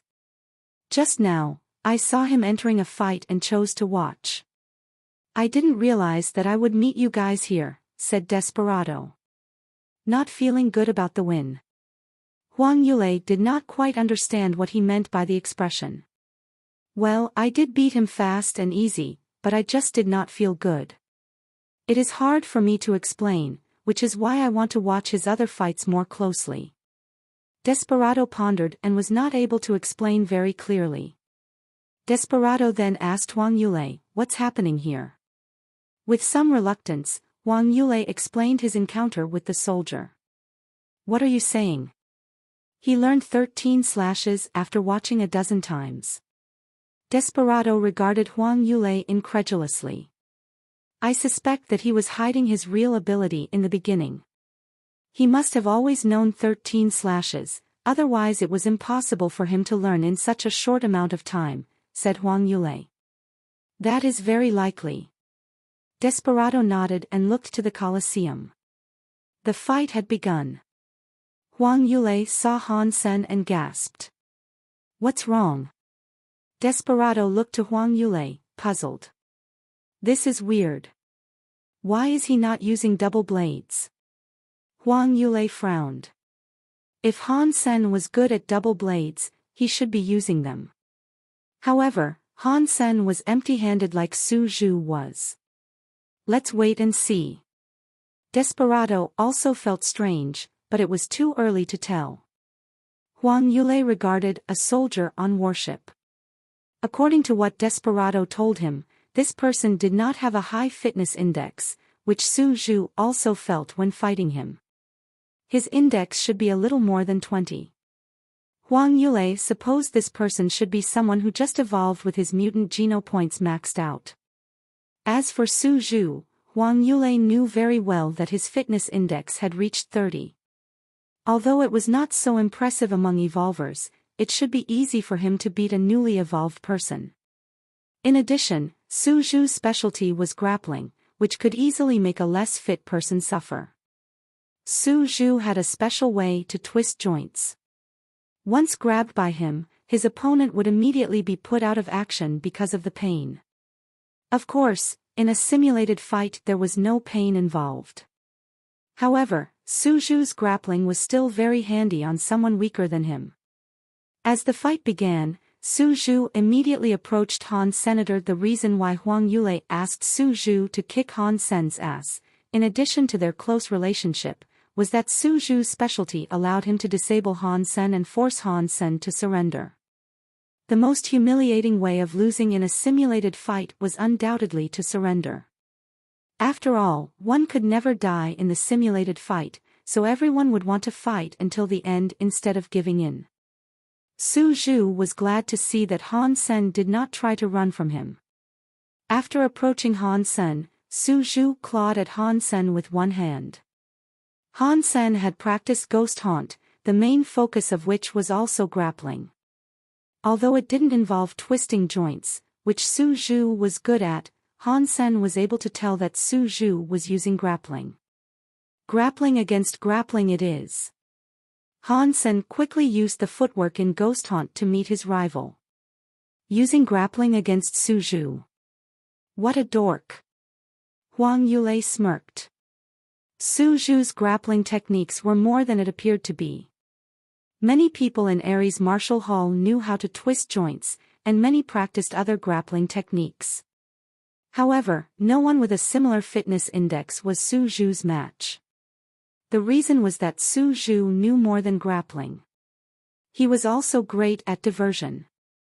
Diversion was a technique developed from the ancient martial art, cicada shedding skin. To practice diversion, one must be highly nimble. Normally speaking, those who could practice diversion must start to lay the foundation from a young age when one's bones were still malleable. After one entered God's sanctuary and gained Geno points, one could then start to practice diversion, although whether or not one could be successful still depended on one's talent. Diversion could be used not only to defend oneself by diverting the incoming attacks, but also transforming the coming force to attack the opponent. When the opponent tried to grab you, with a single move, you could break your opponent's arm with his own force. Trying to match Su Zhu's grappling with a similar technique was a foolish move. Su Zhu was thinking the same. Seeing Han Sen trying to seize him, Su Zhu thought, "Boy, using grappling against me is a great way of suicide. I will show you how effective diversion is." As Su Zhu reached his hand out, he faked getting caught by Han Sen. Seizing Su Zhu's wrist, Han Sen immediately used Sparticle to dodge Su Zhu's attack. When Han Sen was about to twist Su Zhu's arm, Su Zhu's wrist in Han Sen's hand suddenly flicked. Crack! Han Sen's right hand, which was holding Su Zhu's wrist, was immediately dislocated by this flick. Su Zhu's left hand then wound around Han Sen's right arm and put his shoulder out. With his wrist and shoulder both dislocated, Han Sen had lost all movability of his right arm. If they were in reality, only the pain would make Han Sen scream. However, this was just a simulated fight. Han Sen was not significantly hurt and was only taken off 7% from his health. Han Sen stepped back and dodged Su Zhu's following attacks. Regarding Su Zhu calmly, Han Sen felt somewhat surprised. He had been in Gladiator for a long time. Because of his low winning rate, barely anyone would invite him to fight. He almost always chose to be matched randomly. However, someone invited him this time. Han Sen thought his opponent must be a newbie trying to find someone even weaker.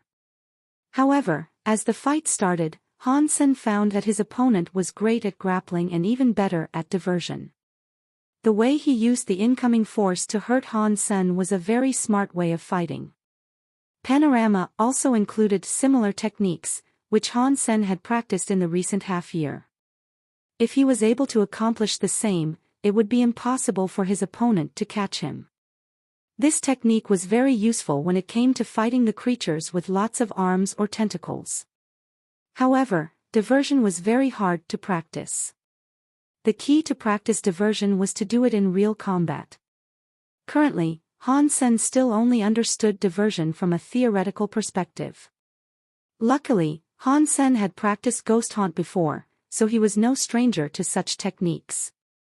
Even so, it would still take Han Sen quite a while to perform diversion in the real combat. Seeing Su Zhu's diversion, Han Sen felt very impressed. The evolvers indeed all have great techniques. Fortunately, we are using simulated bodies. Otherwise, if they use the hyper-geno arts that could change their body cells, there is no way I could be their match. Han Sen thought to himself. Seeing Han Sen trying to retreat, Su Zhu immediately followed up. Suddenly, Su Zhu saw Han Sen grabbing his own right arm with his left hand and put the dislocated joints back to place. Su Zhu couldn't help frowning. Han Sen was very skilled at it, that he must be someone who had practiced similar skills before. However, Su Zhu did not pay too much attention to that.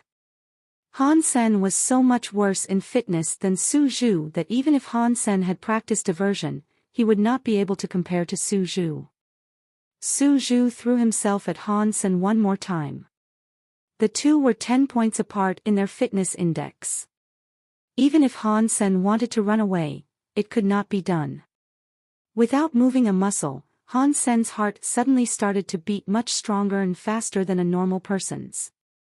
Motivated by the heartbeat, the qi and blood in his body started to flow at a high speed, pushing Han Sen's fitness to a high level. Although Han Sen's fitness index was still lower than 30, but his strength and speed must be around 28. It was rare that Han Sen met someone good at diversion, whose fitness index was not too much higher than him either. Han Sen did not want to lose too fast. He wanted to see how diversion worked more closely. Indeed, he was faking it. His fitness level is not that low. Huang Yulei exclaimed when he saw Han Sen's speed and strength got much better. Watching Han Sen, Desperado remained silent. He felt Han Sen's behaviors were strange, but he could not tell how so. Han Sen and Su Zhu were once again at each other's throat. Although Han Sen had used heresy mantra to enhance his fitness level, he was still much less stronger than Su Zhu. In addition, Su Zhu's grappling and diversion techniques were both much better than Han Sen's. Therefore, Han Sen was still at an absolute disadvantage. Han Sen's arms were dislocated by Su Zhu a couple more times, but he survived each time using Ghost Haunt and the disordered footwork of the white jade skeleton. Although he was caught multiple times by Su Zhu, he always managed to run away. Although Ghost Haunt was not as advanced as diversion, it was taught to Han Sen by a veteran who had survived many battles. Many of the techniques were extremely practical, and helped Han Sen in this extreme situation. Although Su Zhu was always at an advantage, he was never able to truly lock Han Sen down. In addition, in a simulated fight, grappling could cause much less damage than other attacks. After more than half an hour, although Han Sen was hurt many times, he still had about 40% of his health left. As Huang Yulei watched the game, he started to feel familiar. In his fight with Han Sen, he was also at an absolute advantage in the beginning, but lost to Han Sen under his own 13 slashes. No way. There is no way he could learn diversion from Su Zhu. Huang Yulei shook his head and denied his own speculation. Diversion was much more demanding on the user than 13 slashes. One must lay the foundation since little. He had hardly heard someone could succeed starting as an adult. Huang Yulei did not believe that Han Sen could learn diversion during this fight, as he did not even believe that Han Sen learned 13 slashes on the spot when fighting himself. As the fight continued, Huang Yulei's face became stiff. Indeed, Han Sen was making incredible progress. He could tell that Han Sen was less likely to be caught by Su Zhu and faster when trying to wriggle free. No way. Huang Yulei became anxious and could not believe his own thought that he could no longer deny. Desperado knitted his brows and did not say anything, watching Han Sen's every move closely. In the Colosseum, Su Zhu was also shocked. As even Huang Yulei was able to tell Han Sen's progress, Su Zhu felt stronger as Han Sen's opponent. He could clearly sense that his opponent was getting better at grappling so fast that it frightened him. Su Zhu found that there was little he could do against this opponent. Although he was still at an advantage, it was hard for him to beat Han Sr. A soldier on warship was like a soldier in opponent's territory, fighting fearless and looking death calmly in the face. And he could do nothing to the soldier, but watch him getting stronger and stronger. Diversion. Impossible. Huang Yulei's pupils contracted as he saw Su Zhu's arm broken at a flick of Han Sen's wrist. Su Zhu was shocked as well. He did not expect his opponent could really use diversion well. Su Zhu still did not believe Han Sen could have learned everything in such a short amount of time. Putting his arm back in place, Su Zhu once again tried to grab Han Senator this time. However, his target was not Han Sen's arm, but leg. The reason why it was hard to practice diversion was that one must be able to perform diversion in each body part. Indeed, Han Sen was not able to perform diversion with his other body parts. However, to Su Zhu's shock, as Han Sen became familiarized with the technique, he learned to do it with more and more body parts. Huang Yulei was rendered speechless. A soldier on warship did learn diversion from Su Zhu in this combat. Huang Yulei now somewhat believed that maybe he also learned 13 slashes in their fight. However, this did not even make sense to him. Although he had heard of geniuses who could learn others' martial arts while watching, he had never seen anyone could actually do it. "I know why I would feel bad when beating him," exclaimed Desperado suddenly. "He was copying my moves. When he fought me, he did the same thing. No wonder I felt bad. He wanted to beat me with my own techniques." After watching Su Zhu and Han Sen's fight, Desperado finally understood why he had that feeling. When he was fighting Han Sen, although Han Sen used a seemingly disordered footwork, it was not the root of his discomfort. He was upset because Han Sen wanted to use his own moves against him. Because Han Sen lost too fast, Desperado thought it was a coincidence that the guy practiced the same type of martial arts. Now thinking back, it was not at all a coincidence. Han Sen was copying him on purpose. This guy. Huang Yulei looked at Han Sen with complex emotions. Han Sen was always trying to learn from his opponent's tricks. No wonder he had lost so many times. It must have something to do with this. In the Colosseum, Han Sen was gaining momentum. Shattered psychologically, Su Zhu found harder and harder to cope with Han Sen's attacks. Crack! When Su Zhu clawed Han Sen's chest, Han Sen dislocated Su Zhu's wrist with a shrug. Then he quickly threw himself at Su Zhu. At this point, Han Sen had edited Ghost Haunt with Su Zhu's techniques, so it was now even stronger than diversion. Locked down by Han Sen, Su Zhu found him unable to divert Han Sen's force since Han Sen's haunting techniques prevented him from doing that. Unable to wriggle free, Su Zhu had to surrender and end the game. Having learned the tricks of diversion, Han Sen was exhilarated. He stopped looking for other opponents but left Gladiator. As he still remembered everything, he decided to practice diversion a bit more. Although the simulated body moved exactly how he did, he couldn't feel anything, so it was still different. Su Zhu came out chagrined at his failure. Seeing Desperado together with Huang Yulei, he was dazed. Huang Yulei quickly asked, "Brother, you think he learned diversion during your combat?" Su Zhu smiled bitterly and nodded. "He did learn it from fighting with me. There is no question in that. This person is such a fast learner. I think he also learned 13 slashes from you and did not know how to use it before your fight. Indeed, this person learns so fast. I wonder who he is," said Desperado. "Desperado, aren't you his friend? Send him a text and ask him," said Huang Yulei. "I'll try. Although I added him, I have never talked to him, so not sure if he will reply." Desperado checked and saw Han Sen had already left Gladiator. "He is offline now. I'll do it next time," said Desperado. Su Zhu nodded absent-mindedly. Beaten like this, he was devastated.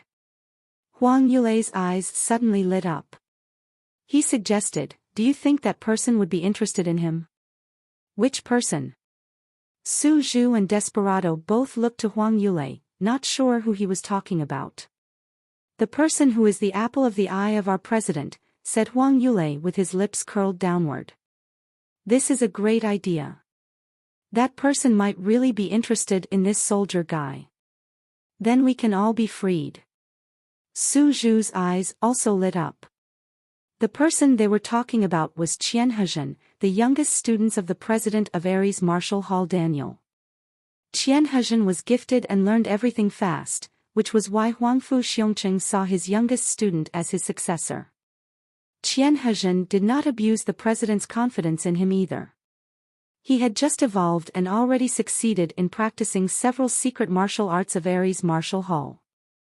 However, Qian Hezhen was not satisfied with what he had achieved but kept challenging the renowned students in Ares Martial Hall.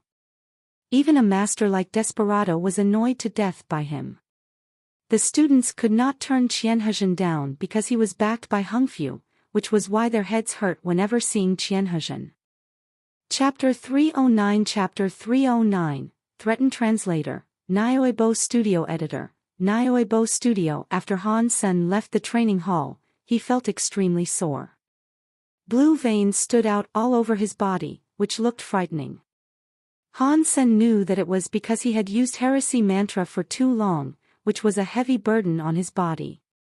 Had his heart and veins not been strengthened during the first phase of heresy mantra, his organs would probably have exploded. Even after the enhancement, his body still couldn't stand the tremendous burden. At this time, Han Sen became so exhausted that he could barely stand. He originally wanted to practice diversion a bit more, but could no longer do that. Sitting alone in the training hall, Han Sen decided to go back to the dormitory after he recovered. News was playing in the training hall, most of which was about God's sanctuary, such as someone had gone to the fourth God's sanctuary, someone had become a demigod, and someone had become a sacred blood aristocrat. After watching a while, Han Sen's attention was suddenly caught by a specific message. It was a short story read by the anchor, which was soon drowned in many similar stories. However, Han Sen suddenly became excited.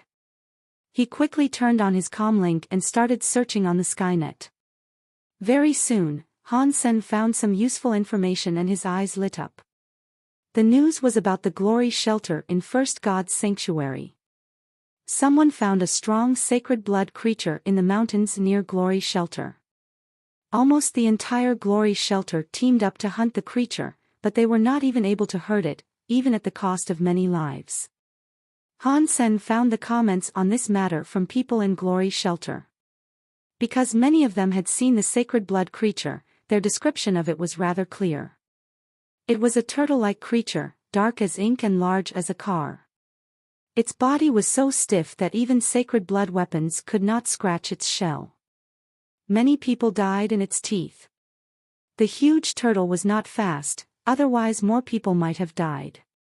Many believed that this black turtle was even stronger than a sacred blood crystal-shelled turtle, and should be the strongest turtle creature that people had ever witnessed in First God's Sanctuary. Many people described the fighting scene, which convinced Han Sen that it was very likely to be a super creature. According to people from Glory Shelter, the black turtle was obviously much stronger than a typical sacred blood creature. No sacred blood weapons could hurt it. And its only weakness was its speed. Otherwise more than half of the Glory Shelter would die there. If they were not exaggerating too much, Han Sen believed the turtle must be a super creature. For half a year, Han Sen had been improving his own strength and asking around about super creatures. After all, even if he was able to kill a super creature, there must be one for him to kill. However, super creatures were even more rare than sacred blood creatures. This turtle was the only candidate Han Sen had seen in half a year. Han Sen viewed all the discussions about the turtle again and knew that the black turtle came out from the ocean. Someone tried to hunt it after spotting it. They not only failed but also lost a lot of good men. The black turtle had now climbed into the Copper Mountains. Because people from Glory's shelter had no way to kill it, they did not bother to track it down. At this point, all they knew was that it was somewhere in the Copper Mountains. Han Sen was still thinking whether he should go to Glory's shelter. He had been there once and knew the way very well.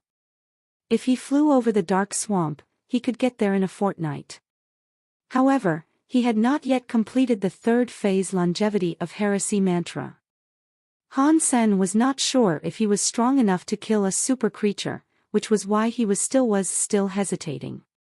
Brother, you spent a long time using the holographic device and you are soaked. Keep hydrated. Someone suddenly appeared next to Han Sen, throwing a bottle of water to him. To his surprise, it was Jing Jia. Jing Jia had been waiting for Han Sen to challenge him proactively, but nothing had happened in days. Jing Jia realized that Han Sen was much more mature than he thought, completely unaffected by the rumors. However, Jing Jia was not someone who would easily give up. Getting the message that Han Sen was in the training hall, he quickly came over and waited for Han Sen there. In fact, he had been here for quite a while. After Han Sen came out from the device, he was sitting near Jing Jia, but Jing Jia did not come to him right away. The freshman first went to purchase 2 bottles of water before he sat down next to Han Sr. Relax, I did not poison the water, said Jing Jia with a smile. Thank you then. Han Sen opened the bottle and drank more than half of the water. He did sweat a lot and was dehydrated. Because of his exhaustion, Han Sen did not bother to get up and buy water. Now that Jing Jia was handing him a bottle, he gladly accepted it. Jing Jia looked at him, interested. You're really not afraid that I might poison the water? The younger brother of Jing Jiwu would not use that kind of scheme, said Han Sen casually. In fact, he would not even be scared if there were poison in it. In addition, it made no sense for Jing Jia to do it in public, since cameras were installed everywhere, and he would have no way to exonerate himself. Han Sen's words made Jing Jia pause. The freshman did not realize that Han Sen would have such respect for his older brother. However, Jing Jia was someone who had to reach his goal. He smiled and said to Han Sen softly, I am not my brother. Just because he won't use these schemes, it does not mean that I will not. If you are not willing to accept my challenge, then I will have to use some dirty tricks even if I don't want to. Such as. Han Sen took another sip of water and asked.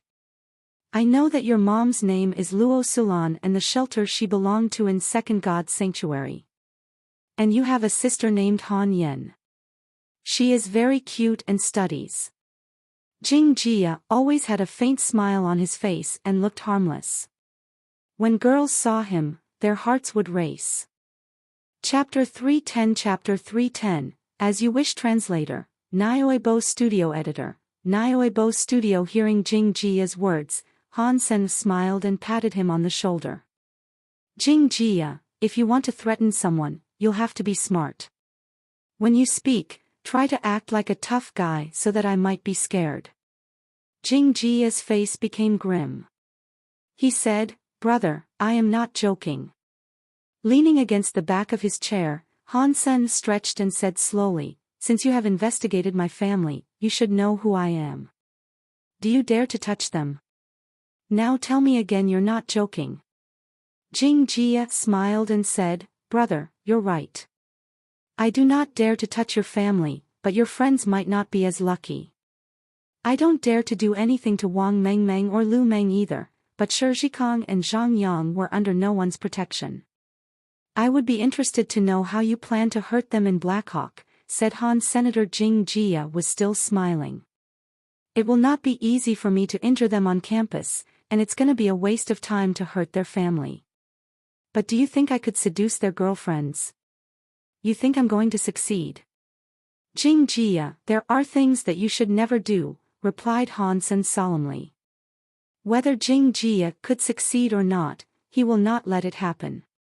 If you're angry, you can take it out on me during our duel anytime, said Jing Jia with politely. As you wish then.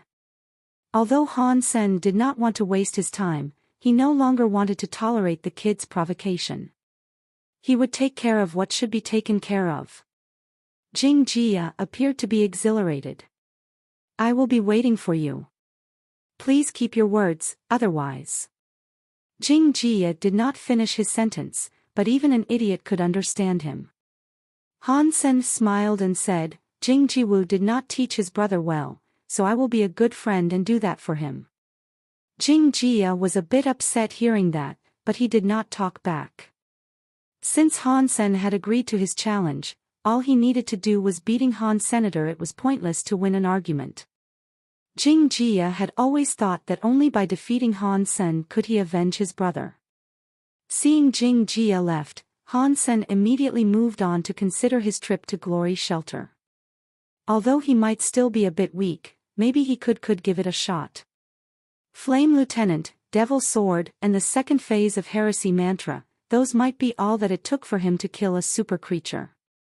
Most importantly, the black turtle was not very fast, so he could always run away. It seems I should make the trip. Tomorrow after I kick the kid's ass, I'll leave for Glory Shelter. Han Sen did not want to miss the opportunity. After all, super creatures were so rare that he did not know when he would see the next one if he missed this turtle. After Jing Jia left, he spread the news that he was about to challenge Han Sen the next day on the archery range. In order to clear his brother's name, he would like for everyone to know how he beat Han. Senator Jing Jia had even thought of his line after beating Han Sen, although you are quite good, you're still nothing compared to me, and even less than nothing compared to my older brother. Your one win was just based on pure luck. Soon the entire Blackhawk knew about the duel. Almost everyone hearing the news became excited. Han Sen was the legend of Blackhawk, and Jing Jia was another monster after his older brother, so their duel attracted a lot of attention.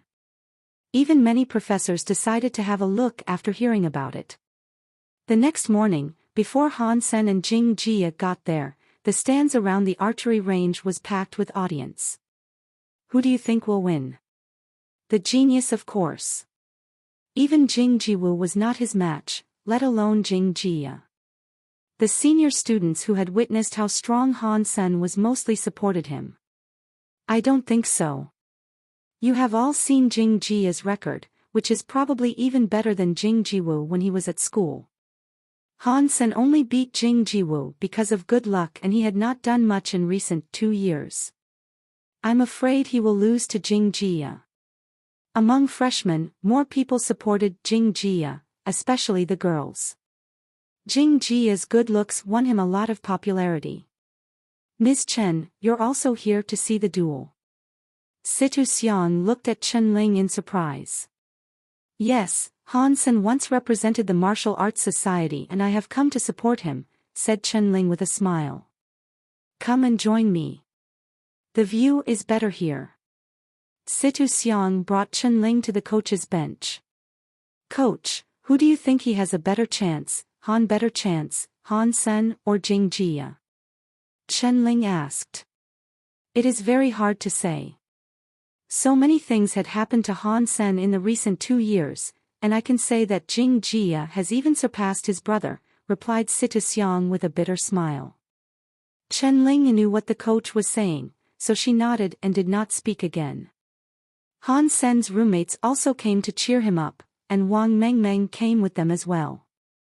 However, the stands were so full they had to watch on their feet. Can Han Sen win? That Jing Jia kid is quite something, said Shi Zhikong with his brows knitted. He had seen Jing Jia's match and the kid was indeed quite talented. Jing Jia was also in the archery department, so Shi Zhikong had competed with him a few times. Shi Zhikong sensed even more stress facing Jing Jia than when he met Jing Jiwu. Zhang Yang and Lu Meng did not speak. In fact, they both had fought Jing Jia and suffered terrible losses. They felt the same as Shi Zhikong did. Jing Jia was even more formidable than Jing Jiwu. Brother Han will definitely win. Wang Mengmeng was Han Sen's diehard fan and believed in him as always. Chapter 311 Spinning Away Translator, Nioebo Studio Editor, Nioebo Studio. Han Sen waved at his friends and entered the archery range. At the same time, Jing Jia also entered the range. Han Sen, there is something that I should probably tell you beforehand. Jing Jia walked over to Han Sen and said with a smile. If you want to tell me, then tell me, said Han Sen casually. Jing Jia smiled and said nothing. He walked to the bow rack, took a 16-0 practice bow and a quiver full of arrows, and returned to Han Senator the next second. Jing Jia straightened his back, knocked an arrow, and made a shot casually. That was only a start. He then quickly shot 9 more arrows, between which there was almost no gap. The 10 arrows were like a straight line, flying toward the target 60 feet away. Students were dumbstruck. If it was very hard to believe that with a 16-0 arrow, Jing Jia was able to shoot a succession of 10 arrows. His strength was beyond their imagination. He is indeed even stronger than Jing Jiwu at his age, mumbled Situ Xiang. Chen Ling was also amazed. Among the unevolved, very few people had this kind of strength, not to mention Jing Jia was just a freshman. As people were shocked by what Jing Jia could do, they found the bigger surprise was yet to come. As the first arrow hit the bull's eye, the second arrow suddenly made a strange turn when it was about to hit the first, which was the same case with the remaining 8 arrows. When all 10 arrows were on the target, people found that only the first one hit the bull's eye, while the other 9 arrows formed a circle with the first arrow as the center. Everybody widened their mouth. Someone yelped and said, "Spinning arrow. Isn't that Han Sen's spinning arrow? How come Jing Jia can also do that?" At this point, even Situ Xiang cannot believe her eyes. Jing Jia used a 16-0 bow to shoot a succession of 10 arrows, 9 of which were spinning. Judging from the way that the arrows were aligned, she knew that Jing Jia was already an archery master. Monster. A monster more formidable than Jing Jiwu was, lamented Situ Xiang. She had hoped that Han Sen would win, but did not have much faith after watching Jing Jia's performance. Han Sen's most impressive skill was spinning arrow, with which he beat Jing Jiwu. However, Jing Jia seemed to be even better at that, and he even had a higher fitness index than his older brother. There was simply no way that Han Sen could beat Jing Jia. Jing Jia also knows spinning arrow, and it looks like he has mastered it. Han Sen is in trouble now. What great archery skills! I'm afraid Han Sen will not be better than him. Using a 16-0 bow at will, Jing Jia is more formidable than Jing Jiwu was. At this point, Shi Zhikang, Zhang Yang, and Lu Meng all became pale. Shi Zhikang exclaimed, "How come this guy also knows Han Sen's spinning arrow? I've heard that it is almost impossible for an unevolved person to do that." Almost, but not completely impossible. Jing Jia and Han Sen are both exceptions, said Lu Meng calmly, looking worried nonetheless. The crowd were in awe of Jing Jia's archery skills, and few people believed that Han Sen could still win. "What do you think my spinning arrow, brother?" Jing Jia asked, amused. "Jing Jia, it is quite impressive for your age." "Good job," said Han Sen in appreciation. He did appreciate what Jing Jia could do. Although Jing Jia had not practiced Yin Yang Blast, he managed to achieve the effect of the spinning arrow by practicing archery techniques alone. Hearing Han Sen's words, Jing Jia felt belittled. "At your age?" It sounded like he was a kid trying to impress his parents with a golden star awarded by school. "Since you said that, you must have stronger archery skills than I do. Why don't you show us?" suggested Jing Jia with his brows knitted. "No need. I don't have much time. Let's just get started with the duel." Han Sen immediately went to the bow rack, picking up a bow and a quiver of arrows. The students were surprised by Han Sen's choice of bow. He picked an 11. 0 practice bow, which was too weak for any archery student. Anyone could easily use a bow like this. Han Sen seems to be overly confident. How can he compete with Jing Jia with an 11? 0 bow. Wait a minute. The bow he used to beat Jing Jiwu was also an 11. 0 bow. Maybe he wants to do it again. I don't think it's going to happen. Last time the victory was mainly because of the great tactics coach Situ Xiang used. Also, Jing Jiwu did not know there was such a thing as spinning arrow and was taken by surprise. However, now Jing Jia knows about the spinning arrow and is even better at it than Han Senator. How can Han Sen possibly win with an 11? 0 bow. What is Sen trying to pull? He should have picked a strong bow in any case. Shi Zhikang was stunned, trying to understand why Han Sen would have picked an 11. 0 bow. Lu Meng did not speak, as he did not understand either. Nor did Zhang Yang. He looked at Wang Mengmeng and asked, Mengmeng, didn't you use to learn archery skills from Han Sen? Tell us, what is he trying to do? Wang Mengmeng pondered and answered, Brother Han must feel that it is too easy to beat Jing Jia anyway, so he picked the first bow he saw. I don't believe it means anything. Many students were eavesdropping on the conversations between Han Sen's friends, trying to pick up some insider perspectives. However, hearing what Wang Mengmeng said, they all stared at her as if she were crazy. Even Han Sen's roommates found Wang Mengmeng's reply out of line. It was simply impossible for Han Sen to think beating Jing Jia was a piece of cake. Someone who could shoot a succession of 10 arrows with a 16. 0 bow, 9 of which were spinning, would never lose easily. Whether or not Han Sen could beat him remained a question. The eavesdroppers had determined that Wang Mengmeng must be a diehard fan, whose words were hardly believable. Situ Xiang and Chen Ling were also surprised by Han Sen's choice. Chen Ling asked Situ Xiang, Coach, I don't know that much about archery. But isn't an 11. 0 bow much weaker than a 16. 0 1. Situ Xiang nodded and said, if they were on the same level, the 16. 0 bow is much stronger than an 11. 0 1. Then why did Han Sen pick an 11? 0 bow. With his strength, even if he cannot use a 16. 0, he could always choose a 15. 0 or 14. 0, right? Chen Ling was puzzled. Situ Xiang smiled wryly and said, I don't understand either. If there is any reason, maybe he wants to beat the two brothers with the same kind of bow. Is that even possible?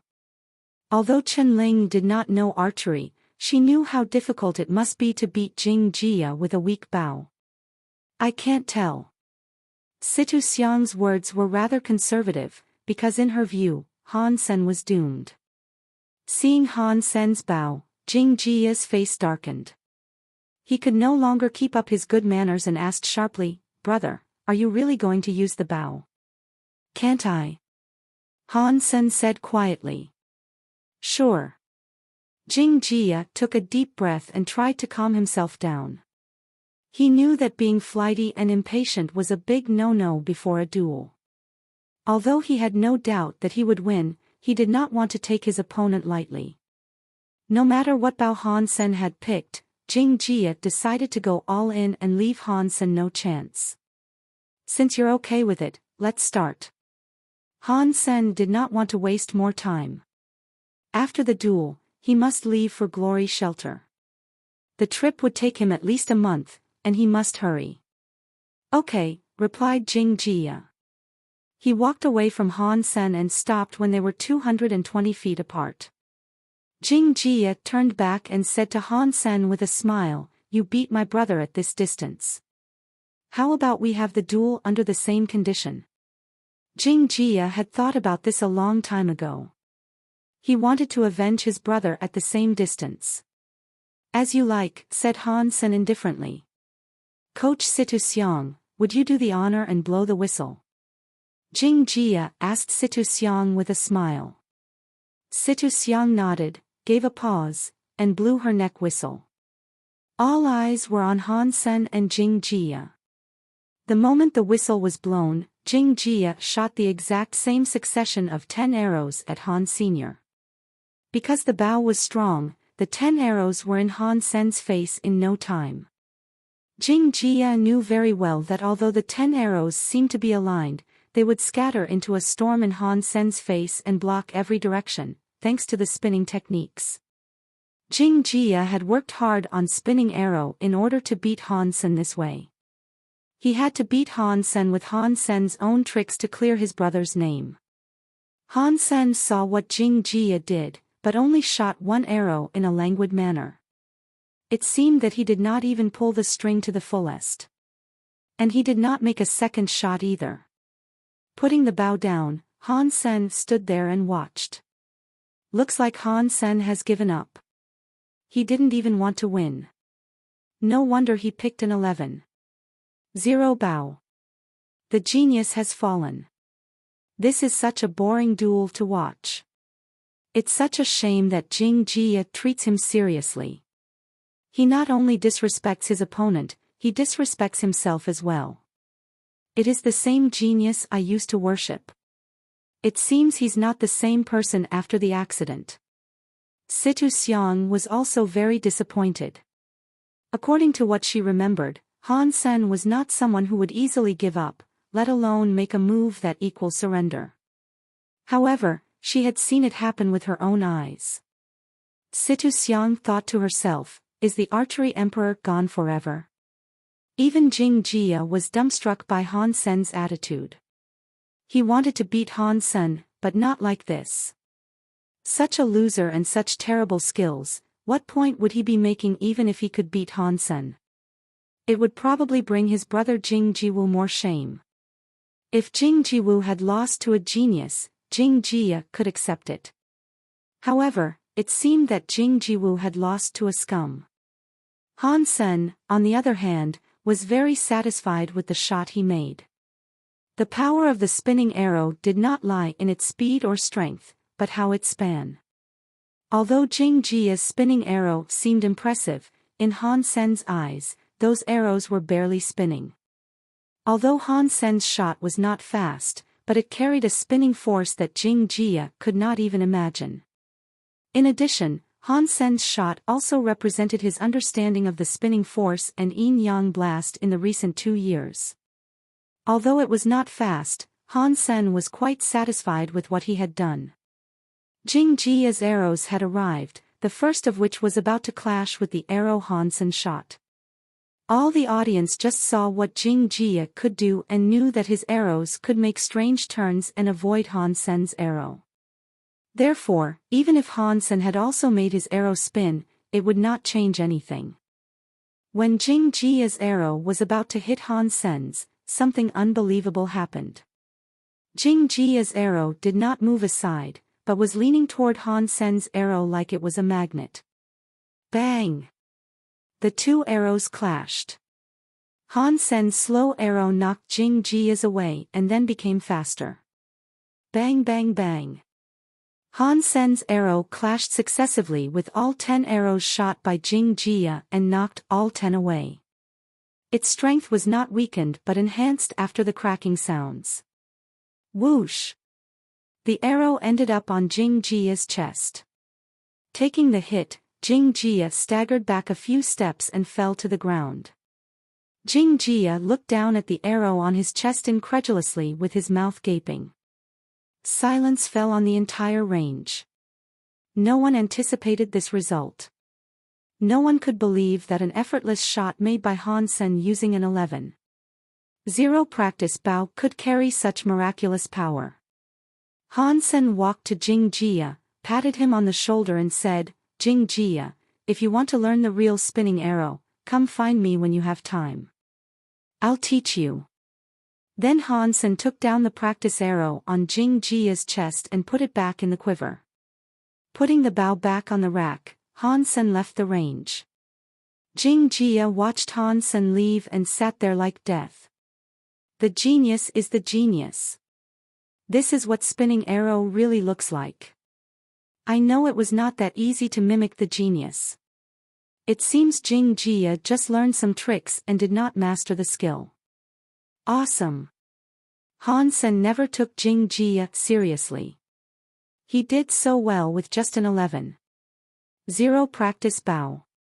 Imagine what he can do if he had picked a 16.01. Impressive. The spinning force of the arrow is what beat Jing Jiwu. How did he do it, using a weak bow to make such a strong shot? And the arrow seemed to become faster and faster after it clashed with other arrows. It took Jing Jia a long while before he recovered from shock. Watching Han Sen walking away, Jing Jia suddenly smiled wryly with complex feelings. He suddenly discovered how ridiculous his schemes were.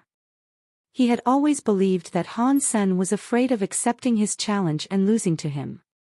But after seeing what Han Sen could do with that arrow, he suddenly understood that Han Sen never took him seriously, which was the only reason why Han Sen did not accept his challenge in the first place. A casual shot from an ordinary bow had such an unbelievable effect. He deserves to be the one who beat my brother.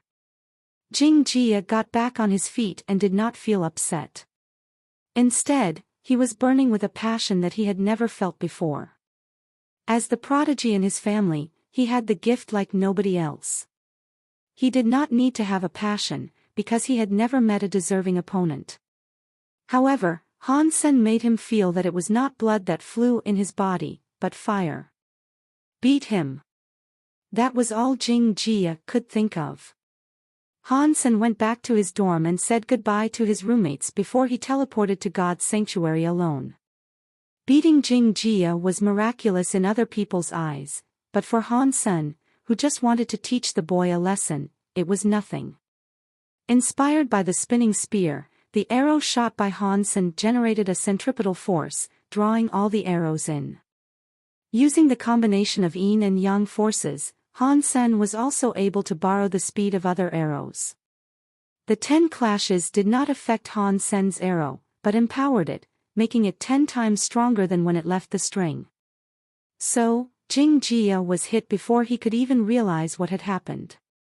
In addition, Jing Jia had no way to foresee such an incredible outcome, so he was not prepared at all. Han Sen thought what he had done was no challenge at all. Among the unevolved, no one could hold a candle to Han Sen any longer. The only match he had left in First God's sanctuary was a super creature. Han Sen did not care about all that himself, but in Blackhawk, he was revered as a hero. The students in freshman and sophomore years only knew Han Sen previously from the school's history, but Han Sen's performance at the duel brought him back under the spotlight. The Emperor returned with his incredible archery skills. Blackhawk was still his empire. Why didn't he participate in any games recently? If he did, Blackhawk could have won a lot of championships. With his archery skills, if he were there, even the Alliance Central Military Academy would lose without a doubt. Not just archery. He is peerless in black and white boxing and Warframe as well. He even gained his nickname Emperor from participating in a black and white boxing game, where he gave Saint Germain 0 point. You know Saint Germain even had Nailan Chenghua on their team at the time. Seriously? Why would I lie about that? You can still find the video of the game online. Watch it for yourself. If you think I exaggerated, you can have my virginity. Han Sen's name once again became the topic of conversations in Blackhawk. Many students found Han Sen's old videos and became even more impressed by him. Once again, Han Sen entered the Dark Swamp. Last time it took him half a month to travel from Glory Shelter back to Steel Armor Shelter by way of Dark Swamp. Last time, he only had the mutant three-eyed beast as his mount and needed to fly on his own over Dark Swamp. This time, he could just use Meowth all the way as the mount, and no mutant creature could stop it. Han Sen tried to kill as few creatures as possible. Except for sacred Geno points, he did not need anything. The Golden Rock Worm King was still recovering from his enormous feast in the nest. So Han Sen did not bother to hunt. With Meowth's speed, almost no creatures could catch up with them. However, Meowth was not a real mount. Although it was fast, the ride was not a comfortable one. Han Sen took the chance to practice the clinging technique in Panorama. He attached his entire body to the back of Meowth and moved up and down as Meowth ran. The key to the clinging technique was following the opponent's force. Although it was the same kind of techniques as diversion, they differed a lot in practice. When using diversion, the goal was to offset the opponent's force. However, the goal of using the clinging technique was to integrate oneself with one's opponent, so the opponent could not exert his force. As Han Sen felt Meowth's movement under him, he focused himself on moving along with Meowth and felt less and less turbulence. As the Encyclopedia of the Saint Hall, Panorama included all sorts of fundamental methods of using one's strength. Many of those methods could also be applied in the daily life. In order to perfect himself, Han Sen was always practicing the methods, even when he rested. Although it was impossible for him to reach perfection, he was pushing himself closer and closer to his full potentials. The stronger he became, the more likely it was for him to kill super creatures. In fact, the essence of martial arts was to push one's limits. The status above Evolver was named Surpasser, which meant the person had surpassed the limits of human body. A surpasser could even crash an aircraft with bare hands. As Meowth galloped, Han Sen suddenly found a creature that looked like a centipede rolling over in a swamp ahead of him. Despite its resemblance to a centipede, the creature was about 30 feet long, its shell gleaming with a dark purple shimmer. Its body was as thick as a wok and its feet as sharp as sickles. The dark purple centipede wound itself around a buffalo-like creature, its sharp feet digging into the buffalo, which was about to bleed to death. It seems that the centipede should be a sacred blood creature.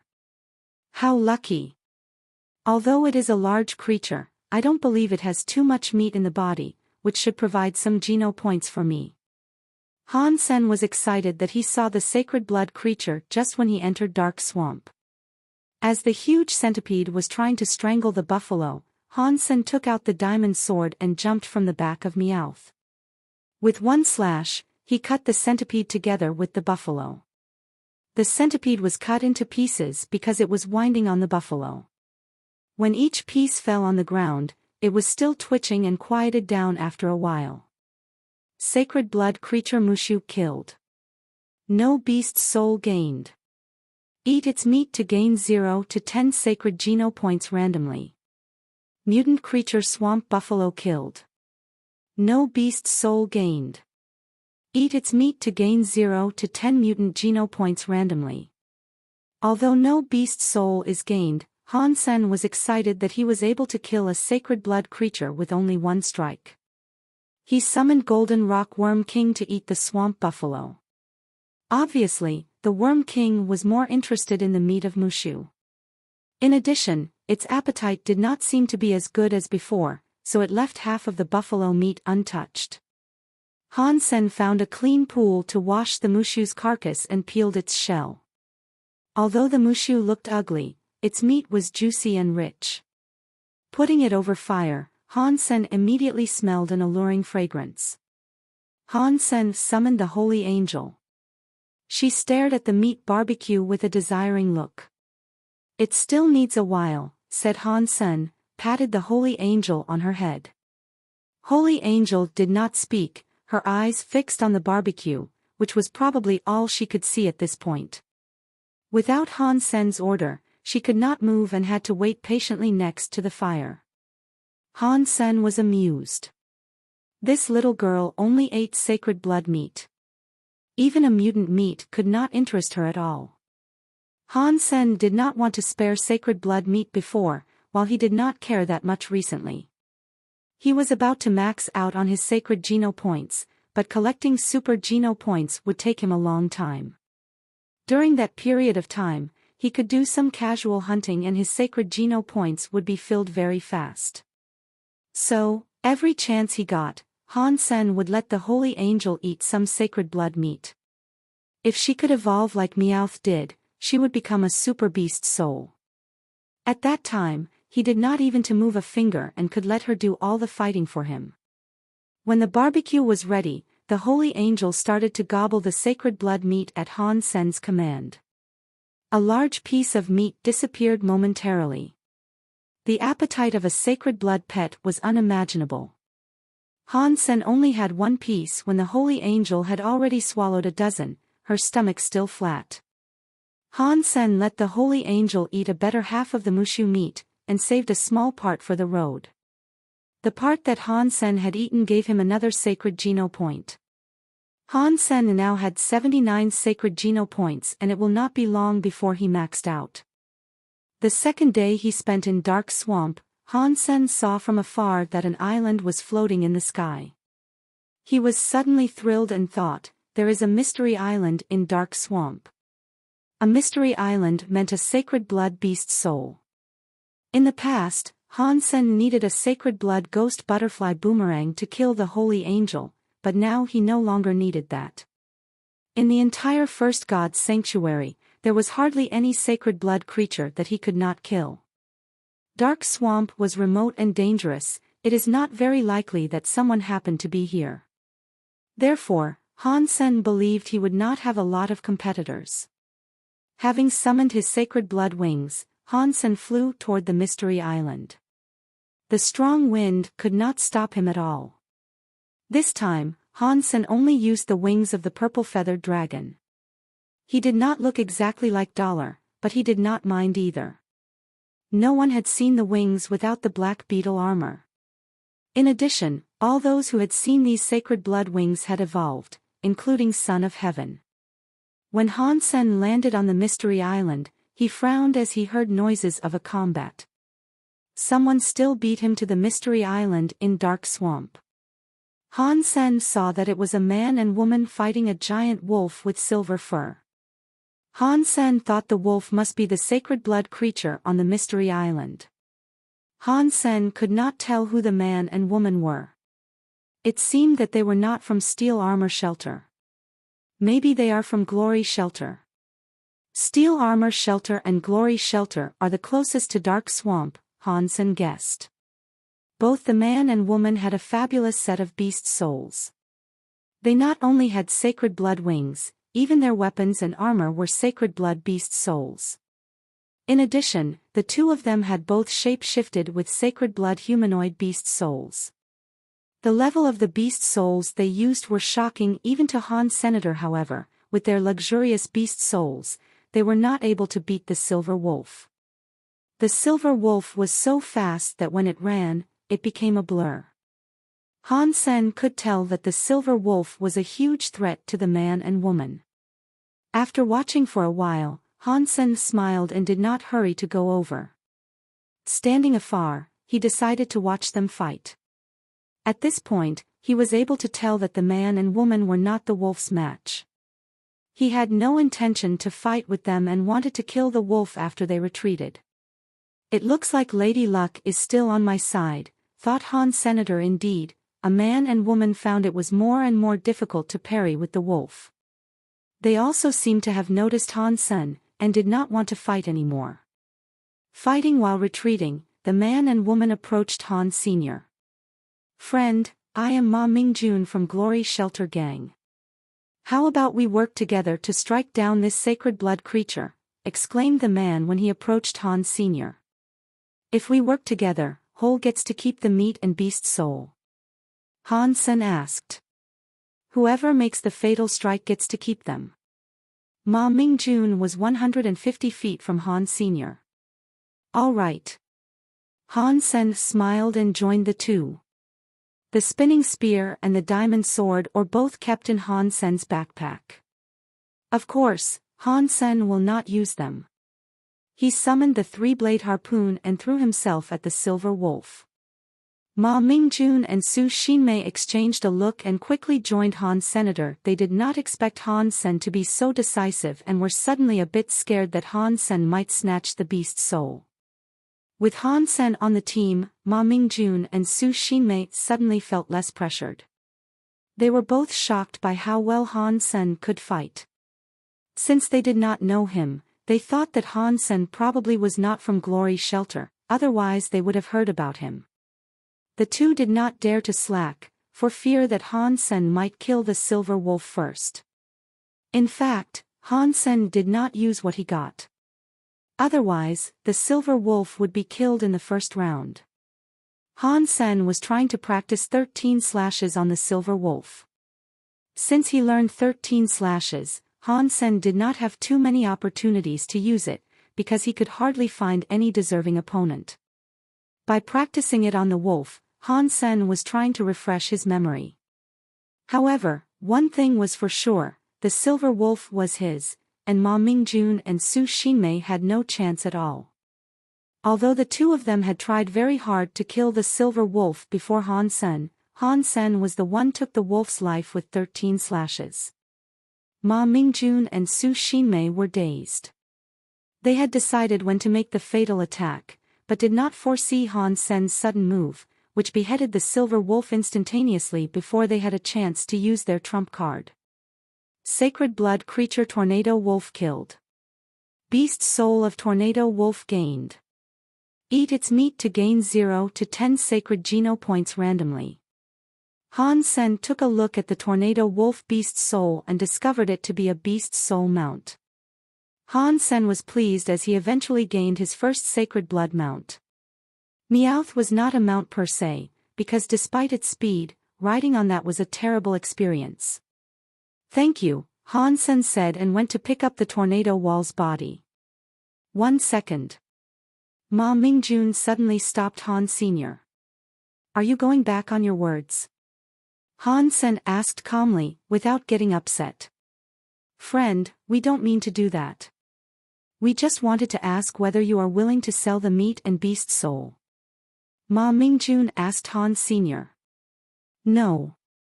Han Sen rejected Ma Mingjun without a second thought.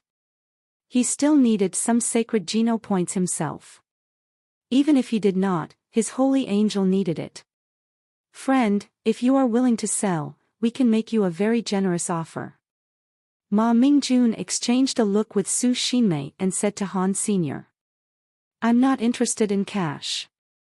But if you have a sacred blood beast soul from Second God's Sanctuary, I could consider a swap, said Han Sen quietly. From his last cooperation with Lin Beifeng, Han Sen earned a cut of 700 million. Plus the mutant beast souls he gained from Su Ruyan and the nest, Han Sen was quite a rich man at this point. He had used some connections to buy a few mutant beast souls in Second God's Sanctuary for his mom to use, which were a great help to Luo Sulan. However, a sacred blood beast soul from Second God's Sanctuary was so rare that Han Sen had found no chance to purchase any. After all, he had not entered Second God's Sanctuary himself. That does not even make sense. We do not have sacred blood beast souls from Second God's Sanctuary. Even if we do, it is impossible that we exchange them for something in First God's Sanctuary, said Ma Mingjun with his brows knitted. The sacred blood beast souls in Second God's Sanctuary were much harder to come by than those in First God's Sanctuary, and thus much more valuable. However, an unevolved person could not receive any beast soul from Second God's Sanctuary. If Han Sen was to purchase a beast soul from Second God's Sanctuary for his mother would have to receive the beast soul from the other party directly. Otherwise, a primitive beast soul from Second God's Sanctuary would easily beat most sacred blood beast soul from First God's Sanctuary. Because the beast souls from a higher phase could not enter a lower one, the sacred blood beast souls of First God's Sanctuary were still very valuable.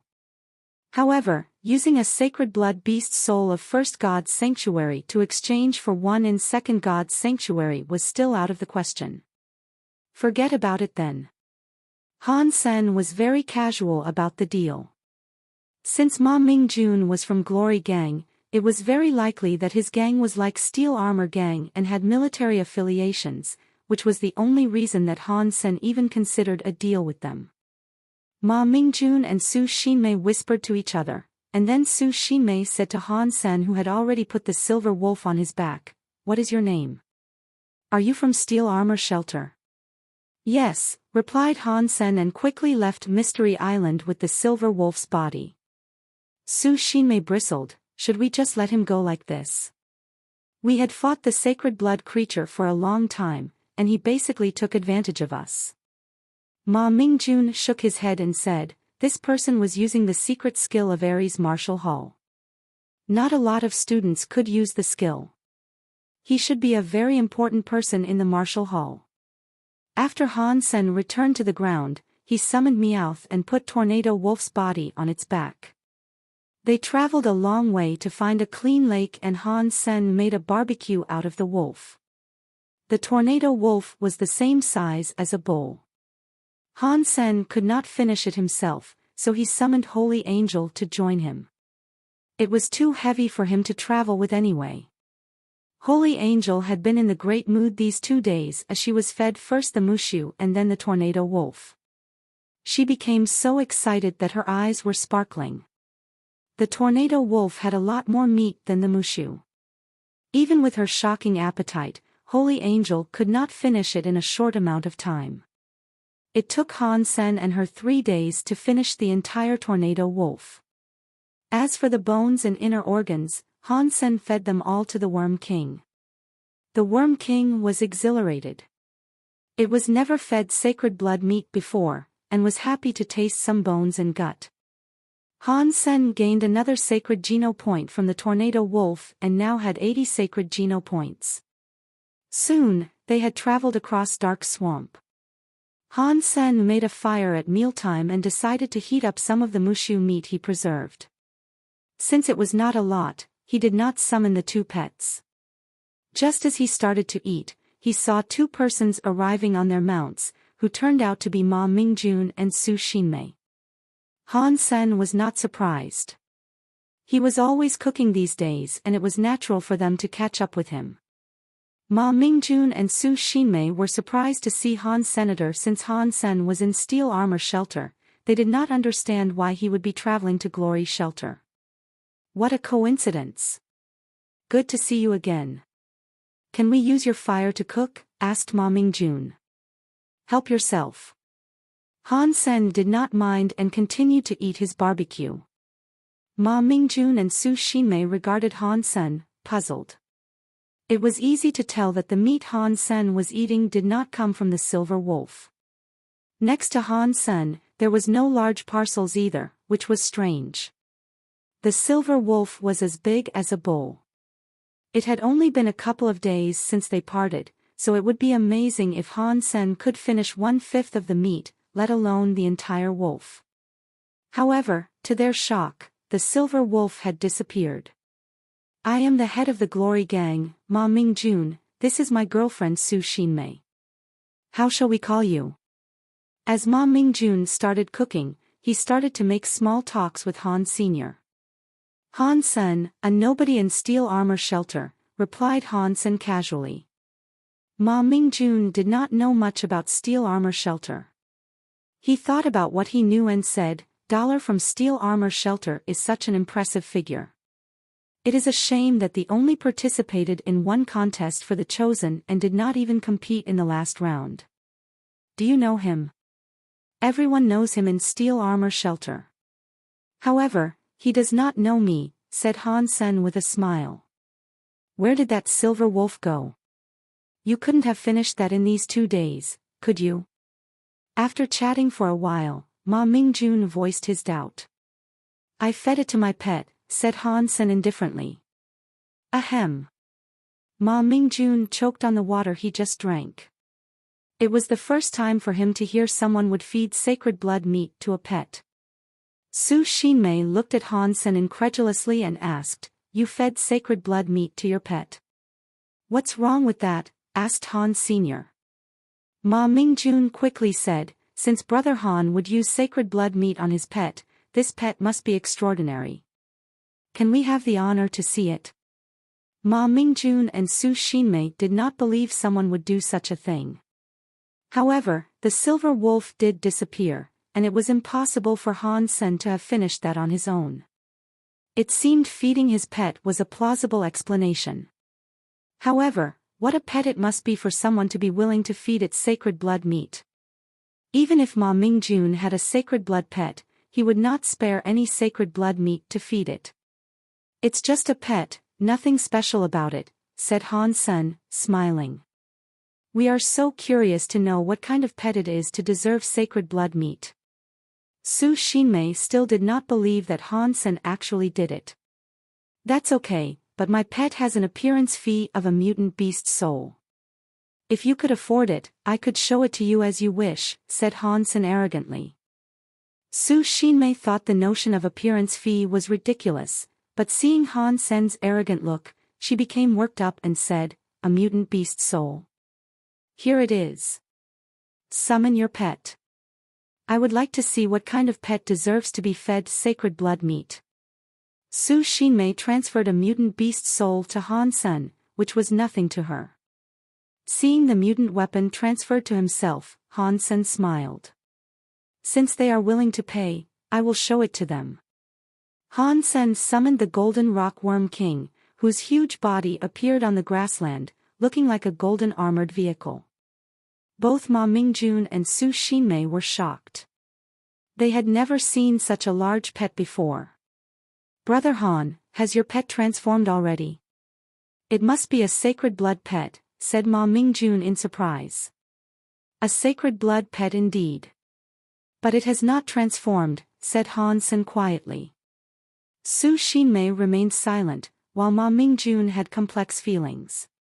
Seeing the Golden Rock Worm King, the puzzle was solved. However, the fact that Han Sen would feed his pet sacred blood meat shook them. Han Sen was the only person they had seen that fed his pet with sacred blood meat. Brother Han, are you going to steal armor shelter? Ma Mingjun started the conversation again. I heard people had spotted a sacred blood turtle some time ago and want to have a look. Han Sen did not hide the fact. So you have come for the sacred blood turtle. That's easy. It had entered Copper Mountains, which we are familiar with. How about we guide your way? Ma Mingjun suggested, smiling. Ma Mingjun believed it was useful to make a powerful friend who could travel between shelters and feed sacred blood meat to his pet. Han Sen liked the idea. Although he had done his research on the Skynet about the location of Copper Mountains, the mountains were huge, and it would not be easy for him to locate the turtle. With someone leading the way, he could save a lot of trouble. In addition, Han Sen did not really worry that Ma Mingjun and Su Xinmei might harm him. In the entire First God's sanctuary, barely anyone could injure him.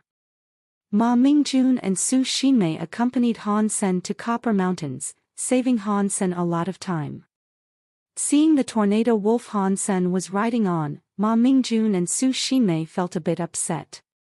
However, they were not able to kill the tornado wolf in the beginning and would not have been able to fetch more people to help them in any case, since they did not have extra sacred blood wings. In 2 days, the three arrived at Copper Mountains.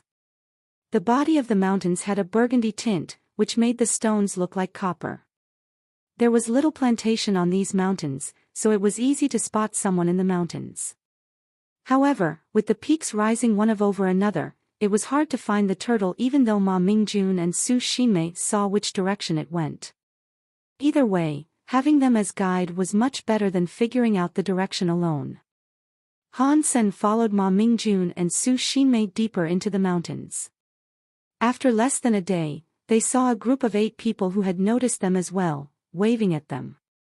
Very soon, the group came over. Among them, a guy of Han Sen's age greeted Ma Mingjun. Mr. Ma, how come you are also in Copper Mountains? Are you also interested in that sacred blood turtle? Although the guy was smiling, he did not sound like he was joking around. You are kidding, Mr. Zhao. We Glory Gang suffered greatly last time. How do I dare to take the risk again? Just taking a friend to look at it, said Ma Mingjun. Zhao Guqing's gaze fell upon Han Senator. He asked with a smile, I don't believe I have met this friend before. Just a stranger. No need to know me, said Han Sen and bypassed the group of people, riding the tornado wolf. Mr. Ma, thank you for all your help. I think this is where we should part ways, Han Sen turned and said to Ma Mingjun, then continued to travel. Anyone could tell that Zhao Guqing clearly had an invested interest in the sacred blood turtle. Since Han Sen also came for the turtle, they were competitors and Han Sen did not want to waste time on small talks. For Han Sen, his time is so precious, and Zhao Guqing did not even deserve to be his opponent. The other people in Zhao Guqing's group bristled and wanted to stop Han Sen, while Zhao Guqing stopped them. He stared at Han Sen riding away on the tornado wolf, turned back to look at Ma Mingjun and asked, Mr. Ma, your friend is quite full of himself. I wonder where he is from. Looking at Han Sen who had left, Ma Mingjun did not say anything. Although he wanted to make friends with Han Sen, but it will not make sense for him to offend Zhao Guqing either. Ma Mingjun hesitated and told Zhao Guqing how he met Han Senator Glory Gang and Zhao Guqing had constant collaborations, and Zhao Guqing also provided Glory Gang with equipment including Z-steel weapons. Ma Mingjun simply could not afford to displease Zhao Guqing for an irrelevant person. A nobody from another shelter. How did he dare to talk to us like that? He probably did not plan to be alive for long, sneered Lu Heijia who was standing behind Zhao Guqing. Zhao Guqing said, if he only wanted to look at the turtle, that's fine. However, if he tries anything, he will not be far from death. After inquiring about the details of Han Sen's situation, Zhao Guqing fared Ma Mingjun well and continued to look for the sacred blood turtle. Are they really trying to kill Han Sen? Asked Su Xinmei with her brows knitted. You know them well. They are a bunch of outlaws who made their fortune through smuggling. If Han Sen notices it earlier, maybe he could live.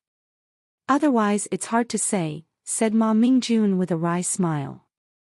Ma Mingjun knew that Han Sen fought well, but the group of people were all ruthless and had high geno point counts. Even if Han Sen had already maxed out on his sacred geno points, he might still be defeated by this group. Chapter 318. There were a variety of creatures in Copper Mountains, while Han Sen was in no mood to hunt. Most of the creatures were ordinary and primitive ones. Occasionally, there were several mutant creatures, but they were all too large in body size for Han Sen to consider. The tornado wolf had an amazing speed. Han Sen had not quite seen any mount like it. Almost no creatures could catch up with the wolf. According to what Ma Mingjun had told him, Han Sen rode the tornado wolf and searched around. Maybe it was good luck, or maybe it was how fast the tornado wolf was. Han Sen found the legendary turtle after one day. The turtle was too big for anyone to ignore. It was a black turtle as large as a car, climbing on the copper-colored mountain. Although the slope was steep, the black turtle was climbing at a high speed with all 4 feet. Han Sen did not hurry over, but decided to observe it. The turtle has a black shell and dark green neck and limbs. With a closer look, there were burgundy patterns on the dark shell, which were hardly noticeable. On the turtle's head, there were a pair of ram's horns. And its limbs were covered with dark green scales.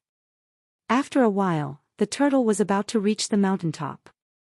Oddly, despite that the Copper Mountains barely had any plantation, a lush fruit tree was growing on the top of that mountain. The fruit tree was about 15 feet tall and had many white flowers. Some flowers had already faded, and fruits as red as rubies were growing. When the turtle reached the tree, it managed to stand on its hind legs and put its forelegs on the tree trunk. Stretching its neck, it tried to bite the fruits. Is it because it wants to eat the red fruits that it came out from the ocean? Han Sen was dumbstruck. During the compulsory education, Han Sen had learned that the plants in God's sanctuary should not be eaten, especially the fruits and roots. Maybe it was because of the difference between human genes and the creature genes. eating plants from God's sanctuary might have more harm than benefits on one's body. There were edible plants as well, but one must be an expert in the area to tell. In this era, hardly anyone would try the plants for themselves. Since scientific testing did not work in God's sanctuary, normally no one would eat the plants in God's sanctuary. Last time when Su Ruyan and people from Green Shelter were trapped on the Wind End Island, they had tried a lot of times before finding the edible plants and fungus. The turtle could eat these fruits, but it did not mean the fruits were safe for human. The turtle was gobbling away, sometimes swallowing the leaves and white flowers together with the fruits. Very soon, all the fruits were gone. The turtle smacked its mouth, looking like it wanted more. Then it turned slowly and went down the mountain. As Han Sen was still deciding if he should test whether the turtle was a super creature, he suddenly heard hoof-beat from afar. Han Sen turned and saw Zhao Guqing leading his group in this direction. Seeing Han Sen and the turtle, Zhao Guqing's face became grim. The group of people rode to Han Sen and hemmed him in. Sitting on the back of a giant tiger, Zhao Guqing said coldly to Han Sen, "Do you want to live or die?" "What if I want to die?" "And what if I want to live?" asked Han Sen calmly. "It is easy for you to die. We can kill you right here," Zhao Guqing said and scoffed. "If you want to live, you need to let us lock you down and kick you out of the Copper Mountains." Han Sen was not even upset, because these people did not deserve any of his emotions. He looked at Zhao Guqing and smiled, "Don't you think you're being ungrateful to someone who had done you a favor?" "Boy, what are you talking about? When have you ever done us a favor?" "If you want to, you can try licking our shoes," Lu Hejia bristled, pointing at Han Sen. Han Sen did not even deign to reply him. He continued in a quiet tone, "Don't you know what the favor is?" "What?" Zhao Guqing frowned and was alarmed by Han Sen. Han Sen was too calm.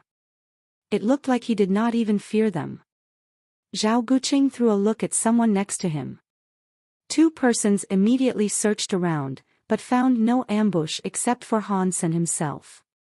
Han Sen sighed and said, "The favor is to not kill you.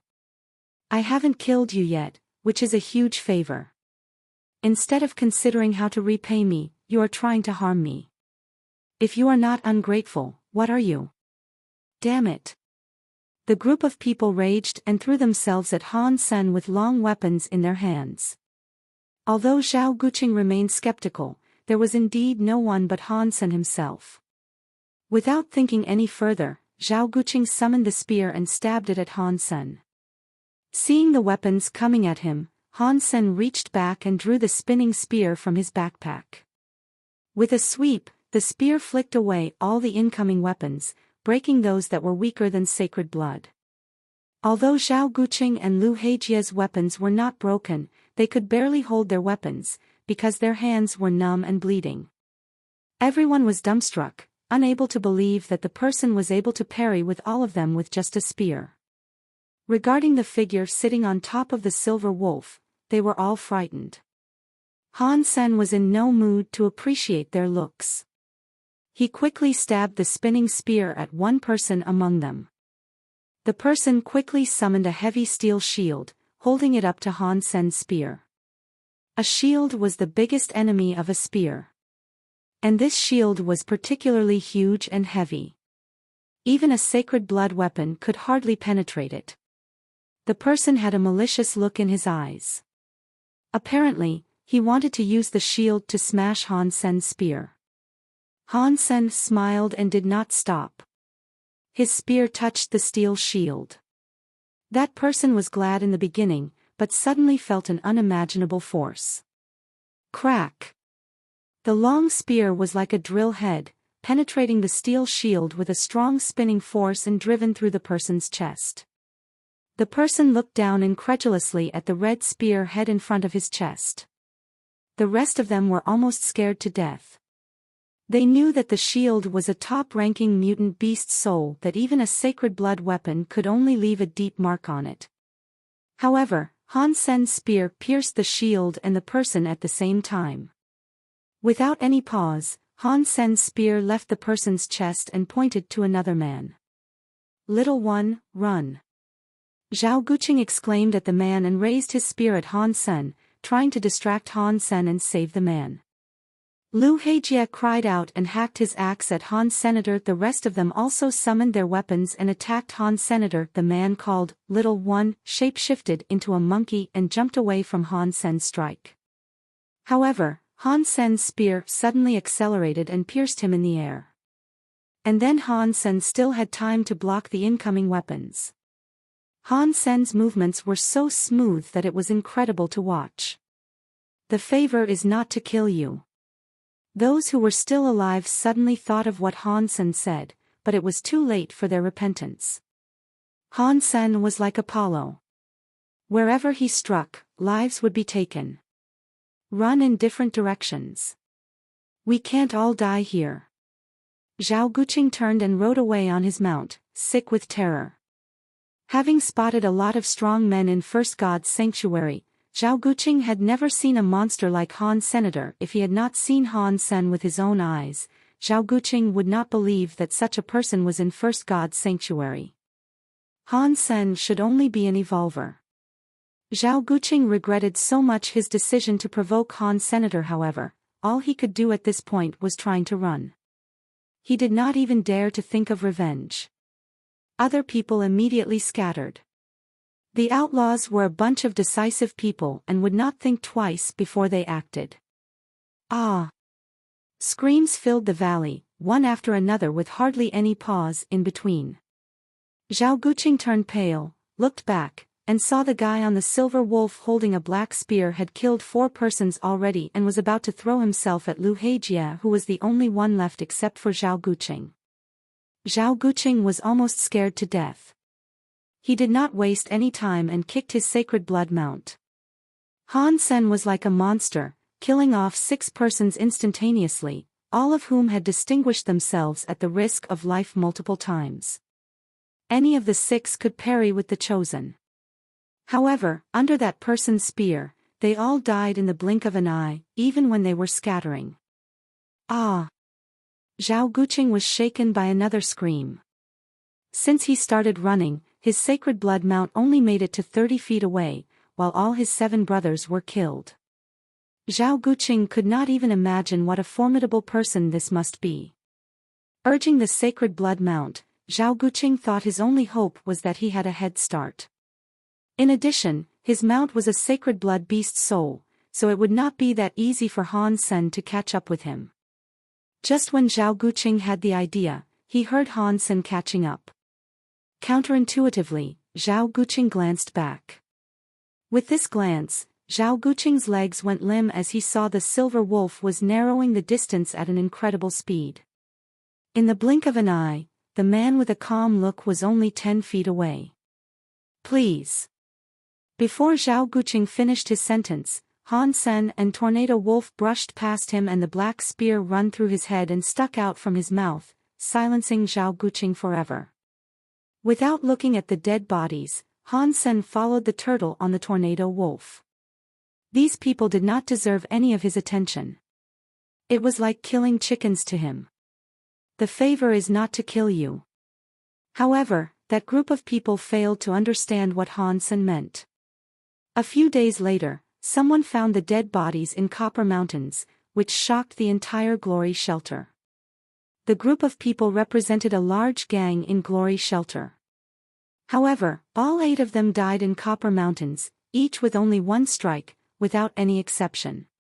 It was hard to imagine what kind of gang could have killed them this way. After hearing about the deaths of the group, Ma Mingjun and Su Xinmei quickly went over to take a look. Ma Mingjun suddenly became pale after seeing the bodies. He turned to look at Su Xinmei, who had lost color as well. They all had an idea who might have killed Zhao Guqing. In Han Sen's backpack, there was obviously a long weapon. And the group of people were going in the same direction as Han Sr. "Su Xinmei, do not say a word about this to anyone," said Ma Mingjun slowly, fear growing in his heart. Everyone else thought it must be a gang that killed Zhao Guqing's group. However, Ma Mingjun knew it was Han Sen alone. Thinking of what might have happened, he felt a shiver down his spine. Su Xinmei nodded and was too shocked to speak. She was also glad that she did not try anything stupid with Han Sen when they were on the Mystery Island. In Copper Mountains, Han Sen was chasing the turtle. Feeding on the roots or fruits of certain plants, the turtle continued its way in Copper Mountains. Sometimes, where there were no plants at all, the turtle still managed to dig out some mushroom-like stuff to eat. Han Sen became more and more shocked. Most creatures did not need to eat, while those that did eat were always extraordinary. Among all the creatures that Han Sen had seen, the most extraordinary one must be Golden Growler. And the second would be the turtle. In a way, the turtle was even more odd. The Golden Growler would only feed on creatures of other species. However, the turtle would find plants to eat in the mountains, and it was obviously selective about what to eat. Following the turtle into a valley, Han Sen decided it was time to test whether the turtle was a super creature. There was only one way into the valley. Han Sen took back the tornado wolf and put on the black beetle armor. He then drew the diamond sword and summoned Devil's Sword to strengthen it. Han Sen also summoned the Flame Lieutenant, which floated next to Han Sen and added a red tint to all Han Sen's beast souls. Shape-shifting into the Bloody Slayer, Han Sen used Heresy Mantra and turned his heart into a strong engine, pumping blood fast and fierce. This was the best Han Sen could do at this point. Facing a turtle that was possibly a super creature, Han Sen did not dare to slack a little bit. Even a newborn Golden Growler could fight him, let alone an adult super creature. Holding his sword with both hands, Han Sen rushed to the turtle. The turtle was vigilant and had noticed Han Sen a long time ago. It suddenly turned to him, with its emerald-like eyes fixed on him. Roar! Han Sen made a slash with the diamond sword in an incredible speed. This was the best Han Sen could do so far. Even if Qin Xian was here, she would not be able to parry this strike. However, halfway through Han Sen's attack, the turtle had suddenly stretched out its neck like a dragon left its lair. Instantaneously, the mouth of the turtle bit at the diamond sword. Han Sen lost his color and tried to draw the diamond sword back. However, he could not move the sword either way. The mouth of the turtle was like a wrench, holding the diamond sword in place. The next second, Han Sen heard a crack. The diamond sword that could match any sacred blood beast soul weapon, with the enhancement from both the Devil's Sword and Flame Lieutenant, was crushed under the turtle's bite. To Han Sen's shock, the turtle started to chew on the broken sword and swallowed it. Super creature. It is definitely a super creature. Han Sen was dumbstruck and quickly turned to run. This creature #King treated a sacred blood gear like candy. How could Han Sen ever beat that? The turtle suddenly moved its four legs as if it was stepping on wheels, rushing toward Han Sen fiercely. Its speed was even faster than Tornado Wolf. Damn it! Who said the turtle was slow? Seeing the turtle was almost behind him, Han Sen believed if the turtle was going to make another bite, Han Sen could not dodge even with Sparticle. Han Sen threw the remaining diamond sword at the turtle, spread his wings, and quickly flew to the sky. The turtle quickly caught the incoming broken sword with its mouth, chewed on it, and then swallowed the pieces. Regarding Han Sen, who had flown away for a few minutes, the turtle then slowly turned back to the valley to look for food. Flying in the sky, Han Sen was relieved to see the turtle leaving. Then he discovered that he was covered in cold sweat. Fortunately, the turtle bit the diamond sword instead of his body the first time, otherwise he would be broken in half even with his sacred blood armor. It is definitely a super creature. Han Sen watched the turtle in the sky with complex feelings. It was fine that he had lost the diamond sword. However, Han Sen saw no hope after witnessing the turtle's strength and speed. A super creature like the turtle was much stronger than the baby Golden Growler. People from Glory Shelter said the turtle was not very fast. Han Sen believed it was because the turtle did not even bother to chase those people down. It seems that my strength is not enough to kill a super creature presently. Even if I used sneak attacks, without enough force to penetrate its body, it would still be useless. There was fire burning in Han Sen's eyes. Although he was not able to kill the turtle, he confirmed that it was a super creature and learned how strong it was. Since Han Sen had already recognized its strength, what was left to do was to figure out how to kill it. Han Sen now knew that unless he had super beast soul armor, any defense was useless in front of the turtle. Two conditions must be satisfied if he wanted to kill the turtle. First, he must be able to use a footwork that allowed him to dodge the formidable bite. Second, he must have enough strength to drive a weapon through its body. Since Han Sen did not have a super beast soul weapon, Han Sen must focus on enhancing his own force. Otherwise, it would be impossible for him to pierce the turtle's body, even the weakest part, the neck. As for footwork, although Spartacle was quite fast, it was much slower than the turtle's bite. Han Sen thought back on the turtle's bite, which was so fast that it was incredulous. With Han Sen's current speed, there was no way that he could dodge a bite like that. He knew it without even trying. As long as he was within the range of attack of the turtle, he would be killed for sure. I need to get faster and stronger. Han Sen pondered how he should achieve those two goals.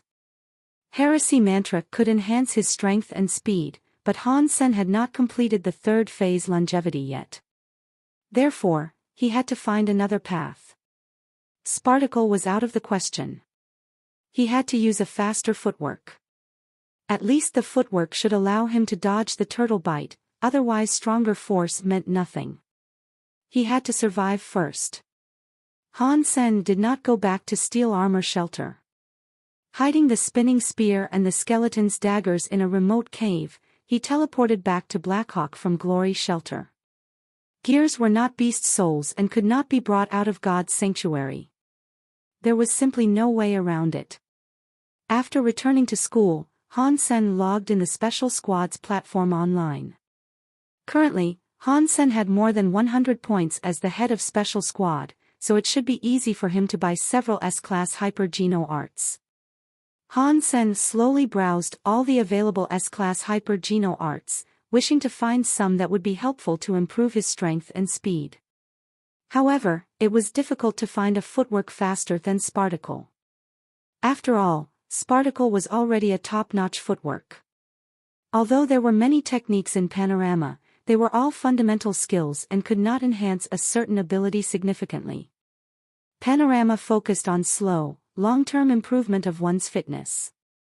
A significant improvement in a short amount of time should be something more like Heresy Mantra. Han Sen viewed the available S-Class footwork and did not find a single one that could surpass Spartacle. However, Han Sen did not give up but continued to look for it. He decided that he would ask for Bai Shan's help if he could not find one. To Han Sen's surprise, after checking the footwork all afternoon, he found a Super Geno art called Overload which brought him some hope. The theory of overload was to make one's body work under extreme conditions that went beyond one's limits. It was to burn one's energy to tap into one's potentials. The more burden one's body could handle, the stronger one's force would be. It was somewhat like an overclock of the processor or graphics cards in ancient computers. It was to reset some computer component so that it ran faster than the manufacturer-specified speed, from 2.0 to 3.0, or even 3.5 or higher. However, by doing that, the burden on one's body would be heavily increased. Undertaking the overload, the body would be inclined to collapse. Technically speaking, overload could increase one's abilities without limit. However, if the body could not take it, one would die from using overload. Fitness was the key in practicing overload. The better the fitness, the greater the potentials. In addition, one must control the level of the overload, otherwise one's body would be destroyed. Han Sen did not have too much time to consider. Overload was the most effective way for him to improve at this time. It was even more direct than heresy mantra. Overload could increase the speed and strength greatly in a very short amount of time. However, heresy mantra had no side effects, while overload was dangerous to practice. With overload, Han Sen did not need to learn another footwork. When he used both overload and sparticle, he could probably dodge the turtle bite. Han Sen used 30 credits at the special squad to purchase overload, which he was happy about. He was willing to spend on anything that would help him improve himself. The idea of becoming the first evolver with super Geno points maxed out made Han Sen burn with passion. The Geno solution of overload would be delivered to Blackhawk the next day, so Han Sen downloaded the tutorial of overload first. Han Sen, what are you doing? Shi Zhikang saw Han Sen in the dorm and patted him on the shoulder. Just looking at the tutorial of some hyper Geno art, replied Han Sen casually. Could you hold on a second and do me a small favor first? Shi Zhikang asked in a wheedling tone. What favor? It can't be too time-consuming, said Han Sen with a smile. It's not. It would be so easy for you, said Shi Zhikang with his arm over Han Sen's shoulder. Aren't you a frequent visitor to the Gladiator platform? Yes, what about it? If you want to try it, you could register an account there as well. The registration fee is not high. Han Sen did not understand what the favor was. I have become a member. But, you know, I'm not that great a fighter. Shi Zhikang stuttered. Then you need to practice more. Didn't you register to practice? Han Sen said. It might be a little late for that. That's why I want to ask you a favor. Shi Zhikang blushed and told Han Sen what happened. Aren't your girlfriend from the Warframe department? When did she change her major to martial arts? Han Sen looked Shi Zhikang up and down. This hunk was much better at romantic affairs than Han Senator. As far as Han Sen knew, Shi Zhikang had had 6 different girlfriends already. At this point, Shi Zhikang's girlfriend was in martial arts department and often went to Gladiator with friends. Although Shi Zhikang had great strength, he could not compare to those who were in martial arts major, which was why he wanted Han Sen to back him up. All right, I intended to go on Gladiator anyway, Han Sen agreed. After the two left the dorm and entered the training hall, Shi Zhikang asked about Han Sen's ID and picked a holographic device. Han Sen also picked a device and logged in. Han Sen immediately saw a friend invite from Shi Zhikang, whose ID name was King Spear, which was an okay name, but Han Sen felt a bit promiscuous since it was used by Shi. Shi Zhikang invited Han Sen into his game room. Next to Shi stood a petite, fine girl, along with many students from the martial arts department. The students were excited when they saw Han Sen, clearly interested in talking to him. The way Han Sen beat Jing Jia a while back was so impressive that all the Blackhawk students were deeply in awe of Han Sr. Shi Zhikang felt a bit upset. Initially he wanted to brag about his close relationship with Han Sen, while his girlfriend and friends simply ignored him after seeing Han Sr. After chatting with the students briefly, Han Sen threw a glance at the two who were in a combat and asked, "Are they also Blackhawk students?" "Huang Jianqiu is in my department, but I don't know the other person," said Yu Qin, Shi Zhikang's girlfriend. "Han Sen, do you think Huang Jianqiu could win?" asked a girl, worried. Han Sen pondered and said, "It seems that Huang Jianqiu's level is lower than her opponent. It would be hard for her to win." "Nice, at least someone knows his stuff," said a frivolous voice. The Blackhawk students turned to look at the speaker, who was a tall and slim young man with a contemptuous look on his face. He seemed too old to be a military school student, so he should be the friend of Huang Jianqiu's opponent. Han Sen looked at the person, did not bother to speak, and continued to watch the combat. The result was as Han Sen had predicted. Huang Jianqiu lost the combat and returned to the stands with a wry smile. "I'm sorry. Wins and losses go hand in hand. You can win next time," Huang Jianqiu's friends tried to comfort her. Huang Jianqiu's opponent ridiculed, "It seems that the military school students are not that much different from ordinary people like us. We thought you were stronger than this, given you come from a famous institution." These words made the students bristle. The feverish ones even sent him invites to fight. "Great, I happen to have a minute to teach you a lesson, and show you that the so-called elites are nothing," said Huang Jianqiu's opponent arrogantly and accepted an invite. The Blackhawk students were cheering their schoolmate up, while the tall, slim young man sneered, "A bad fighter is a bad fighter, no matter how loud you cheer. He will lose anyway." "It is still hard to say who the loser will be," Yu Qin bristled. "Haha, I said you will lose, so you will, no matter which one of you come up." The young man laughed brutally. Although the Blackhawk students wanted to talk back, their friend was already at a disadvantage, hence they did not have any grounds for the retort.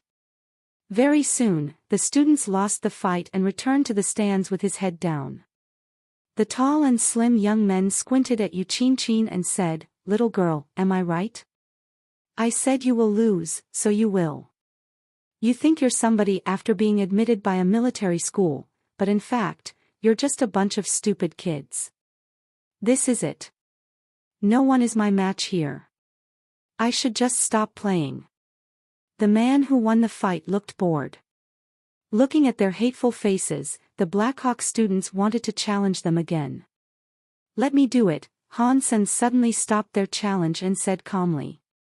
He then sent an invite to the winner of the last round. Han Sen did not let his schoolmates continue to challenge these two, because he saw clearly that the students could not win. It was not to say that the Blackhawk students were not good, but the two young men were cheating. In Gladiator, one could choose to enter the unevolved section and evolver section regardless of one's status. Normally speaking, evolvers were not interested in entering the unevolved section. However, there were some exceptions, such as these two young men. They were nothing among the evolvers and would lose to basically anybody. However, they pretended to be the unevolved and tried to gain confidence from their unfair victories against the unevolved. Most evolvers would not deign to stoop so low, but these two were smug about it, as if they had become true masters. Although they were on the bottom in the evolver section, they probably had maxed out their mutant geno points before they evolved. Thus, for an unevolved person, they were almost invincible. No matter how good the students were, they could not beat an evolver at this stage, which was why Han Sen stopped them. Otherwise, the two scums would be even more elated. Initially, Han Sen would not bother to deal with this kind of weak evolvers. However, he would not stand and watch his schoolmates bullied like this. The young man clicked yes and entered the game with Han Sr. "Carry on. Genius, carry on." All the students were cheering for Han Sr. "Genius my ass. Every one of you is rubbish in front of us," the tall, slim guy said pretentiously. He did not believe that any of these unevolved military school students could beat them. They were, after all, the evolvers. The least they could do was to bully a few military school students. And he thought even less of the genius they mentioned. It would be great to make an example out of this genius. As the countdown ended, Han Sen and his opponent entered the arena. The guy pretended to be a master and curled his finger at Han Sr. "Come on. Use all you got. Don't say I never gave you a chance. Thank you for the chance." Han Sen smiled and threw a punch at the young man. The young man looked at Han Sen's fist, curled his lips, smiled contemptuously, and countered Han Sen's strike with his fist. With his fitness level as an evolver, he was much stronger than a normal unevolved person. He could bully his opponents as he wanted using his advantage in fitness, the satisfaction of which made him linger in the unevolved section. As long as they did not use those hyper-geno arts that only evolvers could practice, there was no way for anyone to tell they were evolvers. People would only think that they were strong unevolved persons. Seeing the two fists were about to clash, the young man was even more excited. Fist against fist, he could break all the bones in his opponent's fingers, and sometimes even the entire arm. As the two fists were about to bump, Han Sen turned his fist into a claw, twisted the young man's wrist, and dislocated it. The young man's arm was twisted back and had to turn his back to Han Sr. Twisting his arm, Han Sen kicked the young man in the knee pits and made him kneel. With one arm controlled by Han Sen, the young man could not even stand up, otherwise his entire arm would be wasted. As an evolver, the young man did have some remarkable abilities. He quickly hit back and tried to get rid of Han Sen's hand. However, Han Sen had improved his grappling skills tremendously since his combat with Su Zhu. An evolver with a fitness index just above 20 was not comparable to Han Sen at all. Han Sen released the young man's arm and followed the young man. Putting his arm around the young man's neck, Han Sen threw his opponent in the air head down. As his opponent was falling, Han Sen's fists hit the young man's body as fast as lightning bolts, from the face to the stomach. When the young man was about to touch the ground, Han Sen kicked him in the chest with a knee, throwing him into the air again. Sweeping up and down, Han Sen's legs became a blur, kicking the young man as if he were a punching sack. Before the young man landed, his health value was burned up. His body exploded in the air, and he was eliminated. His friend, the tall, slim guy, became dumbstruck, unable to believe that the young man would be kicked to the point of explosion by a military school student. Even though the students did not know that they were evolvers, he knew very well that it was impossible for his friend to lose. The students started to cheer and welcomed Han Sen back to the stands as if they were receiving a hero. Han Sen stared at the tall, slim young man and asked, "Do you want to fight me as well?" "No need. No need." The tall and slim guy became pale. He was not even as good as his friend. Since his friend exploded, of course he did not have the nerve to fight Han Sen himself. "Why? Didn't you enjoy this game very much?" Han Sen said calmly. Feeling nervous, the tall and slim guy exclaimed, "We are out of form today. Doesn't mean we won't win next time. Will you use your evolver's identity to fight next time, or the unevolved?" Han Sen asked. Hearing Han Sen's words, the students were dazed. "Han Sen, you're saying that they are evolvers?" Shi Zhikang looked at the two young men incredulously. "You are evolvers?" All the students were mad at them. Bullying others using false identities was simply contemptible. "Who is an evolver? Don't talk crap here." The two young men of course chose to deny being evolvers, otherwise they would be in trouble. "Indeed, you have not evolved much," said Han Sen casually. The two did not speak anymore and chose to leave Gladiator. Han Sen, were they evolvers or not? The students were puzzled. "When I went to observe in the evolver section, I have seen them before. But I'm not so sure if they are actually evolvers." Han Sen shrugged and made up an excuse. "I think they are evolvers, but the scum type. Otherwise they would not have pretended to be an unevolved person to bully others. Garbage. Shameless. Genius, your movements were awesome, especially the last round of kicks. You need to teach us when you have time." All the students were impressed by Han's senator. Even scum evolvers were evolvers. It was still difficult for an unevolved person to beat them. After fighting the students a few rounds and giving them some suggestion, Han Sen entered the evolver section, because he was not the least interested in the unevolved opponents.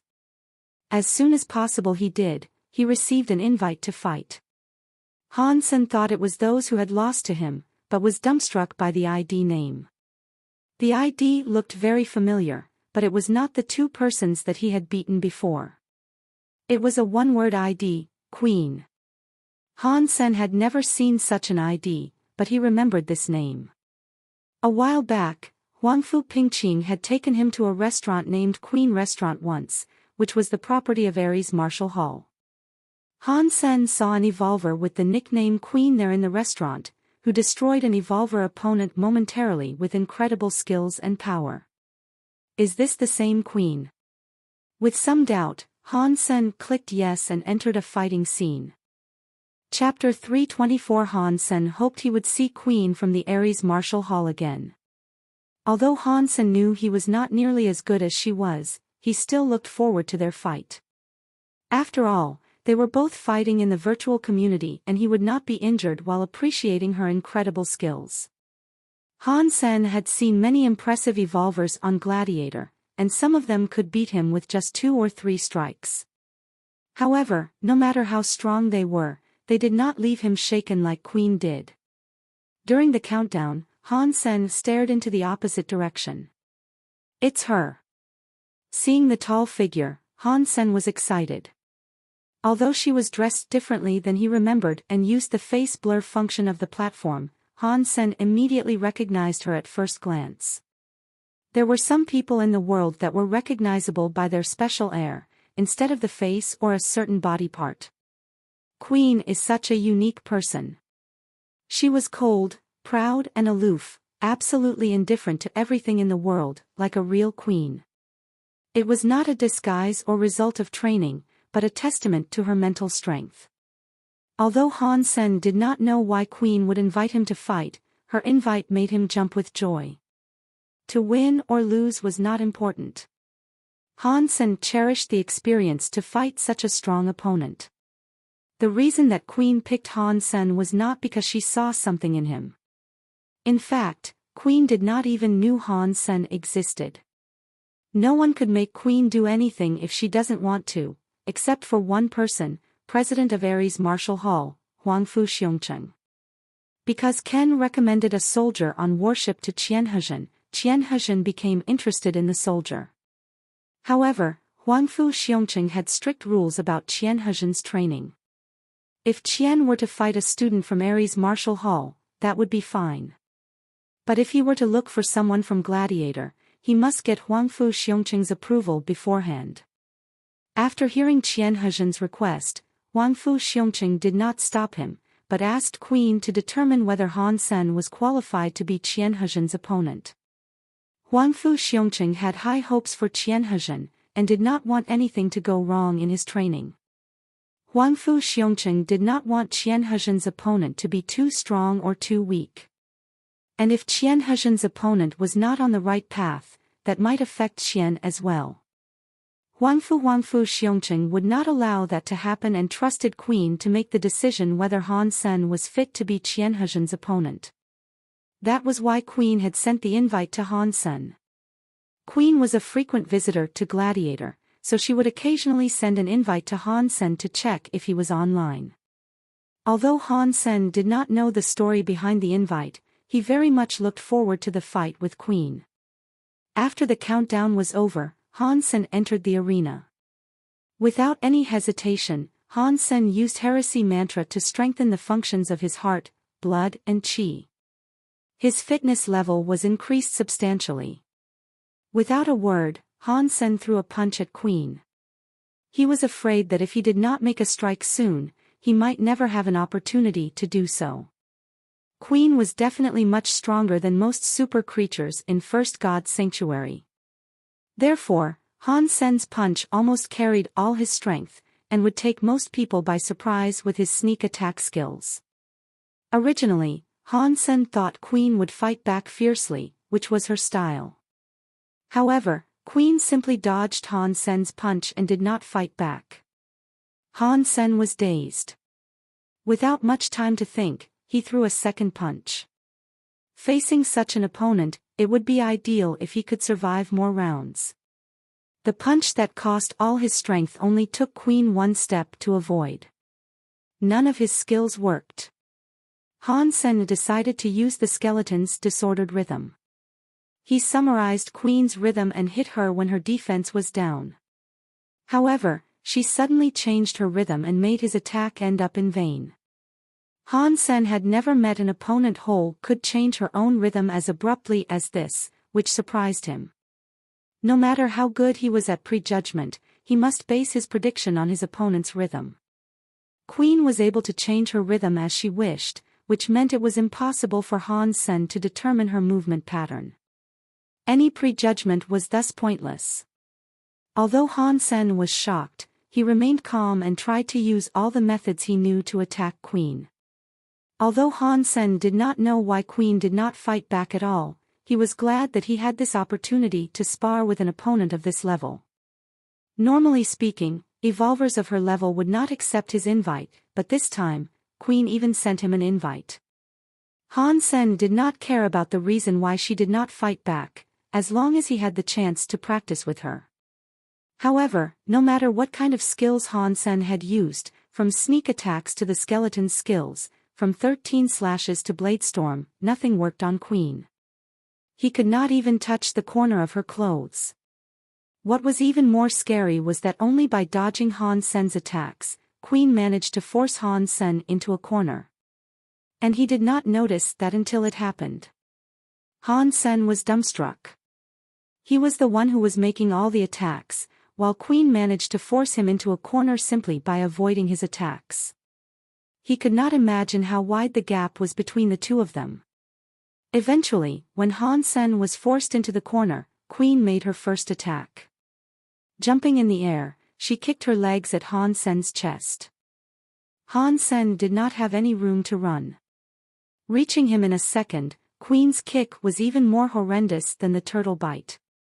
Han Sen immediately tried to block Queen's incoming leg with both hands, using diversion and clinging technique, hoping that he could borrow Queen's force. But it was useless. In order to use diversion, he must understand his opponent's force. To cling to his opponent, he must follow Queen's force. However, Queen's kick was so sharp and fast that Han Sen had no time to do either of that. Bang!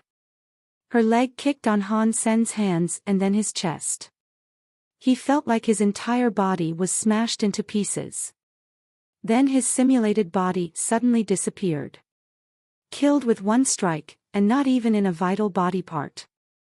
There was only one possibility for the system to make such a judgment: the two parties were too far apart in strength that they were not on the same level. Han Sen returned to the waiting area and sent a friend request to Queen. If they could meet again, Han Sen wished to fight Queen at a different time. If she would not add him, he had nothing to lose. Unexpectedly, Queen accepted the request and Han Sen was delighted to see Queen in his friend list. As he was about to send Queen an invite to fight again, her name became dark. Obviously, she had left Gladiator. What a shame. But since she has already added me, I believe I will have another chance in the future. Thought Han Sen, licking his lips. Queen was much stronger than the super creatures. If he had more chance to practice with her, it would be great for him to prepare himself for the future hunting. Han Sen did not bother to think why Queen would fight him. He did not use his real identity to register and even used the face blur function. No one should know who he was, and Queen should not be able to find out. Before Han Sen left the platform, he paid to download the video of the combat to his comlink. Han Sen decided to study the video and find out how Queen managed to force him into the corner. After leaving Gladiator, Queen dialed a number and made a short call. She reported to Huangfu Xiongqing her conclusion, which was she believed a soldier on warship was a suitable opponent for Qianhezhen. Although she beat Han Sen with only one strike, Han Sen's performance was out of her expectation, which was why Queen agreed to add him. In fact, Han Sen was the only person in Queen's friend list. She did not even add any student in Ares Martial Hall. In fact, in Gladiator, Queen never chatted with anyone or added anyone. The reason she agreed to add Han Sen was that despite his weak fitness, he had several techniques that were inspiring to her. For example, the way Han Sen made his attacks was sneaky enough that she was only able to tell his intention after he approached her. And Han Sen obviously had a great understanding of rhythm, which forced her to change her rhythm to cope with his attacks. In addition, Han Sen controlled his strength and his body very well, which was rare among people with his fitness level. Maybe it was because Han Sen had a similar style to someone she knew, Queen decided to accept Han Sen's friend request. After fighting Queen, Han Sen did not want to challenge anyone else. He left Gladiator and returned to the dorm to watch the video he downloaded repeatedly. Without a doubt, Queen was a formidable person and a top-notch evolver. Han Sen cannot find anything she could have done better. However, this was not Han Sen's focus. What impressed Han Sen the most was her kiting skills. It was not even a footwork, but kiting. Queen did not even use any footwork intentionally, but the spots he decided to go to when avoiding Han Sen's attacks made Han Sen feel threatened and unintentionally end up where Queen wanted him to go. That is to say, although Queen did not launch any strikes, she was able to put tremendous pressure and threat on Han Sen, so that he would want to run. Therefore, although Han Sen was making all the attacks, he ended up in the corner. Another thought made Han Sen sweat. Every spot Queen chose to go to was a spot that could threaten Han Sen, which meant it was a defect in Han Sen's movement. If Han Sen had not been through this fight against Queen, Han Sen had never thought he'd have so many defects that his opponent could take advantage of. If Queen was his enemy, and their fight was for real, Han Sen would have died 1,000,000 times. Han Sen's finding made him feel awed and excited. It was okay that one made mistakes, as long as one knew one's mistakes. In this case, Queen pointed out where he did wrong and made him see what he was blind to. Knowing what he did wrong, Han Sen knew how to make improvements. And nothing was better than that. Naturally, Queen did not do that intentionally. All she wanted to do was to force Han Sen to use all he got in order to determine whether or not Han Sen was fit to be Qian Hezhen's opponent. Even Queen did not expect that Han Sen could learn so much from fighting her. Han Sen watched the video repeatedly and was more and more impressed by Queen. Her movements looked unintentional, but were always meant for something. It was like playing Go with a master. Some stones that seemed pointless in the beginning ended up being the key to success. Those pointless stones were not in fact placed casually, but part of a macro design. Last time Han Sen saw Queen in a combat, he saw was how powerful she was. However, being her opponent this time, Han Sen learned why she was so formidable. Chapter 326, Sparring Partner. Until the next day when Han Sen received the Geno solution overload, he closed the video of his combat against Queen. Han Sen did not know how many times he had watched the video. The more he watched, the more he gained. He decided to review it from time to time, so that he could pay more attention to his defects and weaknesses. After drinking the Geno solution, Han Sen started to practice overload. Different from Heresy Mantra, which emphasized on strengthening his inner organs, overload focused on putting pressure on his body. To put it in plain terms, when practicing overload, Han Sen needed to do continuous exercise to stimulate his body cells to make his body work under extreme conditions. After some thinking, Han Sen decided to practice overload on Gladiator via combats. In the holographic device, the simulated body was synchronized with his real body. Although he would not be injured, and his movements were otherwise real. Han Sen entered the Evolver section of Gladiator again and immediately received a friend request. Why would someone add me? Han Sen was slightly surprised and checked the ID. It said, QZH, which he did not recognize. Han Sen still clicked yes. Very soon, QZH appeared in Han Sen's friend list. Seconds later, QZH sent Han Sen an invite to fight. It was rare that someone would invite Han Sen, so he immediately agreed. When he was waiting for the countdown, he checked out his opponent. QZH was a young man around 20 years old. Judging from his age, even if he was an evolver, he should still be new and weak. Han Sen saw that QZH did not carry a weapon and chose to not use one as well. Overload required body movements, and it would be more convenient without a weapon. After the combat started, QZH quickly rushed to Han Sen and Han Sen fought back. Very soon, Han Sen was surprised. QZH was much stronger than he thought. Han Sen estimated that he at least had a fitness index of 30. If he just evolved, then he should have evolved with his sacred geno points maxed out. What was more impressive was that QZH not only had great fitness, but also fought exceptionally well. Every move he used was powerful. Han Sen could tell that he must have learned from a master. Han Sen became excited. It would benefit him greatly to spar with someone like QZH. Han Sen initiated Heresy Mantra and enhanced his fitness level greatly, otherwise he would not be QZH's match. Even so, Han Sen was still inferior to QZH in terms of fitness. After using both Heresy Mantra and Overload, Han Sen could reach a fitness level of 28, while QZH had an overall index of 30, and some items over 35. If QZH was a beginner, it was very likely that he could push his fitness index above 100, which was the goal of many evolvers. However, few people could reach that goal. Those who evolved with mutant geno points maxed out could have a fitness index of around 20 after the evolution. Those who evolved with sacred geno points maxed out would gain a sacred body and reach 30 in fitness index. After collecting geno points in Second God's Sanctuary, ideally an evolver could reach 100 in fitness index, which was about as high as an evolver could reach.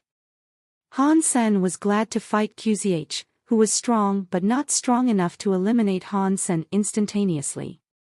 Han Sen used all kinds of methods to fight QZH and stimulated the vitality of his body cells and their overload. In the beginning, overload only had limited effects. Han Sen had to make breakthroughs under the state of overload in order to enhance its effects. Bang! In half an hour, Han Sen was defeated by QZH.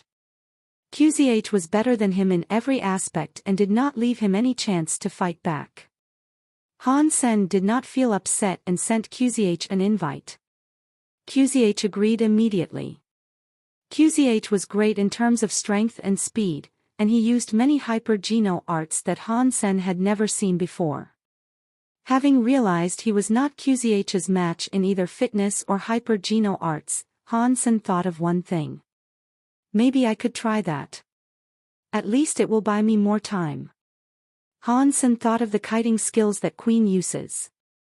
Since it was hard to fight QZH head-on, the best Han Sen could do was to refine his skills and eliminate his defects. In addition, he needed to use some strategies to prolong the fight. Queen's kiting skills were like a go strategy. When he made the first step, he had to have the big picture in mind and think 10 steps ahead. Only by doing that could he lure or force his opponent to follow his design. Although it was unlikely that Han Sen could reach Queen's level in 1 or 2 months, he liked the kiting skills a lot, which was why Han Sen mimicked Queen's kiting skills during the fight with QZH. Although Han Sen performed terribly in the beginning, he was making slow progress. It was a skill that needed lots and lots of practice. Qian Hezhen felt intrigued when fighting Han. Senator Qian Hezhen had always practiced with the evolvers in Ares Martial Hall. Even though those evolvers had many skills, Qian Hezhen would gradually get to know their movement patterns. However, the combat against Han Sen was different. Han Sen had shown him different things, such as disordered rhythm and weird strikes, sometimes even Qian Hezhen's own tricks. Qian Hezhen thought Han Sen was an odd fellow. Qian Hezhen considered what he learned was eclectic enough, while Han Sen never ceased to surprise him, which provided him with many inspirations. Qian Hezhen and Han Sen did not communicate at all, and always started the combat the minute they saw each other, which continued for days. Without any conversation, the two persons were immersed in their own practice and thought of each other as a sparring partner. Qian Hezhen had spent a lot of time on Gladiator recently, but he was feeling more and more pressure. It was more and more difficult for him to defeat Han Senator in the beginning. Qian Hezhen was only intrigued by Han Sen's unexpected tricks. However, it took him more and more effort to beat Han Senator these 2 days. He had to use all he got and seek new breakthroughs in order to win. The main issue was that Han Sen's fitness was getting better and better, which made Qian Hezhen lose his advantage. In fact, it was not due to the actual improvement of Han Sen's fitness, but the progress he made in practicing overload. Now, Han Sen could perform better under overload, which made Qian Hezhen feel Han Sen was getting a better physique. Under overload, the combat was dangerous to Han Senator. Once overload surpassed his limits, there would be dire consequences. However, at this point, Han Sen's body had not reached that limit. No. Not fast enough. This speed is not enough for me to dodge the turtle bite. Han Sen's body was moving at a dazzling speed and his feet almost became a blur with Sparticle deployed. Although Han Sen spent most of his time on Gladiator, he would train 1 hour per day without the holographic device. In the virtual combat, he could not sense every single detail, which made the 1 hour training a must. The location Han Sen chose to use for his training was the venue of Heavy Warframe Society, which continued to be an unpopular society. After Fatty and Skinny graduated, only Han Sen and his friends remained in the society. Because of Wang Mengmeng, the school allowed them to keep the society and their warehouse. However, no one would come here normally. This time, however, someone was watching Han Sen train from afar. Jing Jia watched Han Sen train with complex emotions. Since he lost to Han Sen last time, Jing Jia had studied the spinning arrow even harder for a long time. However, no matter how hard he tried, he could not be as good as Han Senator. Hearing about Han Sen's training, Jing Jia decided to wait for Han Sen there and talk to him. However, Han Sen directly started training since he came here, so Jing Jiwu watched and waited. After watching for a while, Jing Jia's look had changed. Although Han Sen was simply doing a shuttle run practice, Jing Jia was shocked by Han Sen's speed. He had only seen such speed among evolvers. In all the unevolved person he knew, Jing Jia had never witnessed such speed, not even with his big brother Jing Jiwu. Han Sen had not even used heresy mantra, otherwise he would have even higher speed. Do you need me for anything? After training, Han Sen sat down on a chair, wiped his face, drank some water, and looked to Jing Jia. He had noticed Jing Jia since the beginning. You said you would teach me spinning arrow. Is that true? Said Jing Jia, chewing on his lips. For someone as proud as Jing Jia, it was not easy to plead. Of course, if you want to learn, all you need to do was to pay me tuition, and then I would feel happy to teach you, said Han Sen with a smile. Aren't you afraid that I will learn from you and then defeat you? Jing Jia stared at Han Sen and asked. Han Sen had finished the bottle of water, threw the empty bottle into the trash can, and said, as long as it is something I have learned, I will be the best at it. If you want to learn, I could teach you any time, but you will never be able to beat me. Looking at Han Sen's expression, Jing Jia gritted his teeth and said, I want to learn. When can you start to teach me? If you pay me, we can start now, Han Sen smiled and said. Jing Jia immediately paid Han Sen what he asked. He did not believe he would lose to Han Senator with his talent, all he lacked was Han Sen's tricks. As long as he learned Han Sen's tricks, he would never lose to Han Sen again. After taking the money, Han Sen started to teach Jing Jia spinning arrow. Since Jing Jia had already practiced hard on that, it was easy to teach him. Han Sen did not reserve anything when he was teaching. He taught Jing Jia everything he needed to know about spinning arrow, and all that left to do was for Jing to practice. Like Han Sen had said, he was not afraid that others might learn from him, because he would still be the absolute champion using the same technique. In addition, spinning arrow was only one lead in his knowledge system. Although tricks were important in martial arts, what was more important was to use the right trick at the right time. Application was the key to all types of martial arts. Jing Jia had only learned how to shoot spinning arrows, but did not have his own style. Since Jing Jia was willing to pay, Han Sen did not mind earning some money. Although he did not need money at this point, more cash did not hurt. Jing Jia was afraid in the beginning that Han Sen might have some reservations and only teach him part of the tricks. However, he discovered very soon that if he had learned everything that Han Sen had taught him, he would be able to shoot spinning arrows like Han Sen did, if not better. Is he that confident? Why does he believe he would always defeat me? Watching Han Sen leave, Jing Jia did not know what to think. After returning to his dorm, Han Sen received a call from Gambler, who told him that there was a new mission assigned by the management. After reviewing the information Gambler sent him, Han Sen was surprised that there was such a person in God's sanctuary. Han Sen pondered and told Gambler that he would like to take on the mission himself. On one hand, the mission was too dangerous for most of the other members in the special squad. On the other hand, Han Sen wanted to meet that person himself, which was why he decided to take on the mission. More importantly, that person was currently in Glory Shelter. The content of the mission was to provide protection for the target when the target arrived at Steel Armor Shelter and accompany the target to the next shelter. At this point, the target was still in Glory Shelter and was going to travel to Steel Armor Shelter. Han Sen decided to meet the target before the mission began. The target was a professor named Sun Minghua.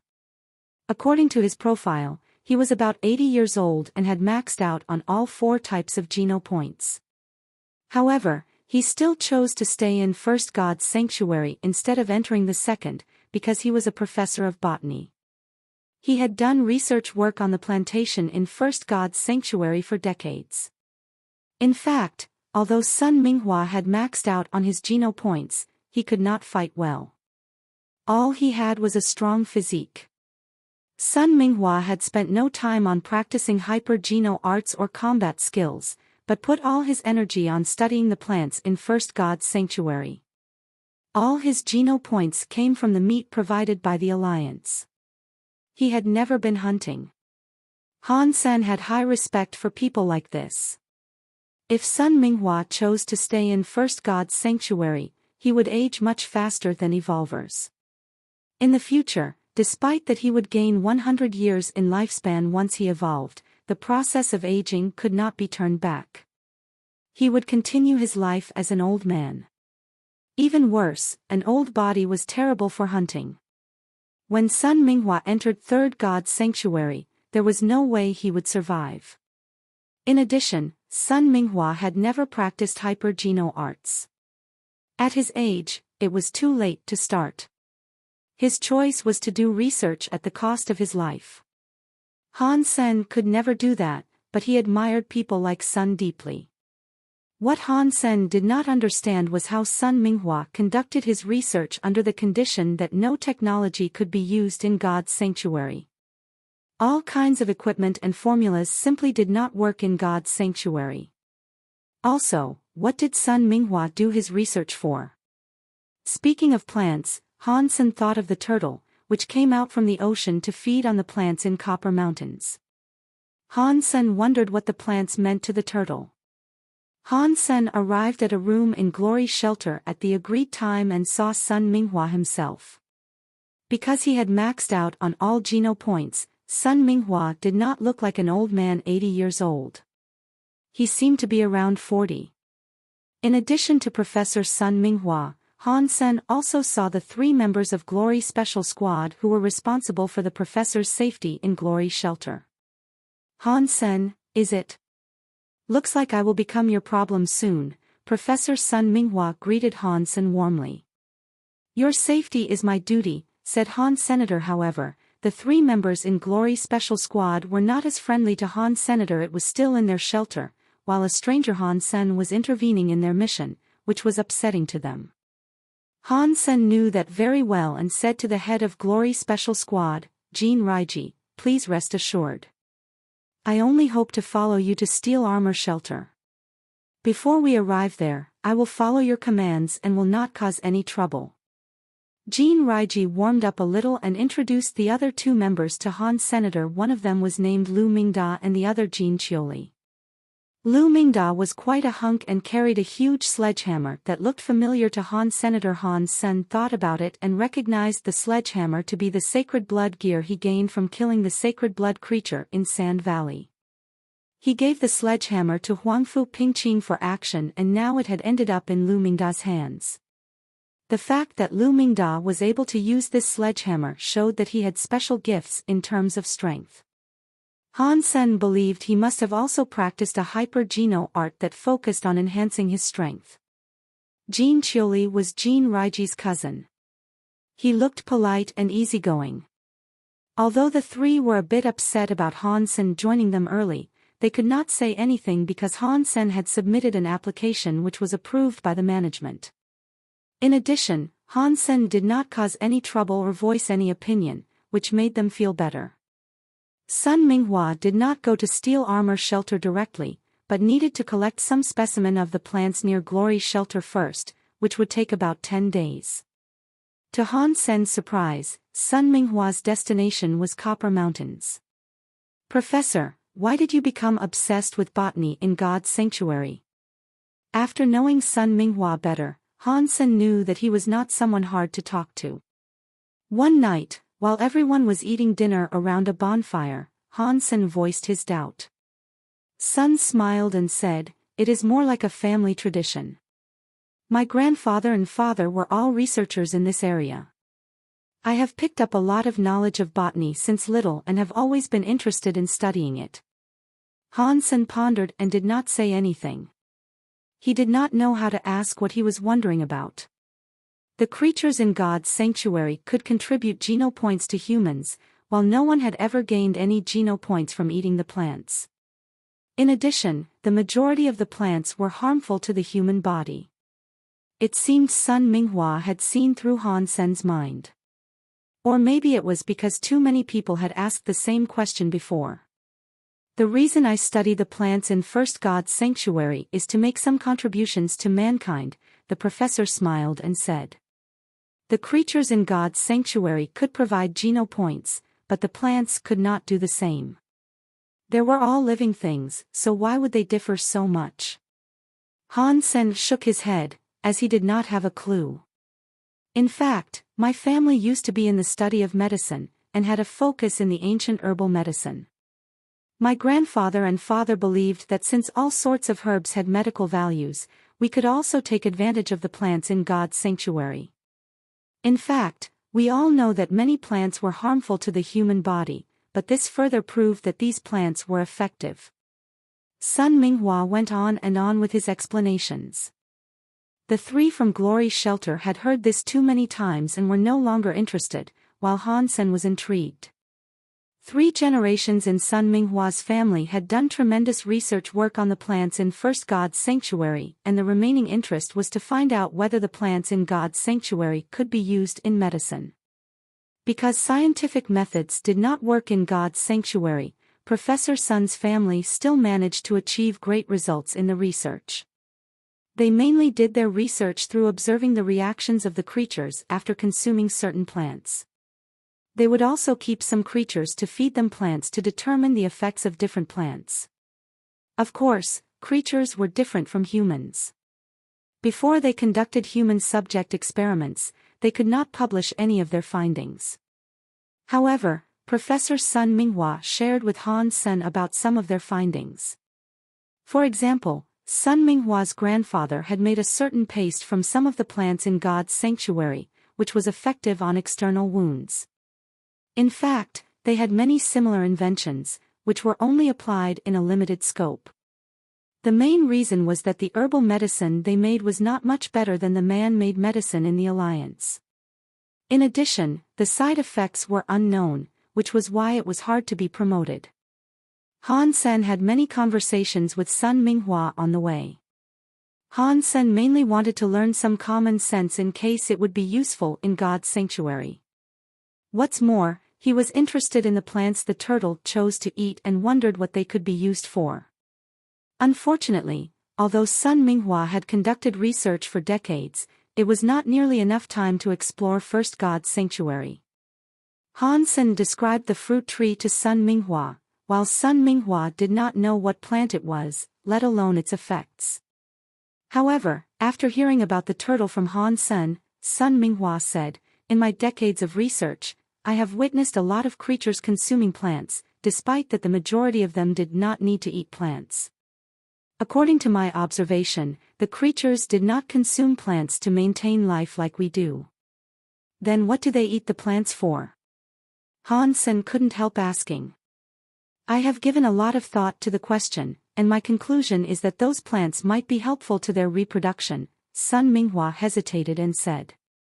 The Glory Special Squad members did not agree with Sun Minghua. Why on earth would plants help reproduction? It's not like the plants were Viagra.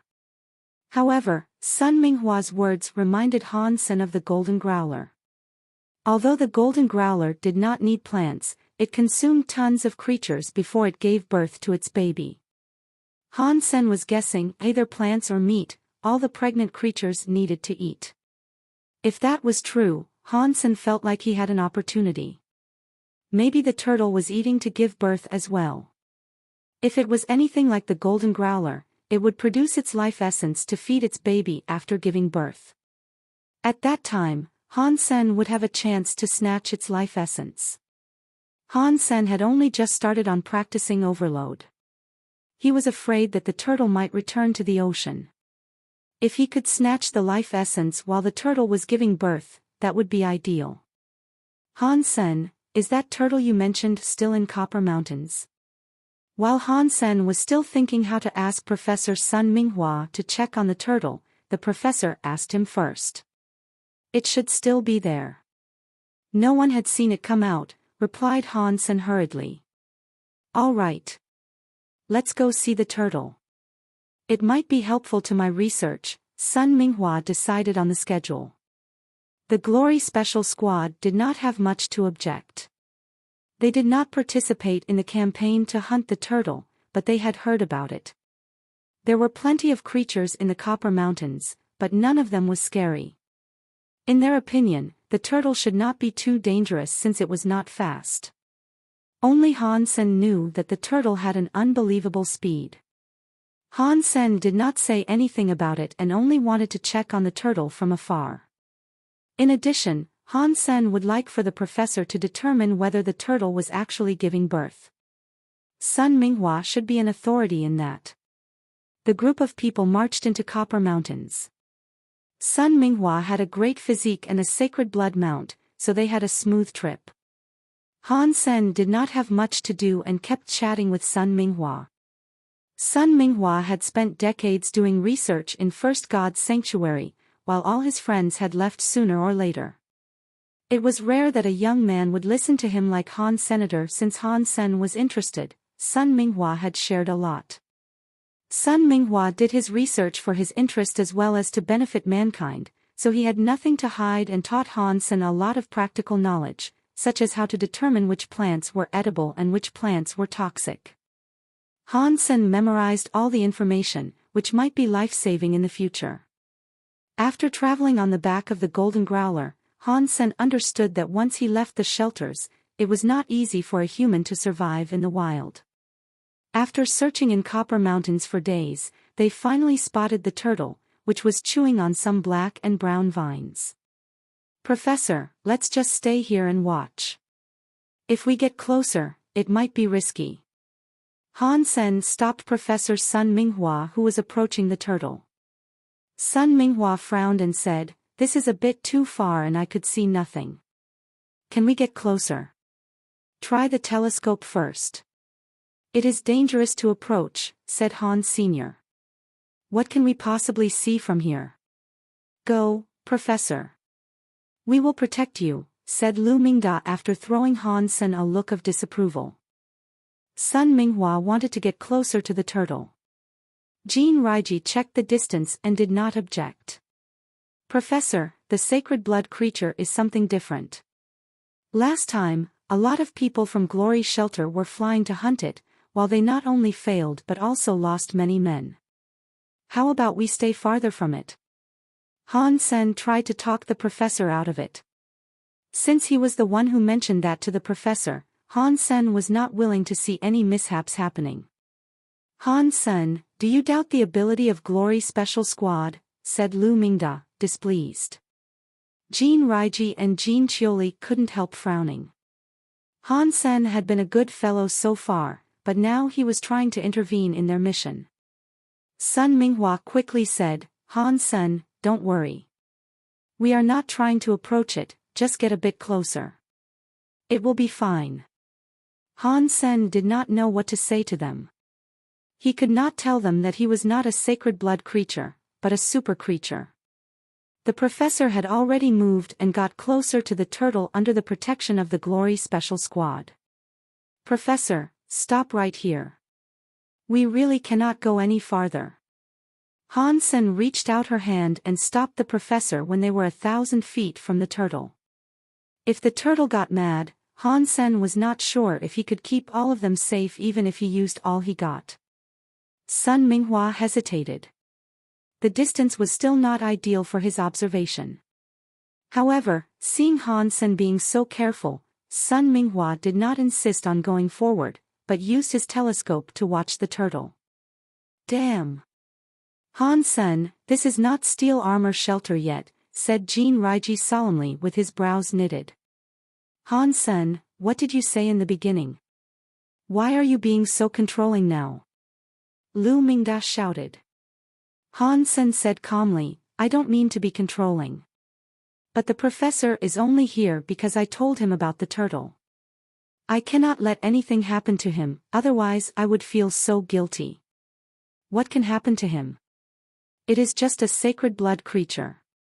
We are not going to alert it, even if we do, we could guarantee the professor's safety.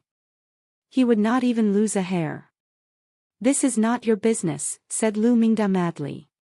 Being just 1,000 feet away from the turtle, the voice of Lu Mingda alerted the turtle, which turned around and had its eyes fixed on them.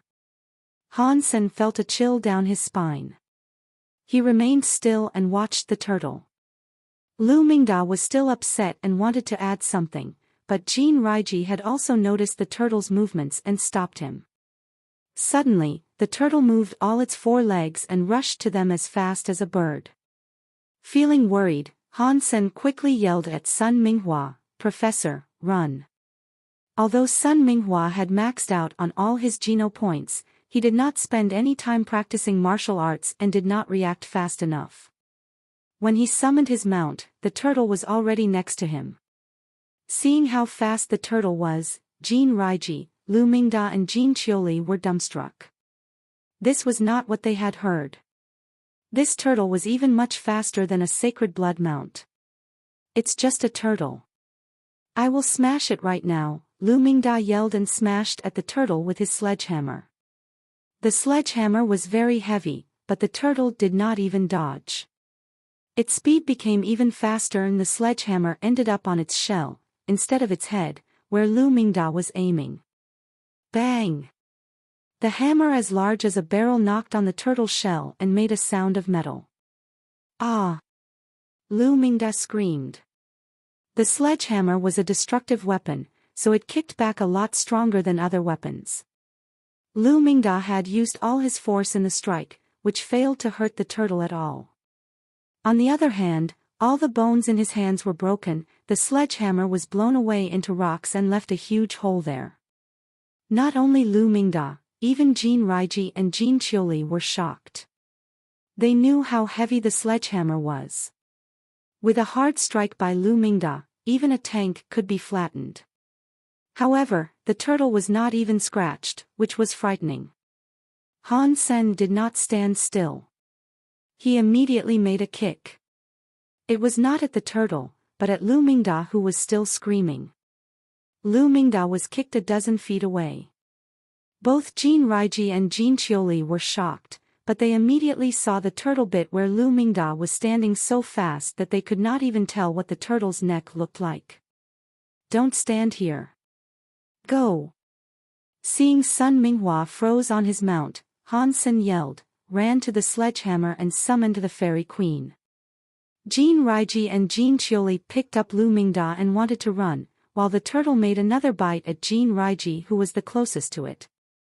Jin Raiji did not have any time to dodge, but he was fast enough to block the turtle bite with his sacred blood knife. Crack! The turtle bit the sacred blood blade and broke it in half. A sacred blood weapon was destroyed like that.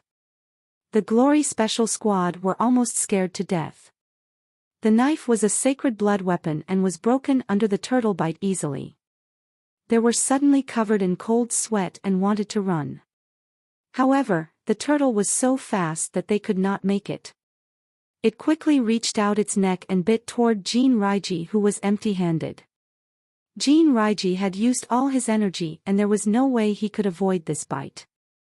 Damn it! Jinraiji quickly stepped back, but he knew he could not make it.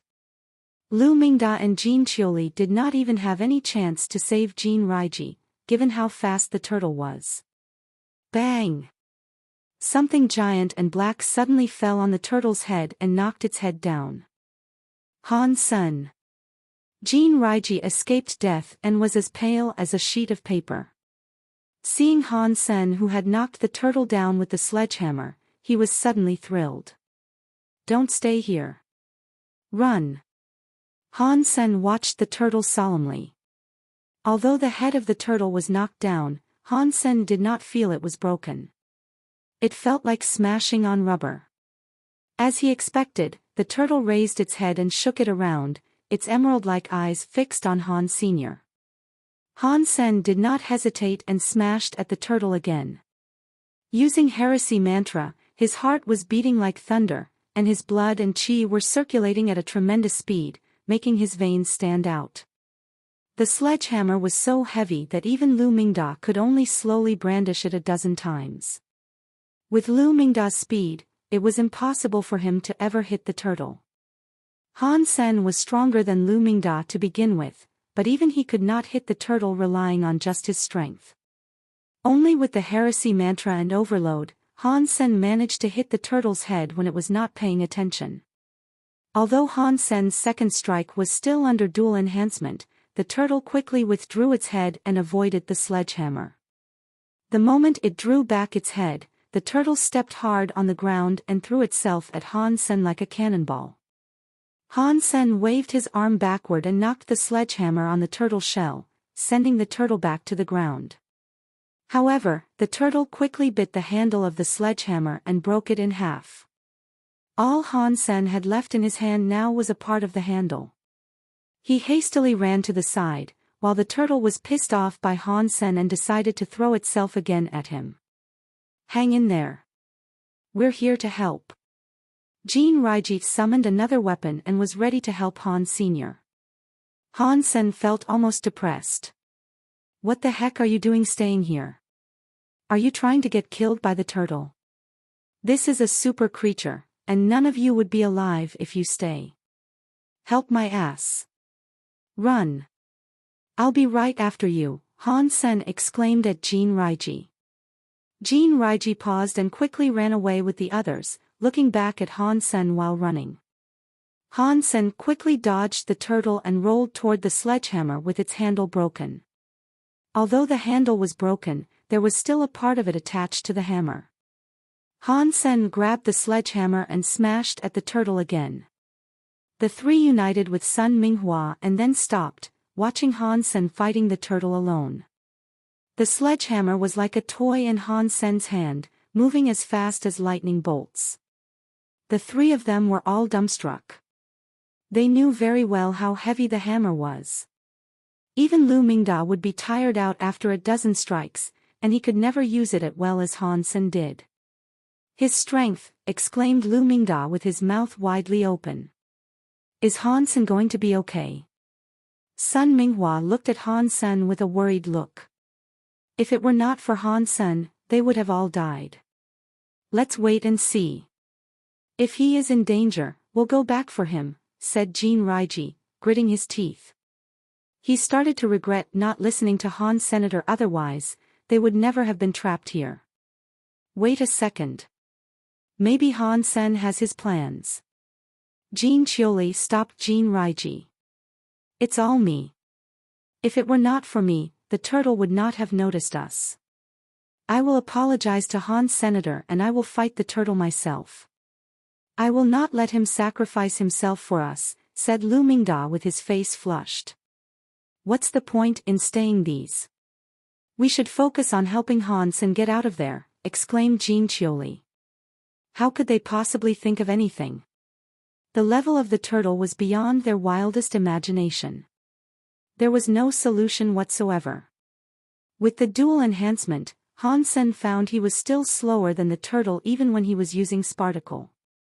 However, to Han Sen's surprise, his practice was not a waste. There was no need for him to be faster than the turtle. What was most helpful to Han Sen at this point was the kiting skills he learned from Queen. Han Sen had always been good at prejudgment. Using kiting skills, he could calculate when the turtle would strike in order to avoid its bite. Han Sen was executing his strategy with each step, luring the turtle to bite where he had designed. This way, it was much easier for Han Sen to dodge its attacks. Although Han Sen was not as fast as the turtle, he could still run away from its attacks.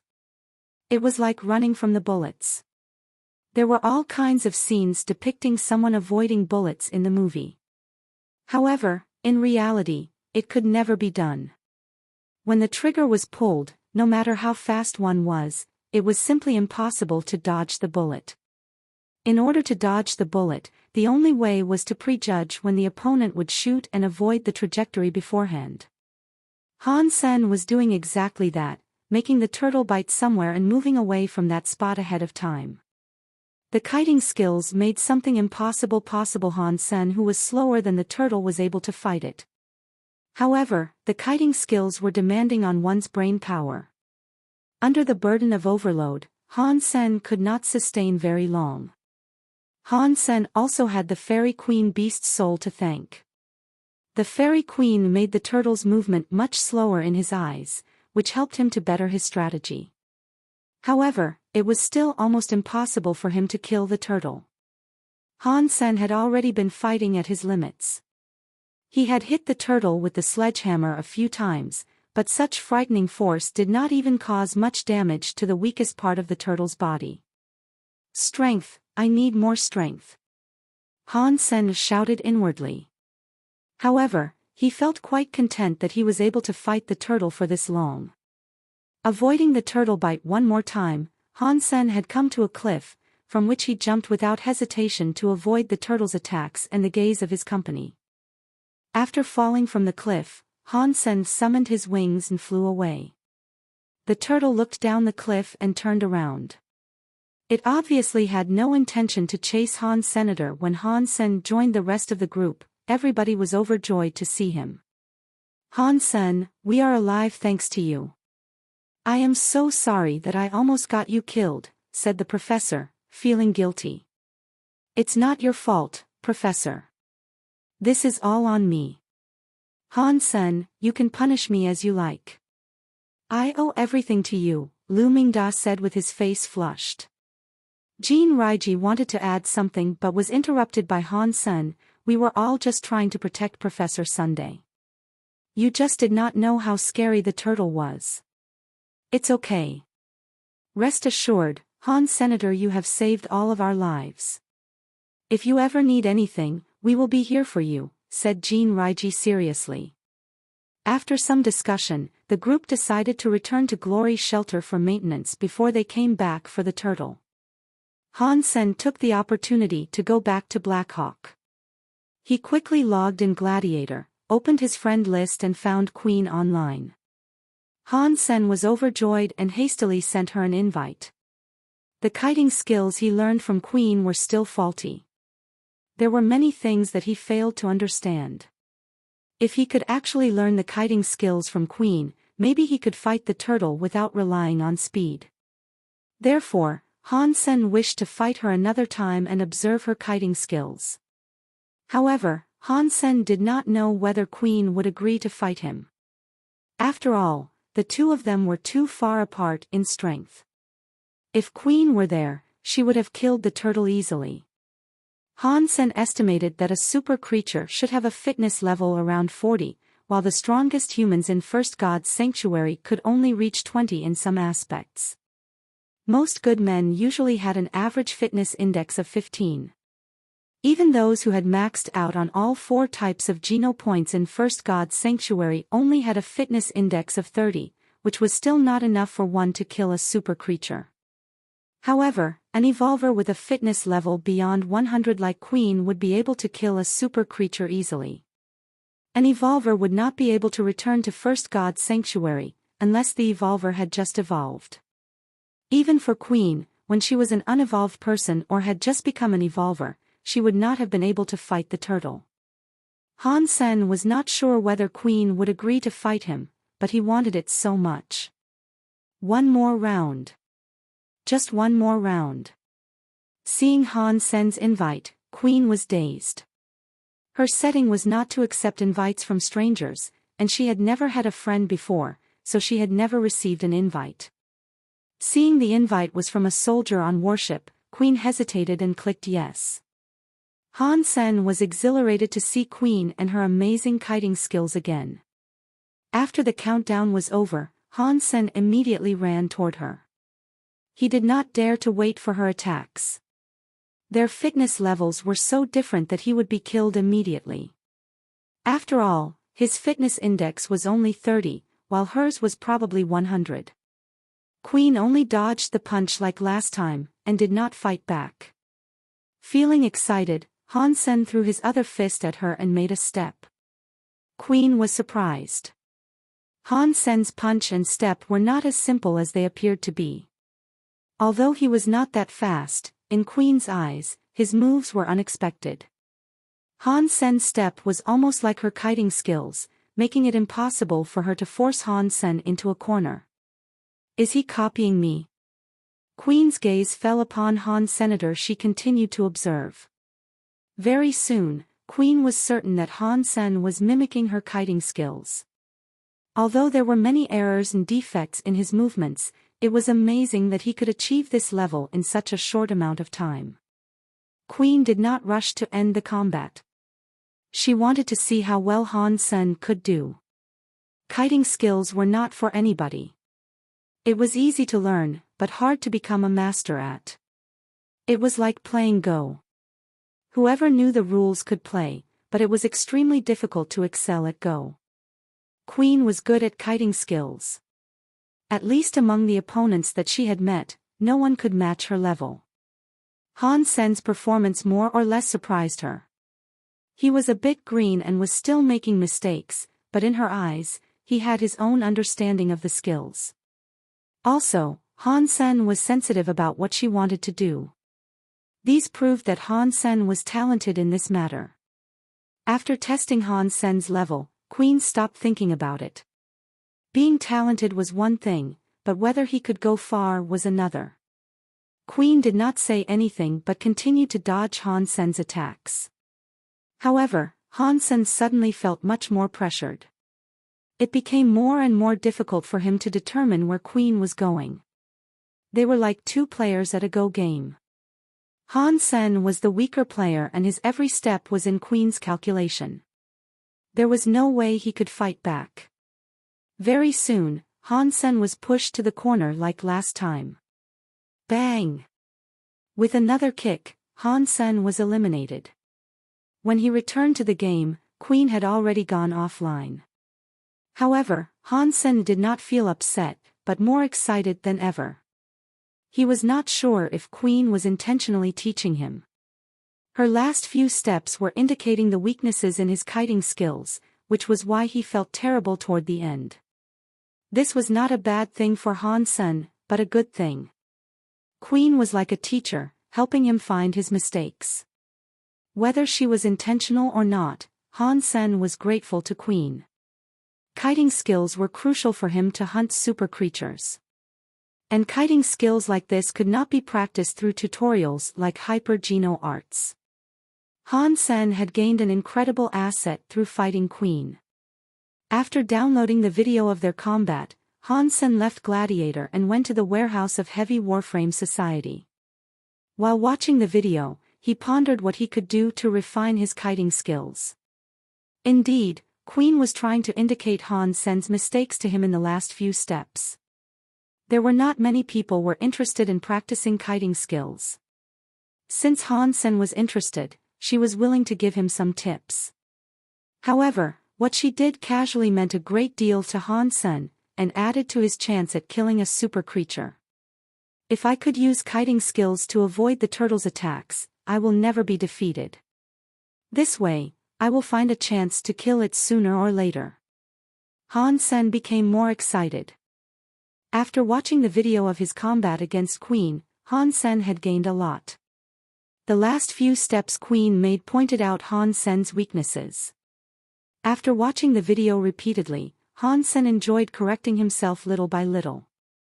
Many people would give up once they found they had made mistakes, but Han Sen was willing to correct himself. Life was full of mistakes and it was impossible for one to go back and live again. What Han Sen cared more about was how he could avoid the same mistakes in the future. The kiting skills were not just physical movements. Thinking and acting were equally important in order to perfect the skills. Through trial and error, Han Sen had refined his skills again and again. In a combat, everything could happen. What Han Sen learned from Queen was the basic rules. With these rules, he could react faster under different situations in a combat. No matter how powerful his brain was, it was impossible for him to think too much when fighting. He had to cultivate his muscle memory through tons of practice. It was like in order to solve a math problem, one had to learn all kinds of equations before applying them in calculation. Queen had told Han Sen some equations he did not know before. What he was trying to do was to integrate these equations into his muscle memory, so that he could react in the best way during a real combat. It was not hard to think 1 or 2 steps ahead. The difficulty was to know what the possibilities were after dozens of steps the moment he made the first step. It was hard to achieve that, and in fact, few could do it, which was why in the entire Ares Martial Hall, Queen was the one and only. Han Sen did not sleep all night. The next morning when he woke up, his eyes were bloodshot as he had consumed too much of his brainpower. I cannot keep going like this. The possibilities in kiting skills were endless like Go. No matter how talented I am, it is impossible for me to know all the strategies. If I do not enhance my strategic thinking, it is pointless to learn different tactics. Han Sen knew that he got himself into a dead-end alley, closed the video, cleaned his face, and went to sleep. He did not even know how long he had slept. Until his comlink rang, Han Sen yawned, stretched, and got up. Jin Raiji asked Han Sen to return to God's sanctuary, as everyone was prepared to observe the turtle again. Han Sen agreed. After eating at the cafeteria, he entered Glory's shelter. Lu Mingda's hands had not recovered, so only Jin Raiji, Jin Qiuli, Sun Minghua, and Han Sen were going to the Copper Mountains. However, when the 4 of them reached the same spot, the turtle was no longer there. Sun Minghua collected some fragments of the vines that the turtle fed on last time. Because the turtle had eaten up all the vines, there were only some crumbs left. The group continued to search the mountains. Before they went far, they saw a red creature standing on a mountain in the opposite direction, looking around. The creature was 6 feet tall, looking like it was made of copper. It had scorpion's upper body, snake's tail, and 6 sickle-like claws. Copper Demon. Jin Raiji was excited when he spotted the creature. Han Sen was also exhilarated. Before he came to Copper Mountains, he had done some research about the region. In Copper Mountains, the most famous creature was the Copper Demon. The reason it was well known was that even the weakest Copper Demons were mutant creatures. Sometimes, even sacred blood Copper Demons could be spotted. The beast soul of a Copper Demon was the shape-shifting type, which was rare. Even a mutant Copper Demon beast soul could greatly enhance one's speed and strength. The sacred blood Copper Demon beast soul even had a pair of ladybug wings and allowed one to fly when shape-shifting. A beast soul that had dual functions of both shape-shifting and flying was obviously rare and valuable. Even a mutant copper demon without flying function was so expensive that many less wealthy people would kill for an opportunity to hunt for it. However, copper demons were only spotted in Copper Mountains. Since Copper Mountains were close to Glory's shelter, most copper demons had been slaughtered already. In recent years, only a few copper demons were spotted, which must have come from a nest. They had all heard about copper demons, but they had never seen one. This unexpected finding cheered them up. "Let's go and try our luck. Maybe there is a chance for us to gain the beast's soul," said Jean Chioli excitedly. No one had any objections. It was rare that they had a chance to see such a famous creature. Even if it was just a mutant one without wings, they could find their luck. When the four of them went up the mountain, the thing they saw made them gasp. Where the copper demon was standing was a stone platform, behind which was a cave. At this point, many copper demons were creeping out of the cave, swaying their snake tails, their claws making sounds of metal. Among them, one was especially tall and had a deeper color than others. It also had red metal wings. The copper demon they saw in the beginning had already spotted the group of people and started to hiss. Shortly, dozens of copper demons flooded from the cave. It seemed that there were still more in the cave. The first sacred blood copper demon flapped its wings and dived at the group of people like a bomber. "Damn it! Cover the professor." Jean Raiji became pale and summoned a beast soul knife, trying to block the sacred blood creature's attack. Han Sen, however, was overjoyed. He was just wondering where to find a sacred blood creature, and one threw itself at them. What a pie in the sky! Han Sen directly summoned his horn bow and mutant black stinger arrow and made a shot at the sacred blood copper demon. Jean Raiji was about to fight the sacred blood creature with all he got, but suddenly saw a black arrow flying toward the creature's eyes. The sacred blood copper demon reacted fast. It suddenly clasped its 6 blade-like claws and blocked the black arrow. However, as its claws touched the arrow, the black stinger arrow suddenly started to spin like a drill head, bouncing off the creature's claws. The arrow had touched the copper demon's eye and penetrated its head immediately. Thump! The sacred blood copper demon, which looked so powerful, suddenly fell from the sky and died. Sacred blood creature copper demon killed. No beast soul gained. Drink its blood to gain 0 to 10 sacred geno points randomly. Hearing the voice, Han Sen lamented that he did not gain a beast soul from this perfect sacred blood creature. Everything was just fate. Jean Chioli and Jean Raiji were dumbstruck. Shooting the sacred blood copper demon dead with one arrow, that was unbelievable. Since the sacred blood copper demon was killed, the mutant copper demons quickly ran toward the cave. The group of people chased after them. However, after they killed several slow mutant copper demons, they could no longer find the rest of them. The cave was deep and the paths inside were crisscrossed, so the group did not follow them, but chose to take care of the dead bodies first. The copper demons' bodies were as tough as metal. There was no meat to eat. All that was edible was some blood inside their body. Han Sen carefully let the purple blood out and poured it into a bottle. Such a large sacred blood copper demon only had a bottle of blood. Since Han Sen took care of the sacred blood copper demon alone, he did not need to share it with anyone. Han Sen drank the blood in one breath and heard the voice telling him he had gained 3 sacred geno points. It was already quite something. After all, the most part of the copper demon's body was not edible, and Han Sen was glad that the blood alone gave him 3 sacred geno points. Han Sen now had 83 sacred geno points and he was not far from maxing out. These creatures are so rare. How about we go inside the cave and kill the rest of the mutant ones? Maybe there is a chance to get their beast souls, suggested Jean Chioli excitedly after they processed the bodies. Han Sen had not objections. Even a mutant shape-shifting beast soul was extremely popular. Han Sen did not mind earning some money. Jin Raiji asked the professor's opinion, and Sun Minghua agreed to it. In addition, there might be different plants or fungus inside the cave, which Sun Minghua was interested in. The four of them entered the cave. Although there were many tunnels inside the cave, they were all wide enough for them to walk freely. They did not see anything on the way, not even the copper demons. The group kept searching but did not find any. The space became larger as they went.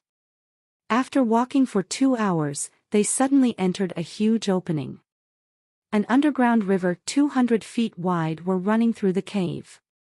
The torrents were rapid, but for some reason, there was hardly any noise and the water even seemed calm. With the light of the torch, the group saw the copper demons on the other side of the river, creeping deeper into the cave. "Shall we keep chasing?" Jin Raiji asked Han Sr. Han Sen checked the dark underground river and frowned. He still remembered the terrible experience he had last time he was in an underground river. The 2 obsidian dragons almost killed him. The cave was so dark that the light of the torch could not help them see inside the water. Instead, the reflection of the light almost blinded them. Han Sen was scared that some aquatic sacred blood creatures like the obsidian dragons might suddenly appear here. No matter how strong he was, he would not be the creature's match underwater. "Do you have wings? If we were to chase them, we should probably fly across the river," Han Sen pondered and said. He did not really want to step into the water. Jin Raiji smiled bitterly and said, "We do have wings, but one was mutant and the other was primitive. That is problematic. I only have one pair of primitive wings as well." Han Sen did not mention his sacred blood wings. He did not want anyone to see the purple-feathered dragon wings if he did not have to. "All right. I will use the mutant wings to carry the professor over." "Sen and Chioli, you can fly with your own wings," said Jin Raiji. Han Sen shook his head and said, "Let me fly over first and try. If there is no danger, you can go." Han Sen had a spooky feeling about the river, but he did not see anything. Since they were at this point already, he could not tell everyone to go back. In addition, Sun Minghua had discovered some interesting plants on the way here and seemed to be very interested in exploring the cave. Han Sen summoned his black-feathered beast wings and flew across the river about 15 feet from the ground. The primitive wings could not carry him high or fast, and that was already as high as he could go. Han Sen stared at the dark underground river while flying so that he could react in time if anything were to happen. Standing on the bank, the rest of the group watched Han Sen fly nervously. Darkness and water naturally brought fear to humans. When Han Sen reached the middle of the river, he suddenly felt something was odd in the river. A chill went down his spine. Boom! With a huge splash in the water, a giant creature sprang out of the river with its mouth wide open, trying to swallow Han Sen as a whole. *T. I knew something was wrong. Han Sen stared into the creature's mouth. From the underground river emerged a head that was somewhat like an alligator's. With its mouth wide open, it looked like the monster could easily swallow an entire cow, let alone a human. There were thousands of teeth in its mouth, which looked like a meat grinder. Even a body made of steel would be minced instantaneously. Han Sen was not sure what the status of this creature was, so he dared not fight it head-on. If it was a super creature, Han Sen would probably get himself killed.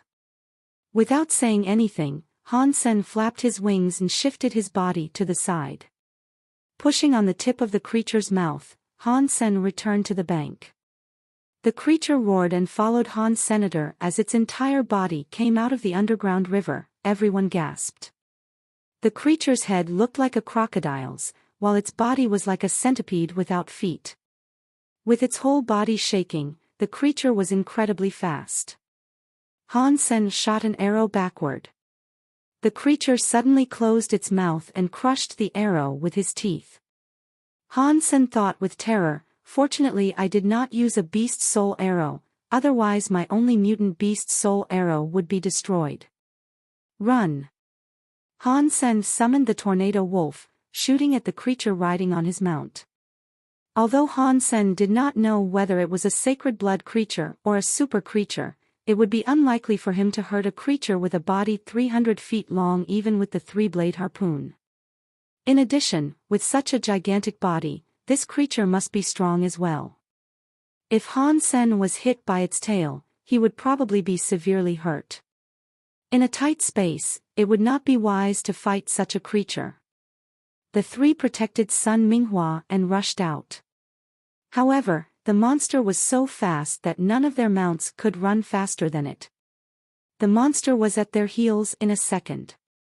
Go in here, it is too narrow for the creature to enter. Han Sen pointed at a hole and said.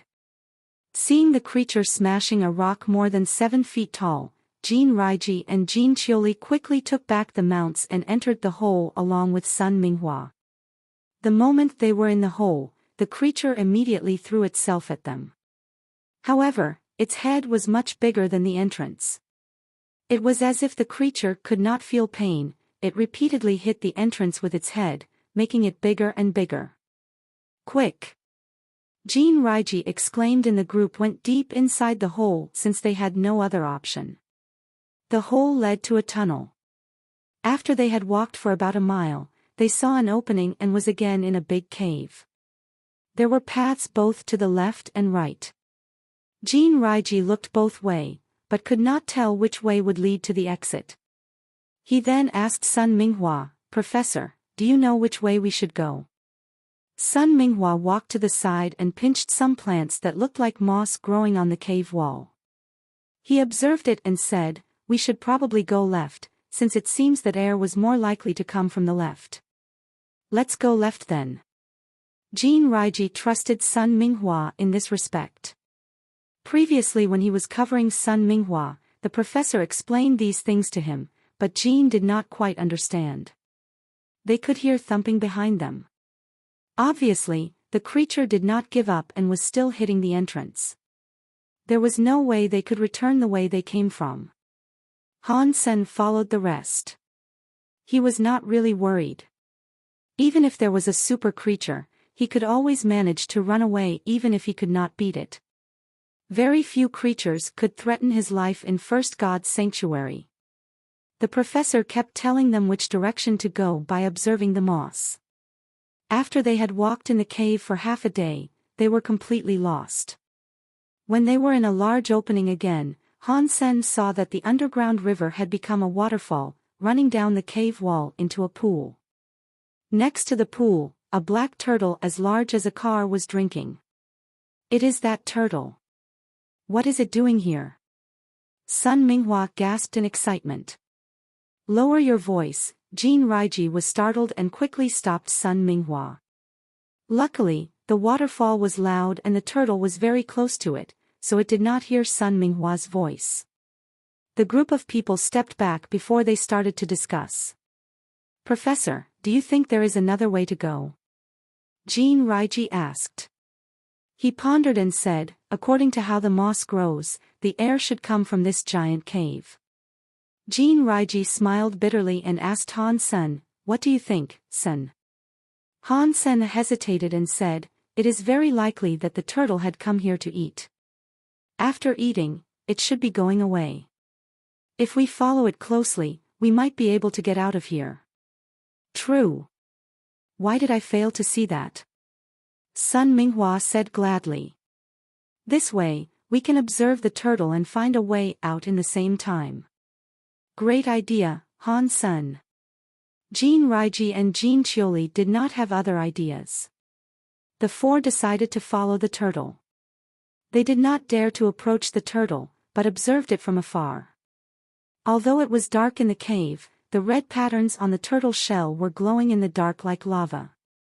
The group did not need anything else to see the turtle. After the turtle had finished drinking, it slowly waddled to the cave next to it. The four exchanged a look and followed the turtle from afar. With the glowing patterns on the turtle, they would never lose sight of it. Han Sen stared down the cliff and was shocked. So were Jin Raiji, Jin Qiuli, and Sun Minghua. They had followed the turtle for 2 days, which had gone deeper and deeper. They felt something must be wrong. They were already on the cliff. Under the cliff was a gushing lava pool. And the turtle crawled into the pool as if it were water. The group did not see the turtle emerging again. Was it killed by the heat from the lava? Jin Raiji guessed. Although creatures were not as smart as people, I have never seen a suicidal one. Jin Qiuli shook his head and said. Sun Minghua suddenly said excitedly, I know. What do you know, Professor? Asked Han Sr. You should remember I've told you that the creatures normally eat plants in order to give birth. After leaving the ocean, the turtle had consumed lots of plants in Copper Mountains. Maybe its goal was to give birth here, said Sun Minghua in excitement. Giving birth? Here. Jin Qiuli pointed at the lava pool incredulously. Although lava is fatal to humans, maybe it is not to the creatures. Did you notice the red patterns on the turtle's back? They look like lava. Maybe the turtle was born here in the lava. You know, some turtles in our world also give birth in the sand despite that they live in the ocean. Explained the professor. Han Sen watched the lava pool as he listened to the professor. He thought the professor's explanation made a lot of sense. The behaviors of the turtle was much like the golden growler. Maybe it was indeed giving birth here. However, if it was really like the golden growler, then it would die after spitting out its life essence. No matter how powerful Han Sen was, it was impossible for him to jump into the lava for the life essence. It seems we have to find another exit, said Jin Raiji with his brows knitted. Obviously, there was no other exit. Sun Minghua pondered and said, we did not run into any danger on the way here. It must not be difficult if we wanted to go out. Let's stay and watch. Maybe the turtle will return to the ocean after giving birth. Han Sen was glad he said that. If they left like this, he would be upset that he gave up on hunting a super creature when it was at its most vulnerable moment. At least, Han Sen had to make sure that the turtle would not appear again before he gave up. Jin Raiji and Jin Qiuli also agreed. They did not see any creature on the way here, so it would not be too risky to go back where they came from. In addition, they had brought enough supplies to last a month. When the group were still discussing, they suddenly stopped as they heard an odd noise. They looked to the direction of the noise and saw a giant creature emerging from a cave below them, breaking stones as it went. It turned out to be the creature that they saw from the underground river. The group were all frightened. They did not even dare to breathe. Very soon, they found out that the creature did not come for them, but went toward the lava pool under the cliff. No way, is that creature also born from the lava pool? Han Sen said to himself. He was so curious that he looked down from the cliff. Jin Raiji, Jin Qiuli, and Sun Minghua all let out a sigh of relief. Like Han Sen, they were also curious and wanted to see what the creature was up to. In a minute, the creature made it to the side of the lava pool, but it did not enter as the group had imagined. Circling around the lava, the creature then crawled toward the stone wall next to the pool. The group felt weird.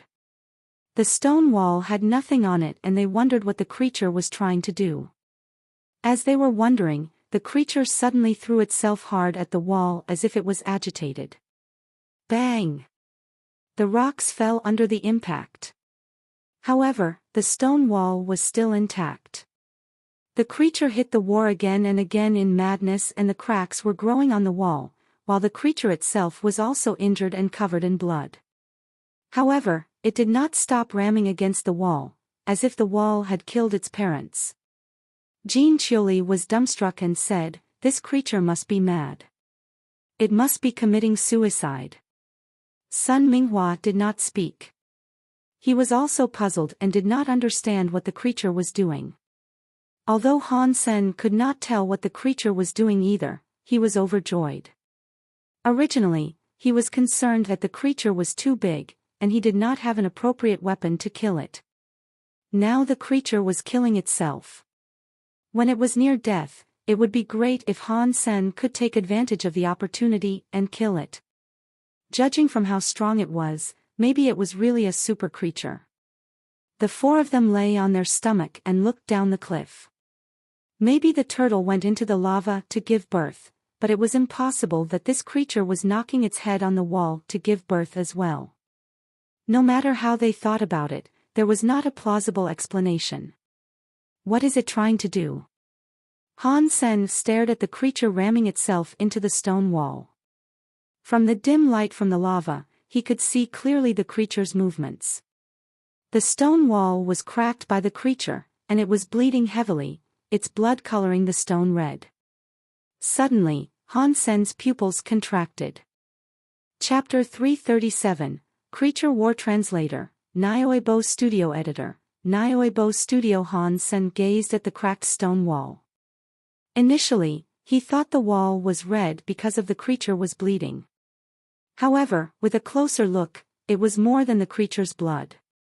There seemed to be liquid infiltrating through the cracks from the other side.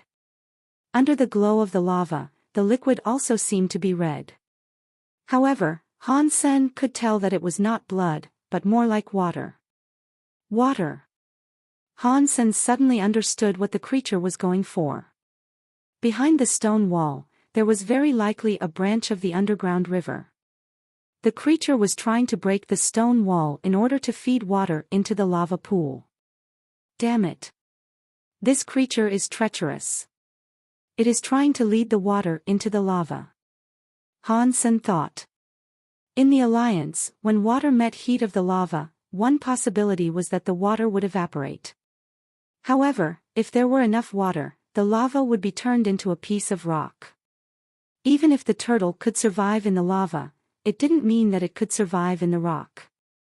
If the turtle was sealed in the rock, Han Sen did not know if it was still feasible for him to obtain the turtle's life essence.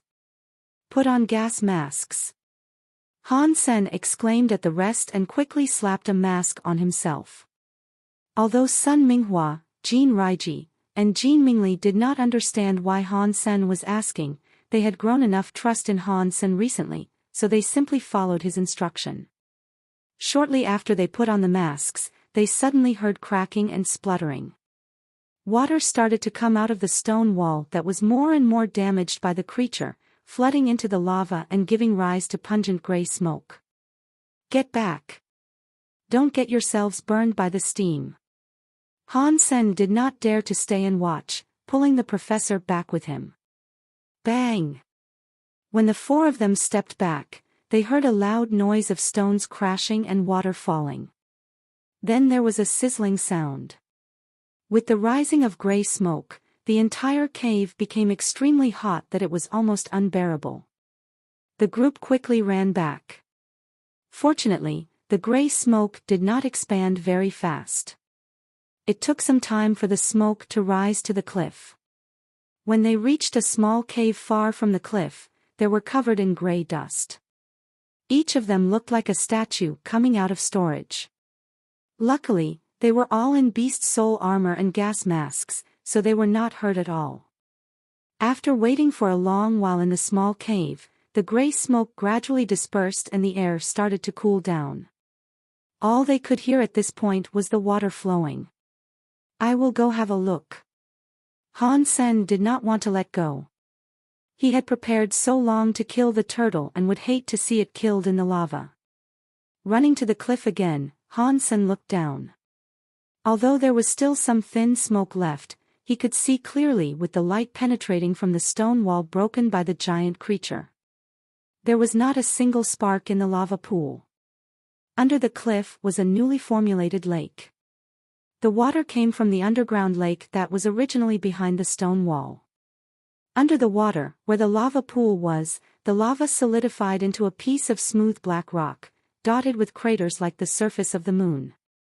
The giant creature rolled around in the lake in excitement, screeching cheerfully. The turtle died just like that. Han Sen could not believe that a super creature was killed so easily. It was unlikely.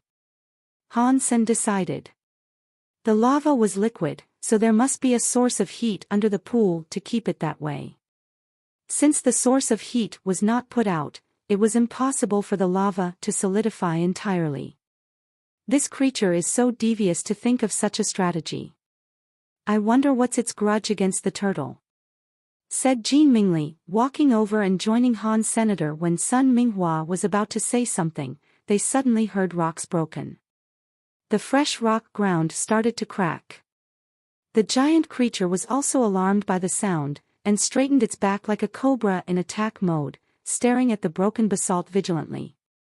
Boom! The basalt suddenly burst. A huge black turtle rushed out from underneath with splashing lava, like a returning demon. The moment the turtle came out, it screamed at the giant creature and threw itself at the creature with its head hidden inside the shell. The creature twisted its huge body and dodged the turtle. However, the turtle reached out its head and bit the creature in the air. The creature screeched and curled its body around the turtle, biting at the turtle's neck with its crocodile-like mouth. The two creatures were at each other's throat, rolling around in the lake, breaking rocks as they went. The group were dumbstruck by the monsters' fight and felt like watching a movie. Han Sen was secretly exhilarated. Since the creature was able to match the turtle, it was very likely also a super creature. If that was the case, maybe he could get really lucky. As Han Sen was imagining killing two super creatures at once, gobbling on their life essence and becoming a super aristocrat, he very soon realized that his dream was unlikely to be realized. The two creatures managed to knock the basalt ground open. Lava erupted from the gaps and met more water. Gray smoke once again filled the space. Roaring and rolling, the creatures continued their battle, shaking the entire underground cave. Since the scorching gray smoke was almost fatal, Jin Raiji, Jin Mingli and Sun Minghua were forced to step back. However, Han Sen stayed still. This might be his best chance to kill a super creature. If he retreated at this point, he was not sure if he could pick up the life essence, and he definitely would not be able to gain any beast soul. Han Sen yearned for a super beast soul even more than life essence.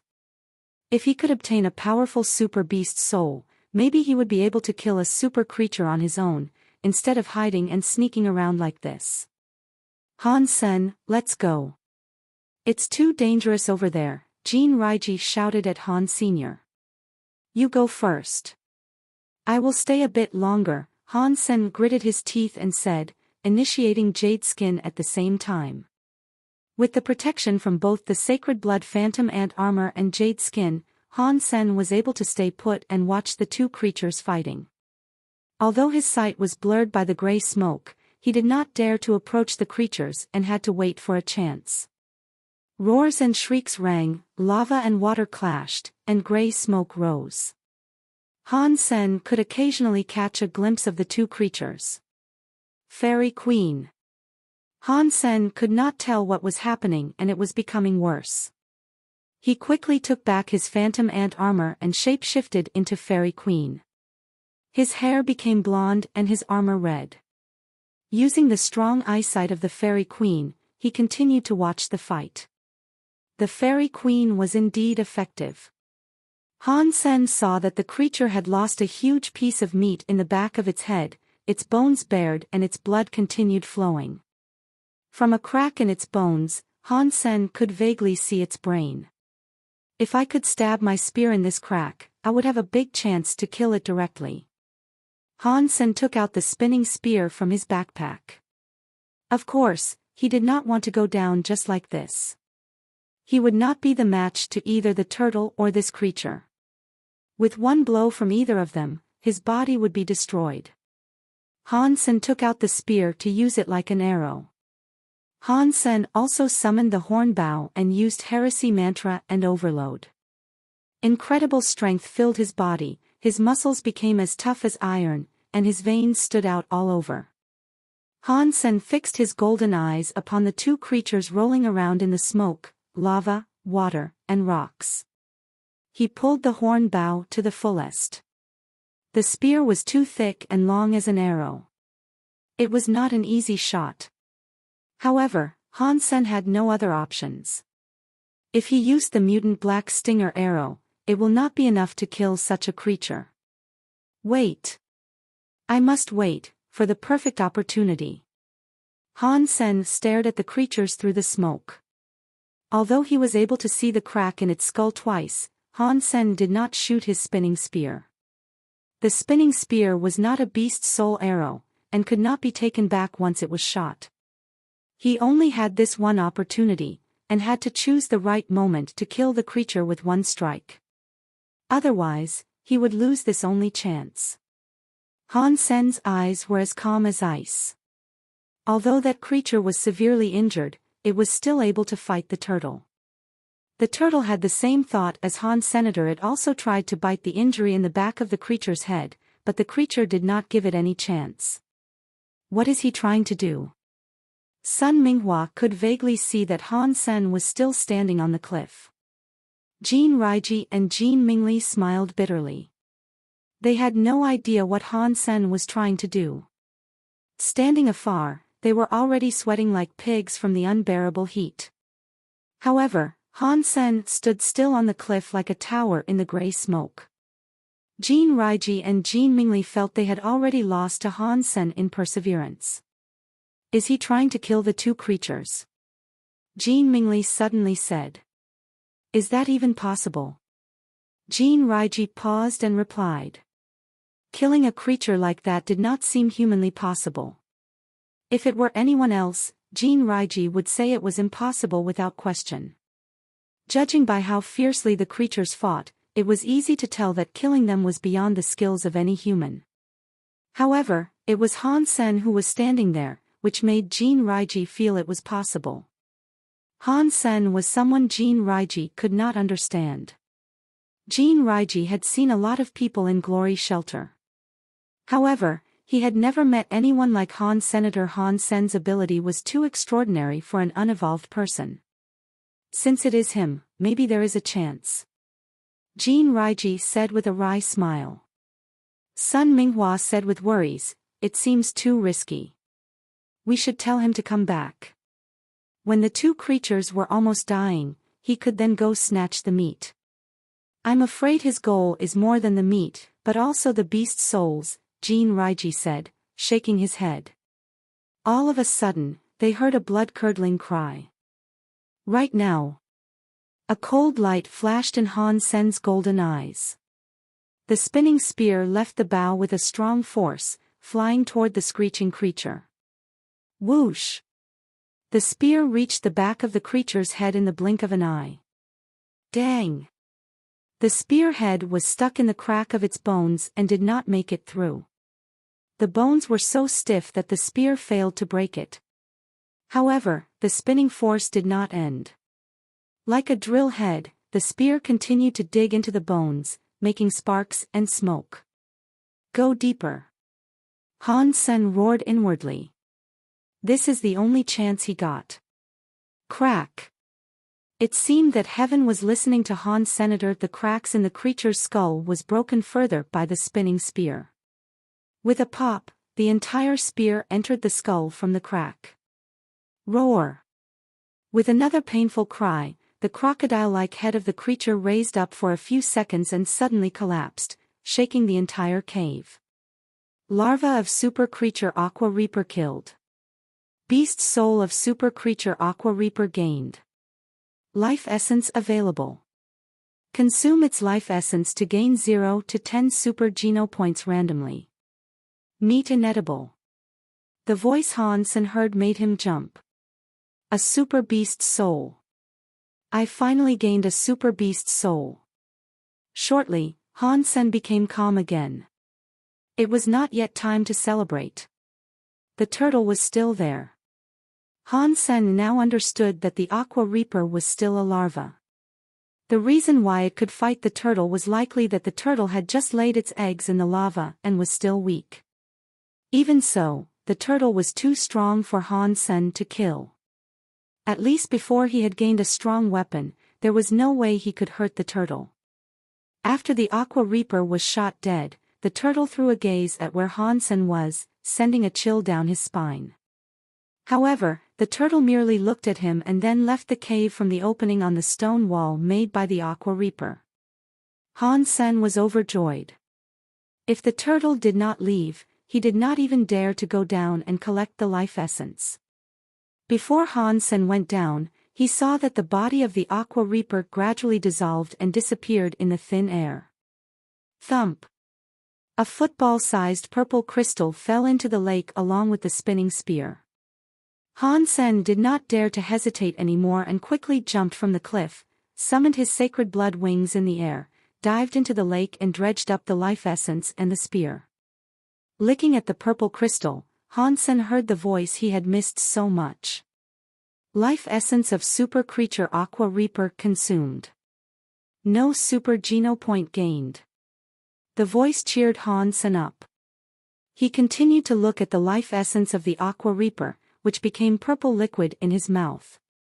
As he swallowed the liquid, the coolness filled his body, nurturing every body cell.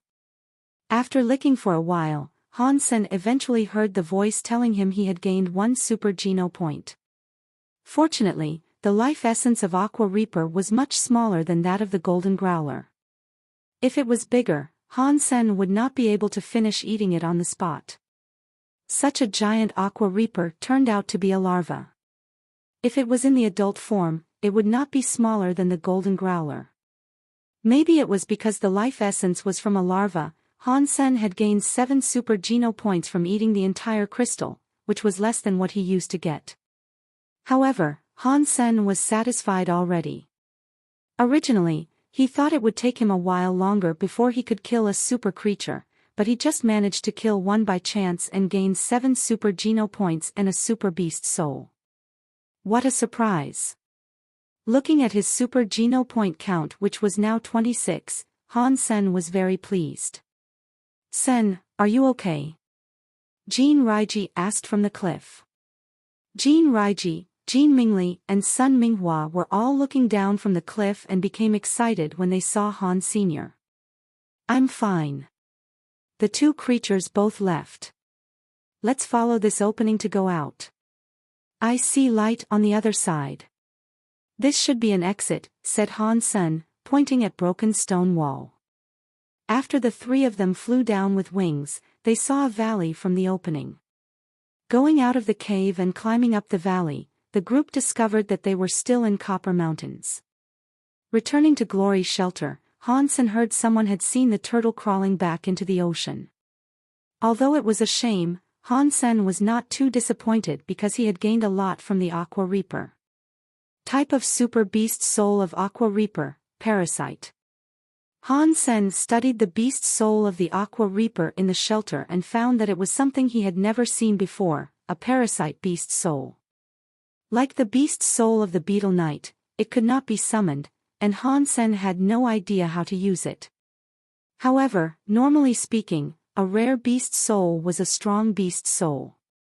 If Han Sen had high hopes for this beast soul and wished to find out more about it after he had access to the Skynet, there was no need for him to stay in Glory's shelter any longer, so when Sun Minghua decided to go to Steel Armor shelter, Han Sen followed them back.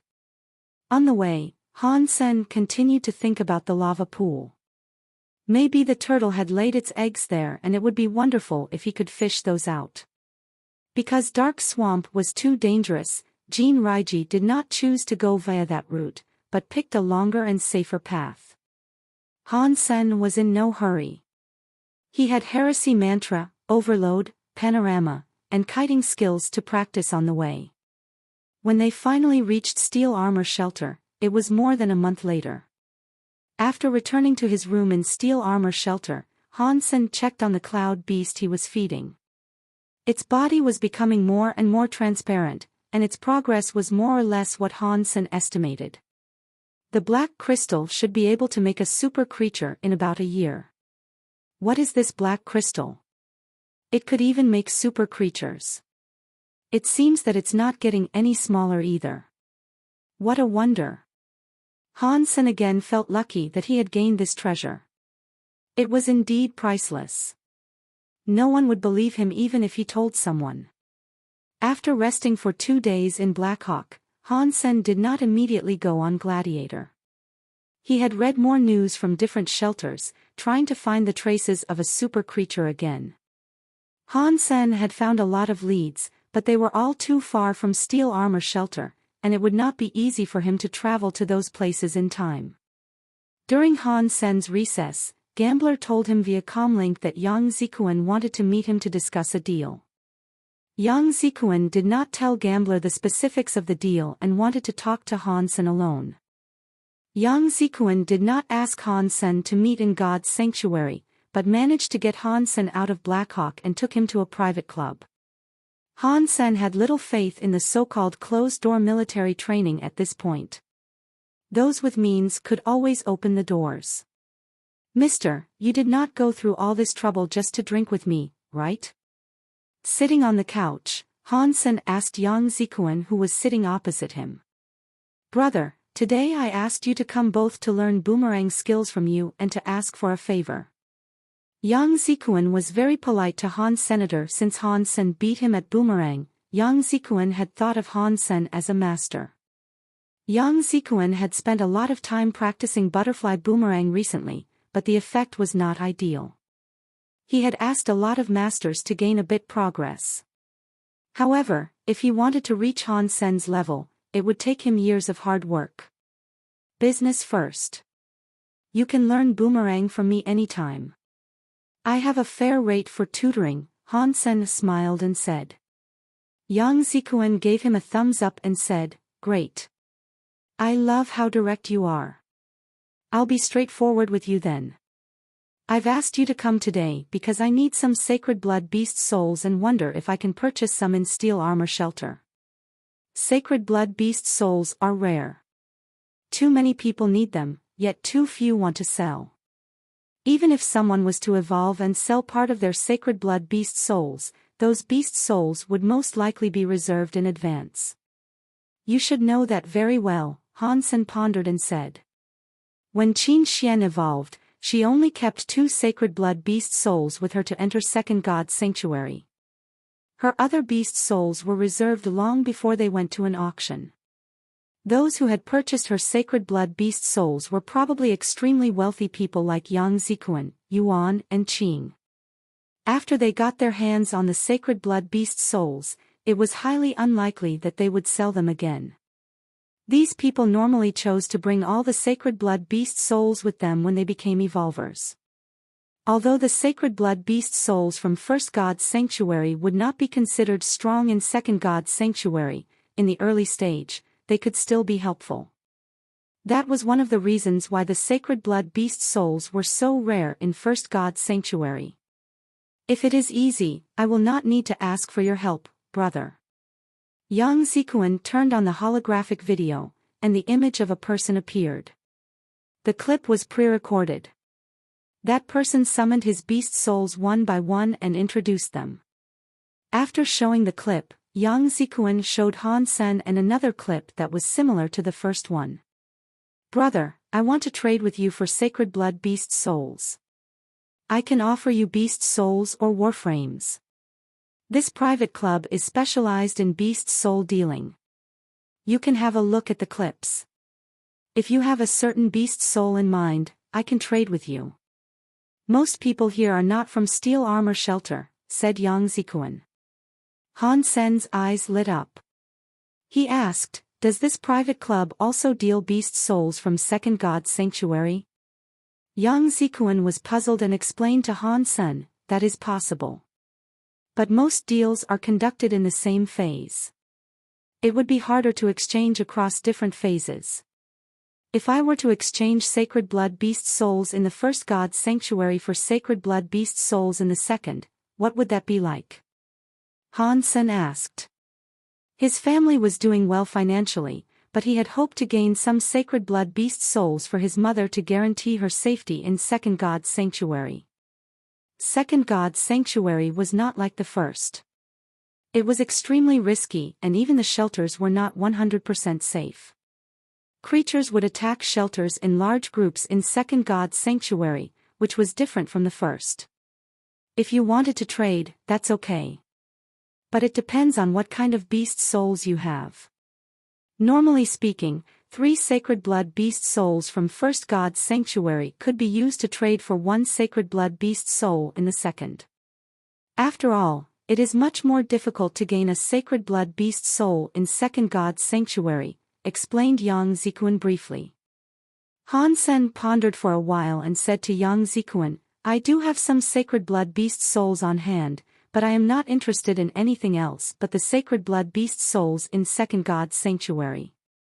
And the trade must be conducted in sapphire shelter of second God's sanctuary.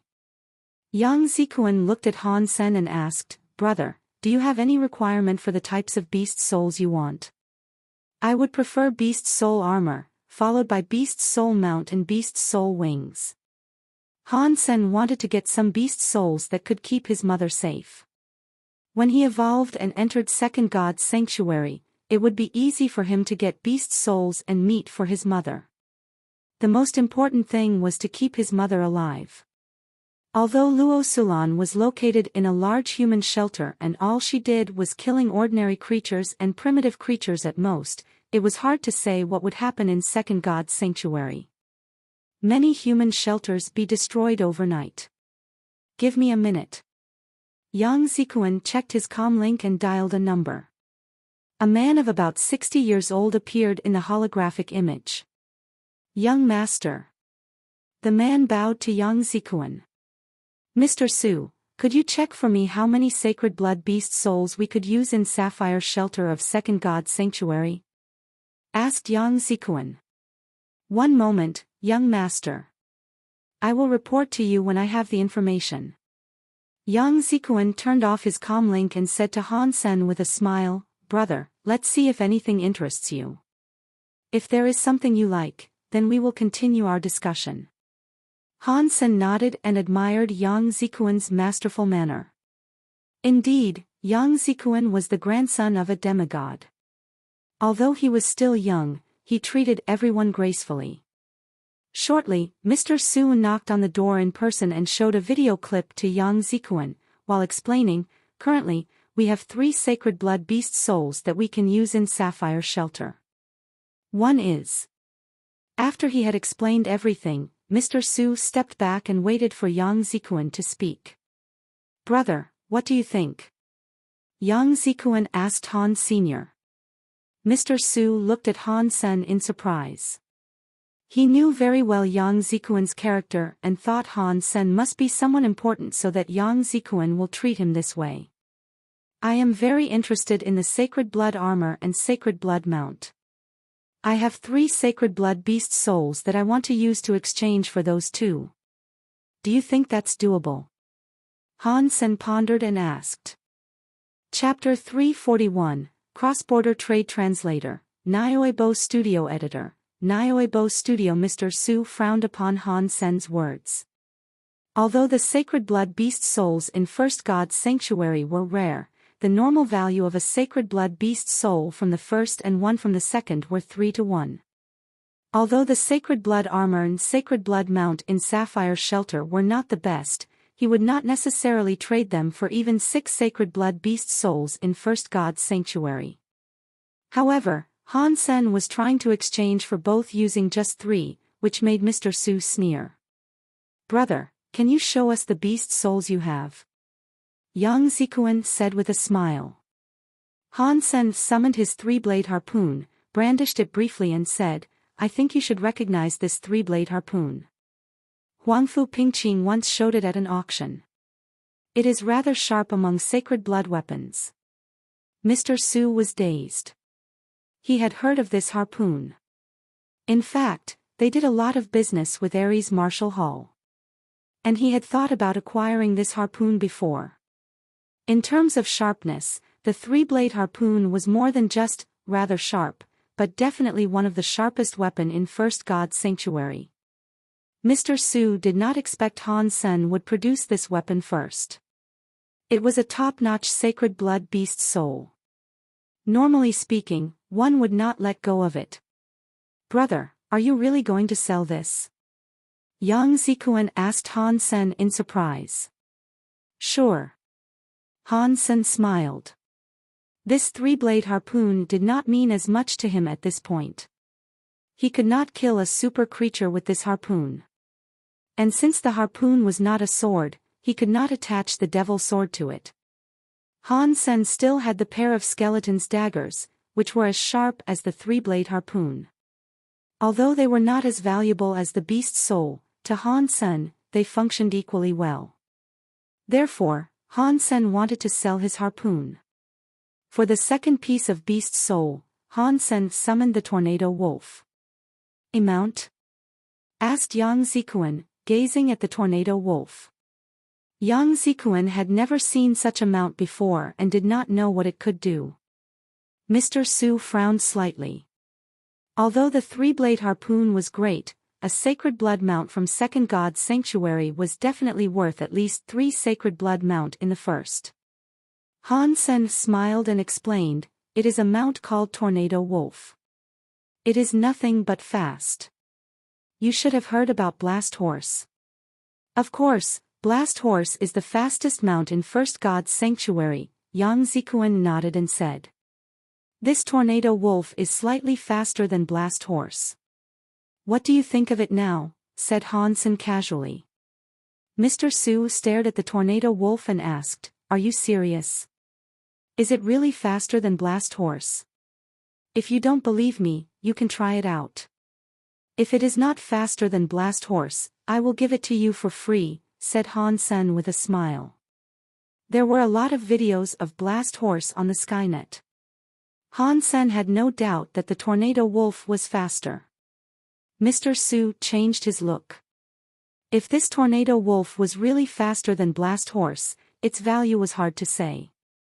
Although a sacred blood mount from the first god's sanctuary was not as valuable as a sacred blood one from the second, it still very much depended on what sort of mount it was. If the Tornado Wolf was the fastest mount in first god's sanctuary, then it was invaluable. "Fantastic," Yang Zikuan said. It seemed that he liked the Tornado Wolf quite a lot. Mr. Su now had high hopes for Han Sen's third beast soul. Although the 2 beast souls Han Sen had shown them were both top-notch, he still needed the third beast soul to wow him before he would consider the deal. As he was still thinking, Han Sen had summoned the third beast soul. Han Sen suddenly shape-shifted into a giant bear. A shape-shifting beast soul. Yang Zikuan and Mr. Su were overjoyed. Sacred blood shape-shifting beast souls were very rare, and the one Han Sen was showing could even use different martial arts and weapons. A beast soul like this would be big to the sky. Han Sen took back the beast soul and said to Yang Zikuan, "The sacred blood shape-shifting beast soul is named Ghost-Eyed Bear. It could greatly enhance one's strength and speed. If I were to trade these 3 beast souls for the 2 sacred blood beast souls you have in second god's sanctuary, what would you think?" "Let's do it," Yang Zikuan said without hesitation. Although he would not profit much from the deal, it was a great deal nonetheless. Han Sen had produced 3 excellent beast souls, which were the top in their own type. In addition, Yang Zikuan liked the 3 sacred blood beast souls very much, especially the sacred blood ghost-eyed bear. Mr. Su had changed his point of view on Han Senator. 3 sacred blood beast souls like this were so hard to come by that they were totally enough to match the 2 sacred blood beast souls they have in second god's sanctuary. Yang Zikuan asked Mr. Su to prepare the contract. After they both signed, Mr. Su arranged for a guy to transfer the 2 sacred blood beast souls to Luo Sulan. Han Sen called his mother and asked her to receive the 2 beast souls. With the sacred blood armor and sacred blood mount, even if Luo Sulan was in danger, she would be able to keep herself alive. Han Sen and Yang Zikuan used the teleport device in the private club to enter Steel Armor's shelter and completed the deal. Han Sen had wanted to do this for a long time, but he hadn't found the right opportunity or people whom he trusted. Eventually, he was able to accomplish the deal. After completing the deal, both parties were satisfied about the transaction. Originally, Yang Zikuan only wished to gain 1 or 2 sacred blood beast souls. In the end, He was able to obtain 3 top-notch beast souls, which were all practical as well. Brother, you have so many excellent beast souls. Can you show us a few more? Yang Zikuan looked at Han Sen excitedly. Mr. Su also looked at Han Sen curiously. A person that had so many amazing beast souls triggered his curiosity. Since Han Sen was selling incredible beast souls, what beast souls would he keep for himself?